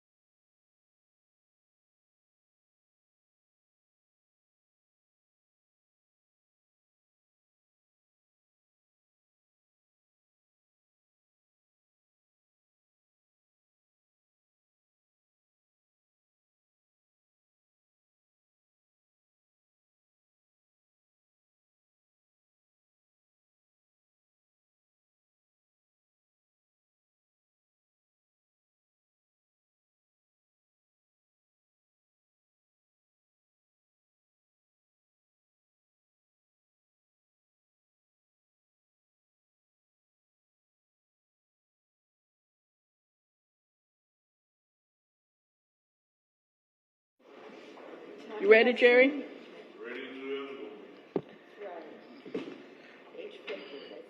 Our next case, page 51, case number CE 26060664 is being rescheduled. Next case, page 52, case number CE 26060999, also rescheduled. Next case, CE 26070270, also rescheduled. Next case, page 54, Inspector John Claude Noel, Pat Gavin presenting case number CE 26030835, case address 609 Northeast 10th Avenue, numbers 1 through 4. Owner Mario Alejandro Escalante, posted at property 81426, posted at 1 East Broward 81426. Pat Gavin, City of Fort Lauderdale, Senior Code Compliance Officer, presenting case and address as read. The property was first inspected on March 19th, 2026, and given time to correct for the following violations. 9-304B, the paver driveway at this property is not being maintained. The surface is dirty and discolored. 9-306, the exterior building have not been maintained. Structural parts, including fascia and soffits, are in disrepair, dirty, and discolored. 9-308B, there is debris, trash, or another element which is not permanent on the roof. The city is requesting compliance within 30 days or a fine of $100 per day per violation thereafter. All right, I'll find that there's notice, sworn testimony of the city is uncontested, the violations exist. The respondent will be given 28 days to come into compliance in each instance or a fine of $100 a day. Our next case, page 56, Inspector John Claude Noel, Pat Gavin presenting case number CE 26040188, case address 1213 Northeast 13th Street, owner BAF Assets LLC, posted at property 81326, posted at 1 East Broward 81426. Pat Gavin, City of Fort Lauderdale, Senior Code Compliance Officer, presenting case and address as read. This property was first inspected on April 4th, 2026, and given time to correct for the following violations. 18-1 is complied. 18-12A, there is overgrowth, trash, rubbish, and debris on this property and or its swale. 920H1 is complied. 9305B, the landscape at this property is not being maintained in a neat and well-kept appearance. There are areas of dead and missing ground cover to include the swale. The city is requesting compliance within 15 days for violation 1812A and 30 days for violation 9-305B, or a fine of $100 per violation per day thereafter. All right, I'll find that there's notice, sworn testimony of the city is uncontested, the violation exists. The respondent will be given 15 days to come into compliance for 1812A and 28 days to come into compliance for 9-305B, or a fine of $100 per day per violation. Next case, page 57, Inspector John Claude Noel, Pat Gavin presenting case number CE 26040362, case address 1001 Northwest 13th Court, owner Mortgage Equity Conversions Assets Trust, posted at property 81326, posted at 1 East Broward 81426. Pat Gavin, City of Fort Lauderdale, Senior Code Compliance Officer, presenting case and address as read. This property was first inspected on April 15th, 2026, and given time to correct for the following violations. 1812A is complied. 24-7B is complied. 9-280H1, the chain link fences at this property are in disrepair and are not being maintained as required. Portions of the fences are missing, disconnected, or have fallen down.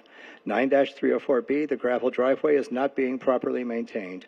The gravel surface is worn with grass and weeds growing throughout. In addition, the asphalt driveway apron is in disrepair. The apron has cracks, holes, and faded blacktop. 9-305B, the landscape at this property is not being maintained in a neat and well-kept appearance. There are areas of dead and missing ground cover, including the swale area. 9-306, the exterior building walls have not been properly maintained. Structural components, including but not limited to the walls and the front door, are in disrepair.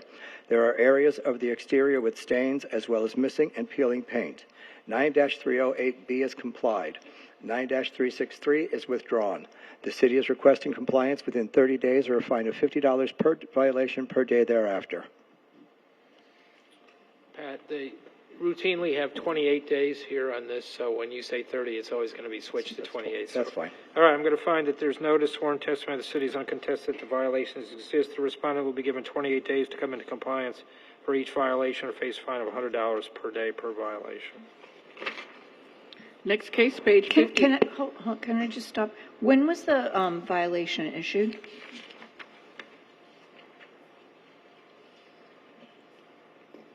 before July 21st? The inspection, the first inspection was April 15th. Okay, because there's a new property owner. But that's, I mean, do we want to consider? You want to give them a chance to come into compliance? Yeah, I think we should. I mean, you're supposed to do that actually anyway. Right. So, My suggestion would be we withdraw it and then recite the new property owner. Yeah, okay. Yeah, We'll do we that. can do that. So, it'll be That's fine. withdrawn. How'd you know that there was a new owner? I mean, I know you picked it up. How'd you know to look?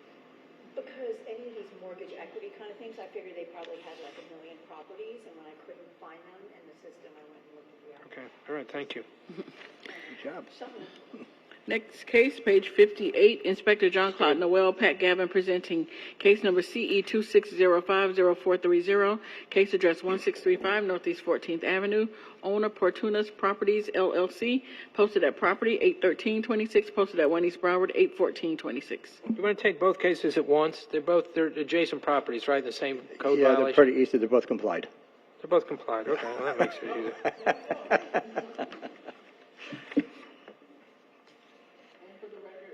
For the record, case number CE 26050431 is complied. Okay.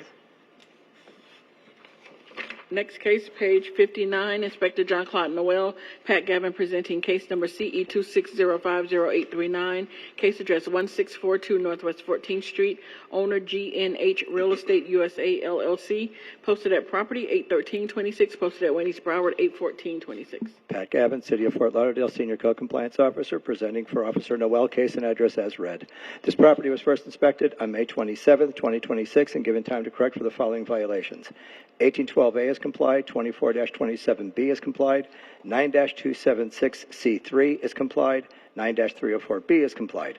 9-305B, the landscape at this property is not being maintained in a neat and well-kept appearance. There are areas of dead and missing ground cover as well as the rear of the property. 9-363 is complied. The city is requesting compliance within 60 days, I guess 56 days, or a fine of $100 per day thereafter. All right, I'll find that there's notice, sworn testimony of the city is uncontested, the two violations exist. The respondent will be given 56 days to come into compliance or face a fine of $100 a day. Next case, Inspector John Claude Noel, Pat Gavin, presenting case number CE 26060007, case address 837 Northeast 20th Avenue, owner Duke at 837 Northeast 20th Avenue LLC, posted at property 81326, posted at 1 East Broward 81426. Pat Gavin, City of Fort Lauderdale, Senior Code Compliance Officer, presenting for Officer Noel, case and address as read. This property was first inspected on June 3rd, 2026, and given time to correct for the following violations. 18-12A, there is overgrowth, trash, rubbish, and debris surrounding this property and its swale to include, but not limited to, clothing, desk, and other miscellaneous items. 24-29A, trash container is overflowing with trash and not being maintained. 47-20.20H, the parking facility is not maintained at this property. The parking area needs to be resurfaced and restriped. The wheel stops are dirty and discolored. 9-305A, there is growth of landscape material along with an accumulation of leaves encroaching upon the public right-of-way. 9-305B, the landscape of this property is not being maintained in a neat and well-kept appearance. There are areas of dead and missing ground cover to include the swale. The city is requesting compliance within 15 days for violations 1812A, 24-29A, and 9-305B, and 28 days for all others, or a fine of $100 per violation per day thereafter. All right, I'll find that there's notice, sworn testimony of the city is uncontested. The respondent will be given 15 days for 1812A, 2429A, 305B, and the remaining ones you were looking for how much? 28 days? 28 days, yes. 28 days to come into compliance or a fine of $100 per day per violation. Next case, page 61, Inspector John Claude Noel, Pat Gavin, presenting case number CE 26060101, case address 1701 Northeast 9th Street, owner Clifford T. Clark, posted at property 81326, posted at 1 East Broward 81426. Pat Gavin, City of Fort Lauderdale, Senior Code Compliance Officer, presenting for Officer Noel, case and address as read. This property was first inspected on June 4th, 2026, and given time to correct for the following violations. 47-20.13.b.1.c, the public right-of-way swale adjacent to this property is in disrepair and has weed grass growing through it. 9-280C is complied, 9-305A is complied, 9-306 is complied, 9-363, failure to register the residential rental dwellings within the city. The free application has not been submitted or is incomplete. The city is requesting compliance within 15 days or a fine of $100 per day thereafter. All right, I'll find that there's notice. Sworn testimony of the city is uncontested. The two violations exist. The respondent will be given 15 days to come into compliance and face a fine of $100 a day. Next case, Inspector John Claude Noel, Pat Gavin, presenting case number CE 26060116, case address 1779 Northeast 16th Street, owner Miami Real Estate LLC, posted at property 81326, posted at 1 East Broward 81426. This case is complied. Complied. Perfect. Next case, page 62, Inspector John Claude Noel, Pat Gavin, presenting case number CE 26060141, case address 837 North Victoria Park Road, owner Holiday Start LLC, posted at property 81326, posted at 1 East Broward 81426. Pat Gavin, City of Fort Lauderdale, Senior Code Compliance Officer, presenting for Officer Noel, case and address as read. This property was cited under case CE 25060525 on June 19th, 2025, and given time to comply for the following violation. 9-306. The exterior building walls have not been maintained. There are areas of the exterior that have stains and missing peeling paint, to include, but not limited to, the doors at this property. On August 19th, 2025, the violation was complied and the case was closed. On June 8th, 2026, the property was again cited for the same violation and complied on July 8th, 2026. The violation of this property is now in compliance. However, the city is requesting a finding of fact that this is a recurring violation, and any subsequent violation of this code will be cited as a repeat violation. All right, I'll find that there's notice. Sworn testimony of the city's uncontested that the violation existed, but it's in compliance. I make a finding of fact as to the violation. Next case, Inspector John Claude Noel, Pat Gavin, presenting case number CE 26060314, case address 824 Northeast 17th Terrace, owner 824 Northeast Terrace LLC, posted at property 81326, posted at 1 East Broward 81426. Pat Gavin, City of Fort Lauderdale, Senior Code Compliance Officer, presenting for Officer Noel, case and address as read.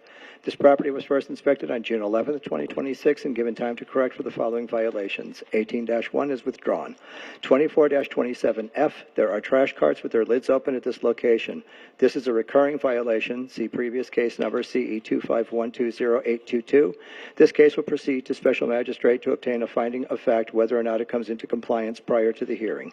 24-29A, trash container overflowing with trash and not being maintained. This is a recurring violation. See previous case CE 251208222. This case will proceed to Special Magistrate to obtain a finding of fact whether or not it comes into compliance prior to the hearing. The city is requesting compliance within 15 days or a fine of $100 per violation per day thereafter.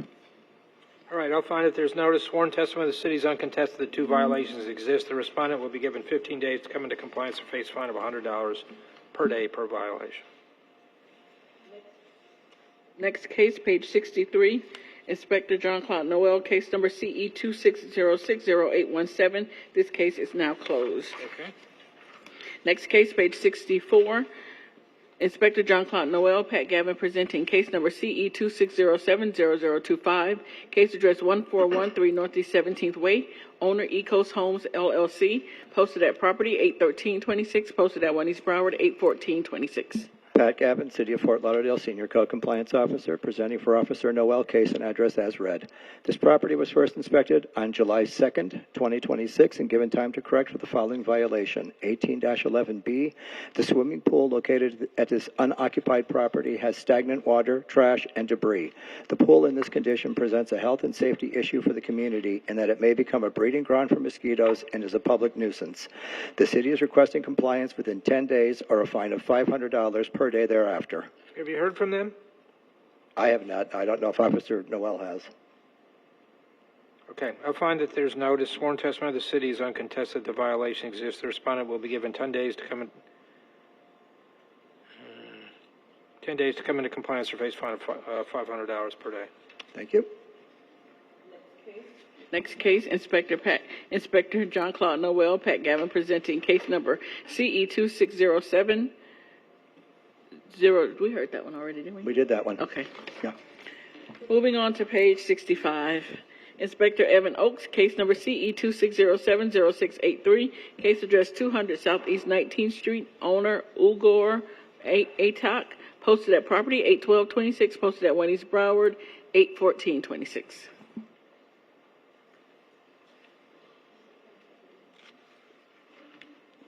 Good afternoon, Code Compliance Officer Evan Oakes, presenting case and address as read. This property was initially inspected on July 20th, 2026, and the following violation was observed. 15-282D1A. There are 3 violations of the city's ordinances, which constitute a request for a 180-day suspension of the vacation rental certificate. The qualifying violation cases are CE 26050615, for violation 15-2783, trash carts. Next case is CE 26060500, violation 17-7.10.A.II, non-amplified sound. Next case is CE 26061080, violation 18-1, public nuisance, trash carts. There's a total of 3 violations. The city is requesting the full 180-day suspension of the vacation rental certificate. Have you heard from them? Yes, sir. The responsible party, he couldn't make it. He's out of town today for, I guess, a week or so. And he couldn't get anybody to represent him here today. So, but yeah, I have heard from him. Okay. And the city would request 15 days before the suspension starts. Okay. All right. I find there's no sworn testimony of the city is uncontested, that the 3 violations took place under the ordinance that constitutes a 180-day suspension. That will start within after the 15th day from today. Thank you, Your Honor. Thank you. Next case, Inspector Leonard Champagne, Wanda Aquavella, presenting case number CE 2607. 0146, case address 2740 Northeast 29th Street, owner 2740 Northeast 29th Street, LLC, posted at property 81426, posted at 1 East Broward 81426.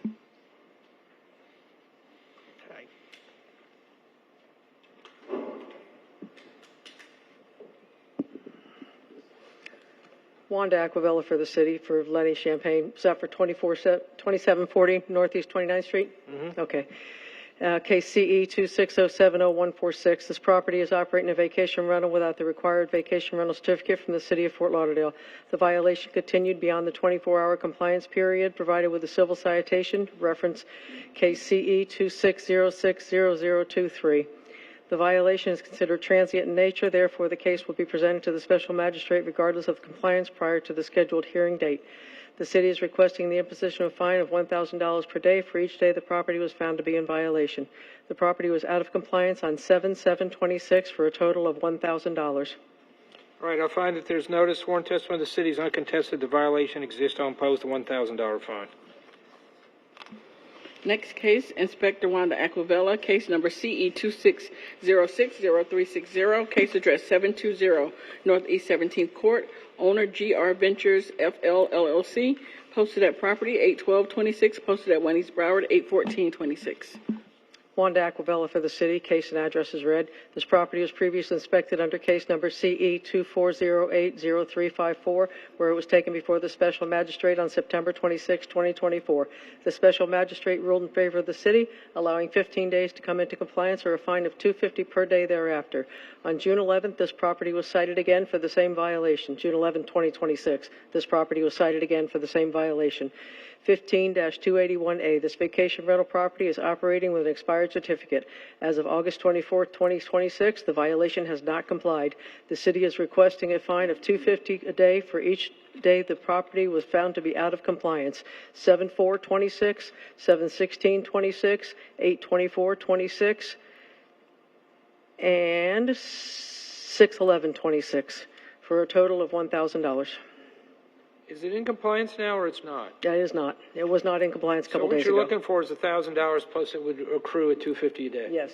Okay, I'll find that there's notice, sworn testimony of the city is uncontested, the violation has existed and currently exists. The testimony indicates that the violation occurred in the past 4 separate times. There'll be $1,000 at $250. That's $1,000, and the fine will continue to accrue at $250 a day. Our next case, page 69, Inspector Robert Kroc, case number CE 2607013. This case is now closed. Okay. Next case, Inspector Elijah Johnson, case number CE 26010865. Amy, is somebody presenting that one? Pat, okay. Pat Gavin presenting case number... He's gone. He left? Okay. Should we reschedule, Amy? Yeah, I want you to reschedule. Okay, we'll reschedule this one. Well, I mean, is there an update? Oh, it's in compliance. It's Yeah. in compliance. I can impose the fine, he can do what he wants. Yeah. Oh, it's in compliance? Yes. It's in compliance. But I'm imposing the fine. Right. There's a $3,500 fine. All right, I will find that there is notice in accordance with Massey versus Charlotte County. I'll accept the sworn testimony. No, actually, it wasn't. I'll accept the testimony that there is in compliance. There's a $3,500 fine which is imposed.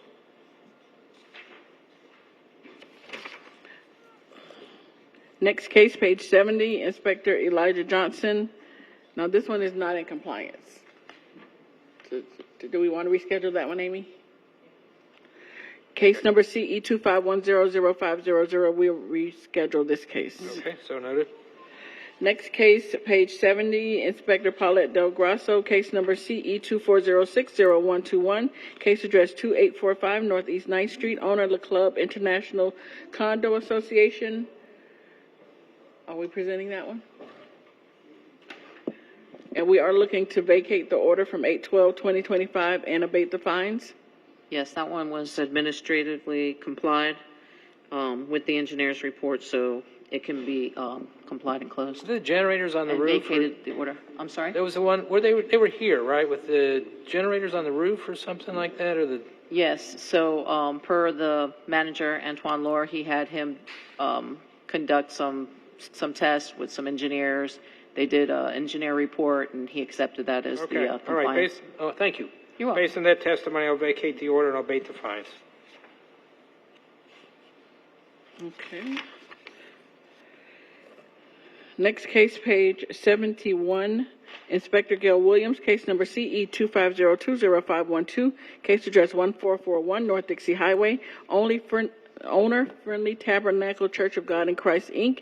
This case was first heard 4/14/26 to comply by 4/24/26 and 6/9/26. There are 7 sections not complied at $50 per day, $29,950 accrued. The city is requesting the full amount, and the fines continue to accrue. Okay, I'll find that there's notice in accordance with Massey versus Charlotte County. Sworn testimony of the city is uncontested. The order hasn't been complied with. I'll impose the fine. Can I ask, did we do the case above it? Yes, we heard that one. Okay. Our next case, page 72, Inspector John Claude Noel, case number CE 250400124, case address 1301 Northwest 10th Place, owner Smith Median. This case was first heard 1/29/26 to comply by 3/26/26 and 4/30/26. One suspension from 6/25/26 to 8/27/26. There are 3 sections complied at $50 per day, $11,950 accrued, and the city is requesting the full amount. This was in order to reappear. Okay, I'll find that there's notice in accordance with Massey versus Charlotte County. Accept sworn testimony of the city. The property is currently in compliance, right? Correct. And I'll impose the existing fines. Next case, page 73, Inspector Malik Jones, case number CE 25090707, case address 1004 Northeast 14th Place, owner Luima Properties, Inc. This case was first heard 3/26/26 to comply by 4/10/26. Two sections not complied at $100 per day, $27,800 accrued. The city is requesting the full amount and the fines continue to accrue. I find there's notice in accordance with Massey versus Charlotte County, sworn testimony of the city is uncontested. The order has been complied with. I'll impose the fine. Next case, Inspector Malik Jones, case number CE 25100435, case address 900 Northeast 13th Street, owner Fort Ennis LLC. This case was first heard 3/26/26 to comply by 7/23/26. One section not complied at $100 per day, $3,500 accrued. The city is requesting the full amount and the fines continue to accrue. I find there's notice in accordance with Massey versus Charlotte County, sworn testimony of the city is uncontested. That the order has not been complied with. I'll impose the fine. Next case, page 76, Inspector Leonard Champagne, Wanda Aquavella, presenting case number CE 26060868, case address 1484 Northeast 62nd Street, owner Renee Kurth. This case was first cited 6/24/26 to comply by 6/24/26. One section complied at $500. Appeal deadline was 7/9/26 and no appeal was received.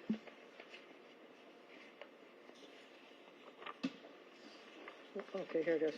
Wanda Aquavella for the city. Case and address is read. This property was initially inspected on June 24, 2026, and the following violation was observed.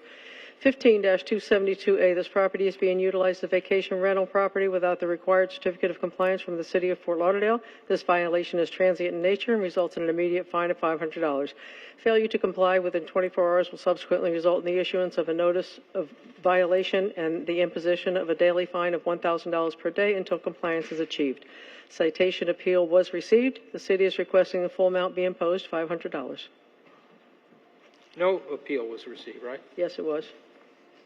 It was appeal? It says no appeal, right? Am I reading it right? That's what Lenny's notes have. Right, so Yeah. So the, yeah. Okay. All right. It's been appealed. All right. I will find that there is notice, sworn testimony of the city's uncontested that the violation exists. I'll impose the fine.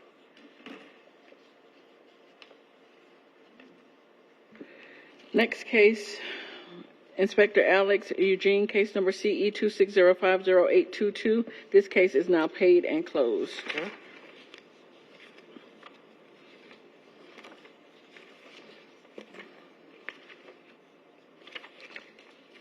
Okay, we're moving. Did I miss anything? Our next case, page 81, Inspector Evan Oakes, case number CE 26060829. This case is paid and closed. Okay. Next case, Inspector Evan Oakes, case number CE 26070043, case address 1230 Southwest 13th Circle, owner Wesley Callan. This case was first cited 7/2/26 to comply by 7/2/26. One section complied at $500. Appeal deadline was 7/17/26 and no appeal was received. Good afternoon, Code Compliance Officer Evan Oakes, presenting case and address as read. This property was initially inspected on July 2nd, 2026, and the following violation was observed. 15-272A is complied. This property is operating as a vacation rental property without the required vacation rental certificate from the city of Fort Lauderdale. This violation is transient in nature and results in an immediate fine of $500. Failure to comply within 24 hours will subsequently result in the issuance of a notice of violation and the imposition of a daily fine of $1,000 per day until compliance is achieved.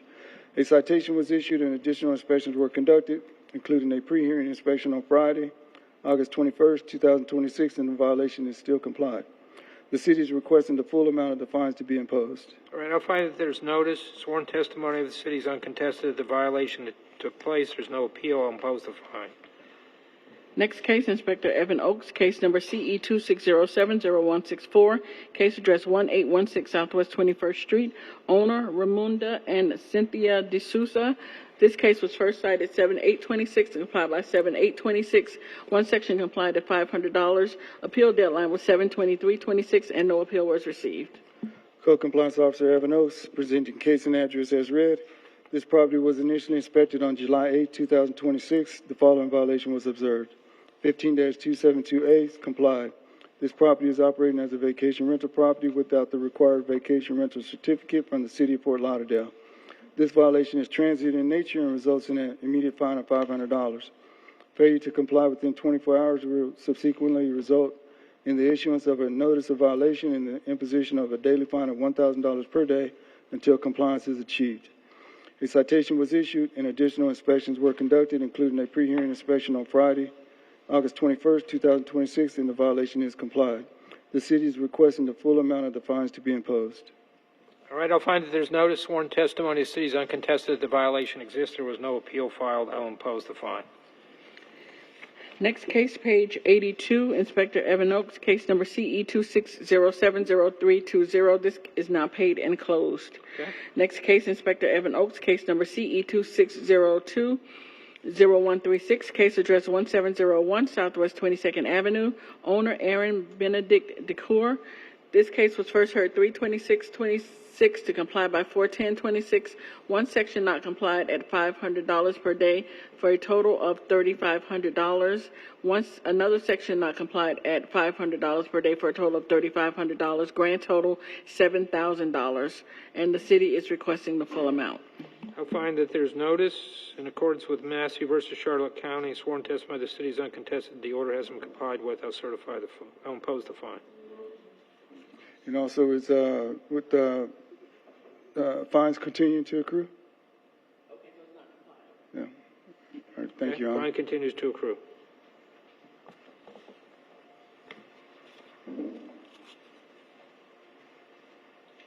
Our next case, page 83, Inspector Wanda Aquavella, case number CE 26061099, case address 934 Waverly Road, owner Kurt Peter Stange. This case was first cited 7/1/26 to comply by 7/1/26. One section complied at $500. Appeal deadline was 7/16/26, and no appeal was received. Wanda Aquavella for the city. Case and address is read. This property was initially inspected on July 1st, 2026, and the following violation was observed. 15-272A, this property is being utilized as a vacation rental property without the required certificate of compliance from the city of Fort Lauderdale. This violation is transient in nature and results in the immediate fine of $500. Failure to comply within 24 hours will subsequently result in the issuance of a notice of violation and the imposition of a daily fine of $1,000 per day until compliance is achieved. A citation appeal was not received. The city is requesting the full amount. The property is now in compliance, $500. All right, I'll find that there's notice, sworn testimony the city is uncontested that the violation exists. There was no appeal received. I'll impose the fine of $500. Next case, Inspector Wanda Aquavella, case number CE 26070451, case address 3315 Northeast 16th Court, owner ANK Properties LLC. This case was first cited 7/14/26 to comply by 7/14/26. One section complied at $500. Appeal deadline 7/29/26, and no appeal was received. Wanda Aquavella for the city. Case and address is read. This property was initially inspected on July 14, 2026, and the following violation was observed. 15-278-3, there is a solid waste container placed curbside outside of the permitted time frame. A civil appeal was not received. The city is requesting the full amount of the fines be imposed, $500. All right, I'll find that there's notice, sworn testimony of the city is uncontested. The violation exists. There is no appeal received. I'll impose the fine of $500. Our next case, page 86, Inspector Rachel Moore, case number CE 25050765, case address 415 Arizona Avenue, owner Yaranis Carrello Diaz and Noslin Garcia. This case was first heard 11/19/25 to comply by 1/29/26. One suspension from 5/12/26 to 7/7/26. Two sections not complied at $50 per day. $15,400 accrued, and the city is requesting the full amount. The fines continue to accrue. I have, yes. Inspector Moore, presenting case as read. This case was presented before the Special Magistrate on 11/19, and at that hearing, Special Magistrate Flynn ordered on 11/19, ordered 71 days to comply or $50 per day thereafter. And at the hearing dated 5/12, Magistrate Duty granted a 56-day extension. However, on 8/11, an application was submitted to the building department from the contractor for a concrete driveway installation via building permit BLD GEN 26080-249. With that, they are actively working on coming into compliance, and the city is requesting an additional 83-day extension with the stay of fines. Okay, I just want to, I thought we were on page 86. Yes. Is this the order to reappear? 415 Arizona. Okay, and they submitted an app for a driveway? Yes. With the building department, they do have one. Okay, I don't see a driveway in the violations, but I guess they're parked on the lawn, so Yes. they're going to go to the driveway. Yes. All right, I got it. And the other ones, okay, so basically, I'll grant an extension 83 days. Yes. Suspend the fines during that period of time. Yes, thank you. You want an order to reappear? No. Okay. Yes, we will need an order to reappear. Reappear. Sorry. Okay. Yeah, we need. Our next case, Inspector Rachel Moore, case number CE 25060661, case address 1031 Southwest 31st Avenue, owner Raquel Hidalgo. This case was first heard 11/19/25 to comply by 3/26/26, one suspension from 4/30/26 to 8/27/26. One section complied at $50 per day for a total of $950. Four sections not complied at $50 per day for a total of $7,000. Grand total $7,950. The city is requesting the full amount and the fines continue to accrue. This was in order to reappear. Okay. All right. We're here. All right. Inspector Moore presenting case as read. This case was first presented on 11/19, and at that hearing, Special Magistrate Flynn unfortunately denied an extension as the property owner was unable to appear. And at the Special Magistrate hearing dated 4/30, Special Magistrate duty granted an additional 119-day extension. And as a pre-hearing inspection dated 8/25/26, the property remains out of compliance. Construction Review Specialist Daniel York with the Housing and Community Development is here to speak on behalf of the property. Yes, sir. I think you got to push that mic. I don't think it's down at the bottom. It's just, yes. It'll light up if it did it. Oh, it's not working. All right, well, go ahead. I can hear you. You got to go over here. No, it's not plugged in. It's no longer plugged in. There we go. Thank you. Okay. So Can you hear me? Yep. Okay. I'm Daniel York, Construction Review Specialist, Housing and Community Development. Ms. Hidalgo is going through our housing rehabilitation program. Okay. She is currently going through the legal phase, getting the execution of the contracts. Okay. We are asking for a 104-day extension to give us time to get through this process and get the construction started and completed. Okay.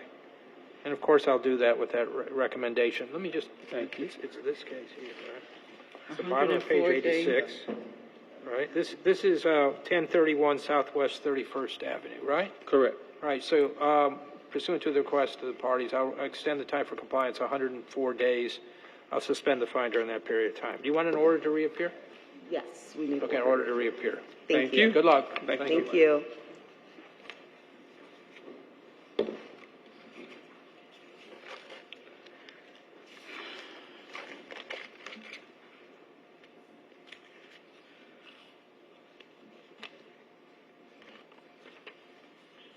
We're going back to page 84.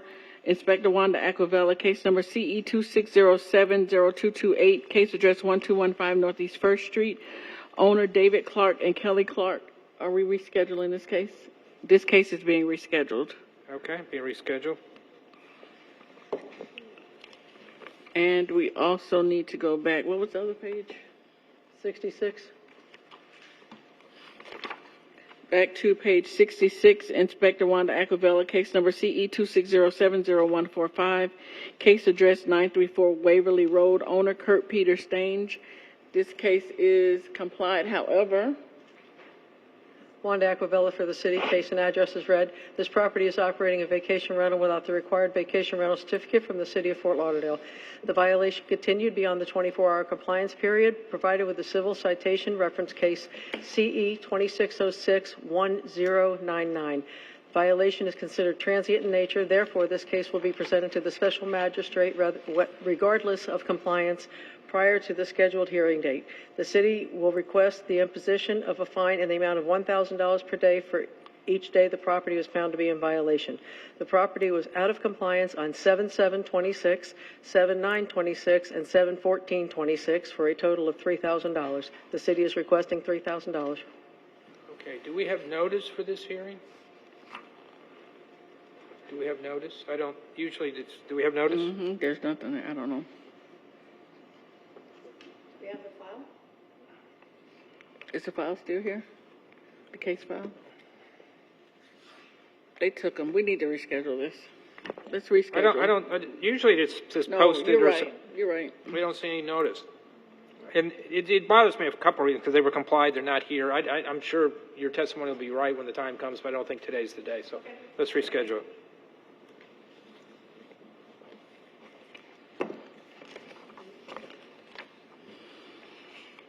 Okay, where was I?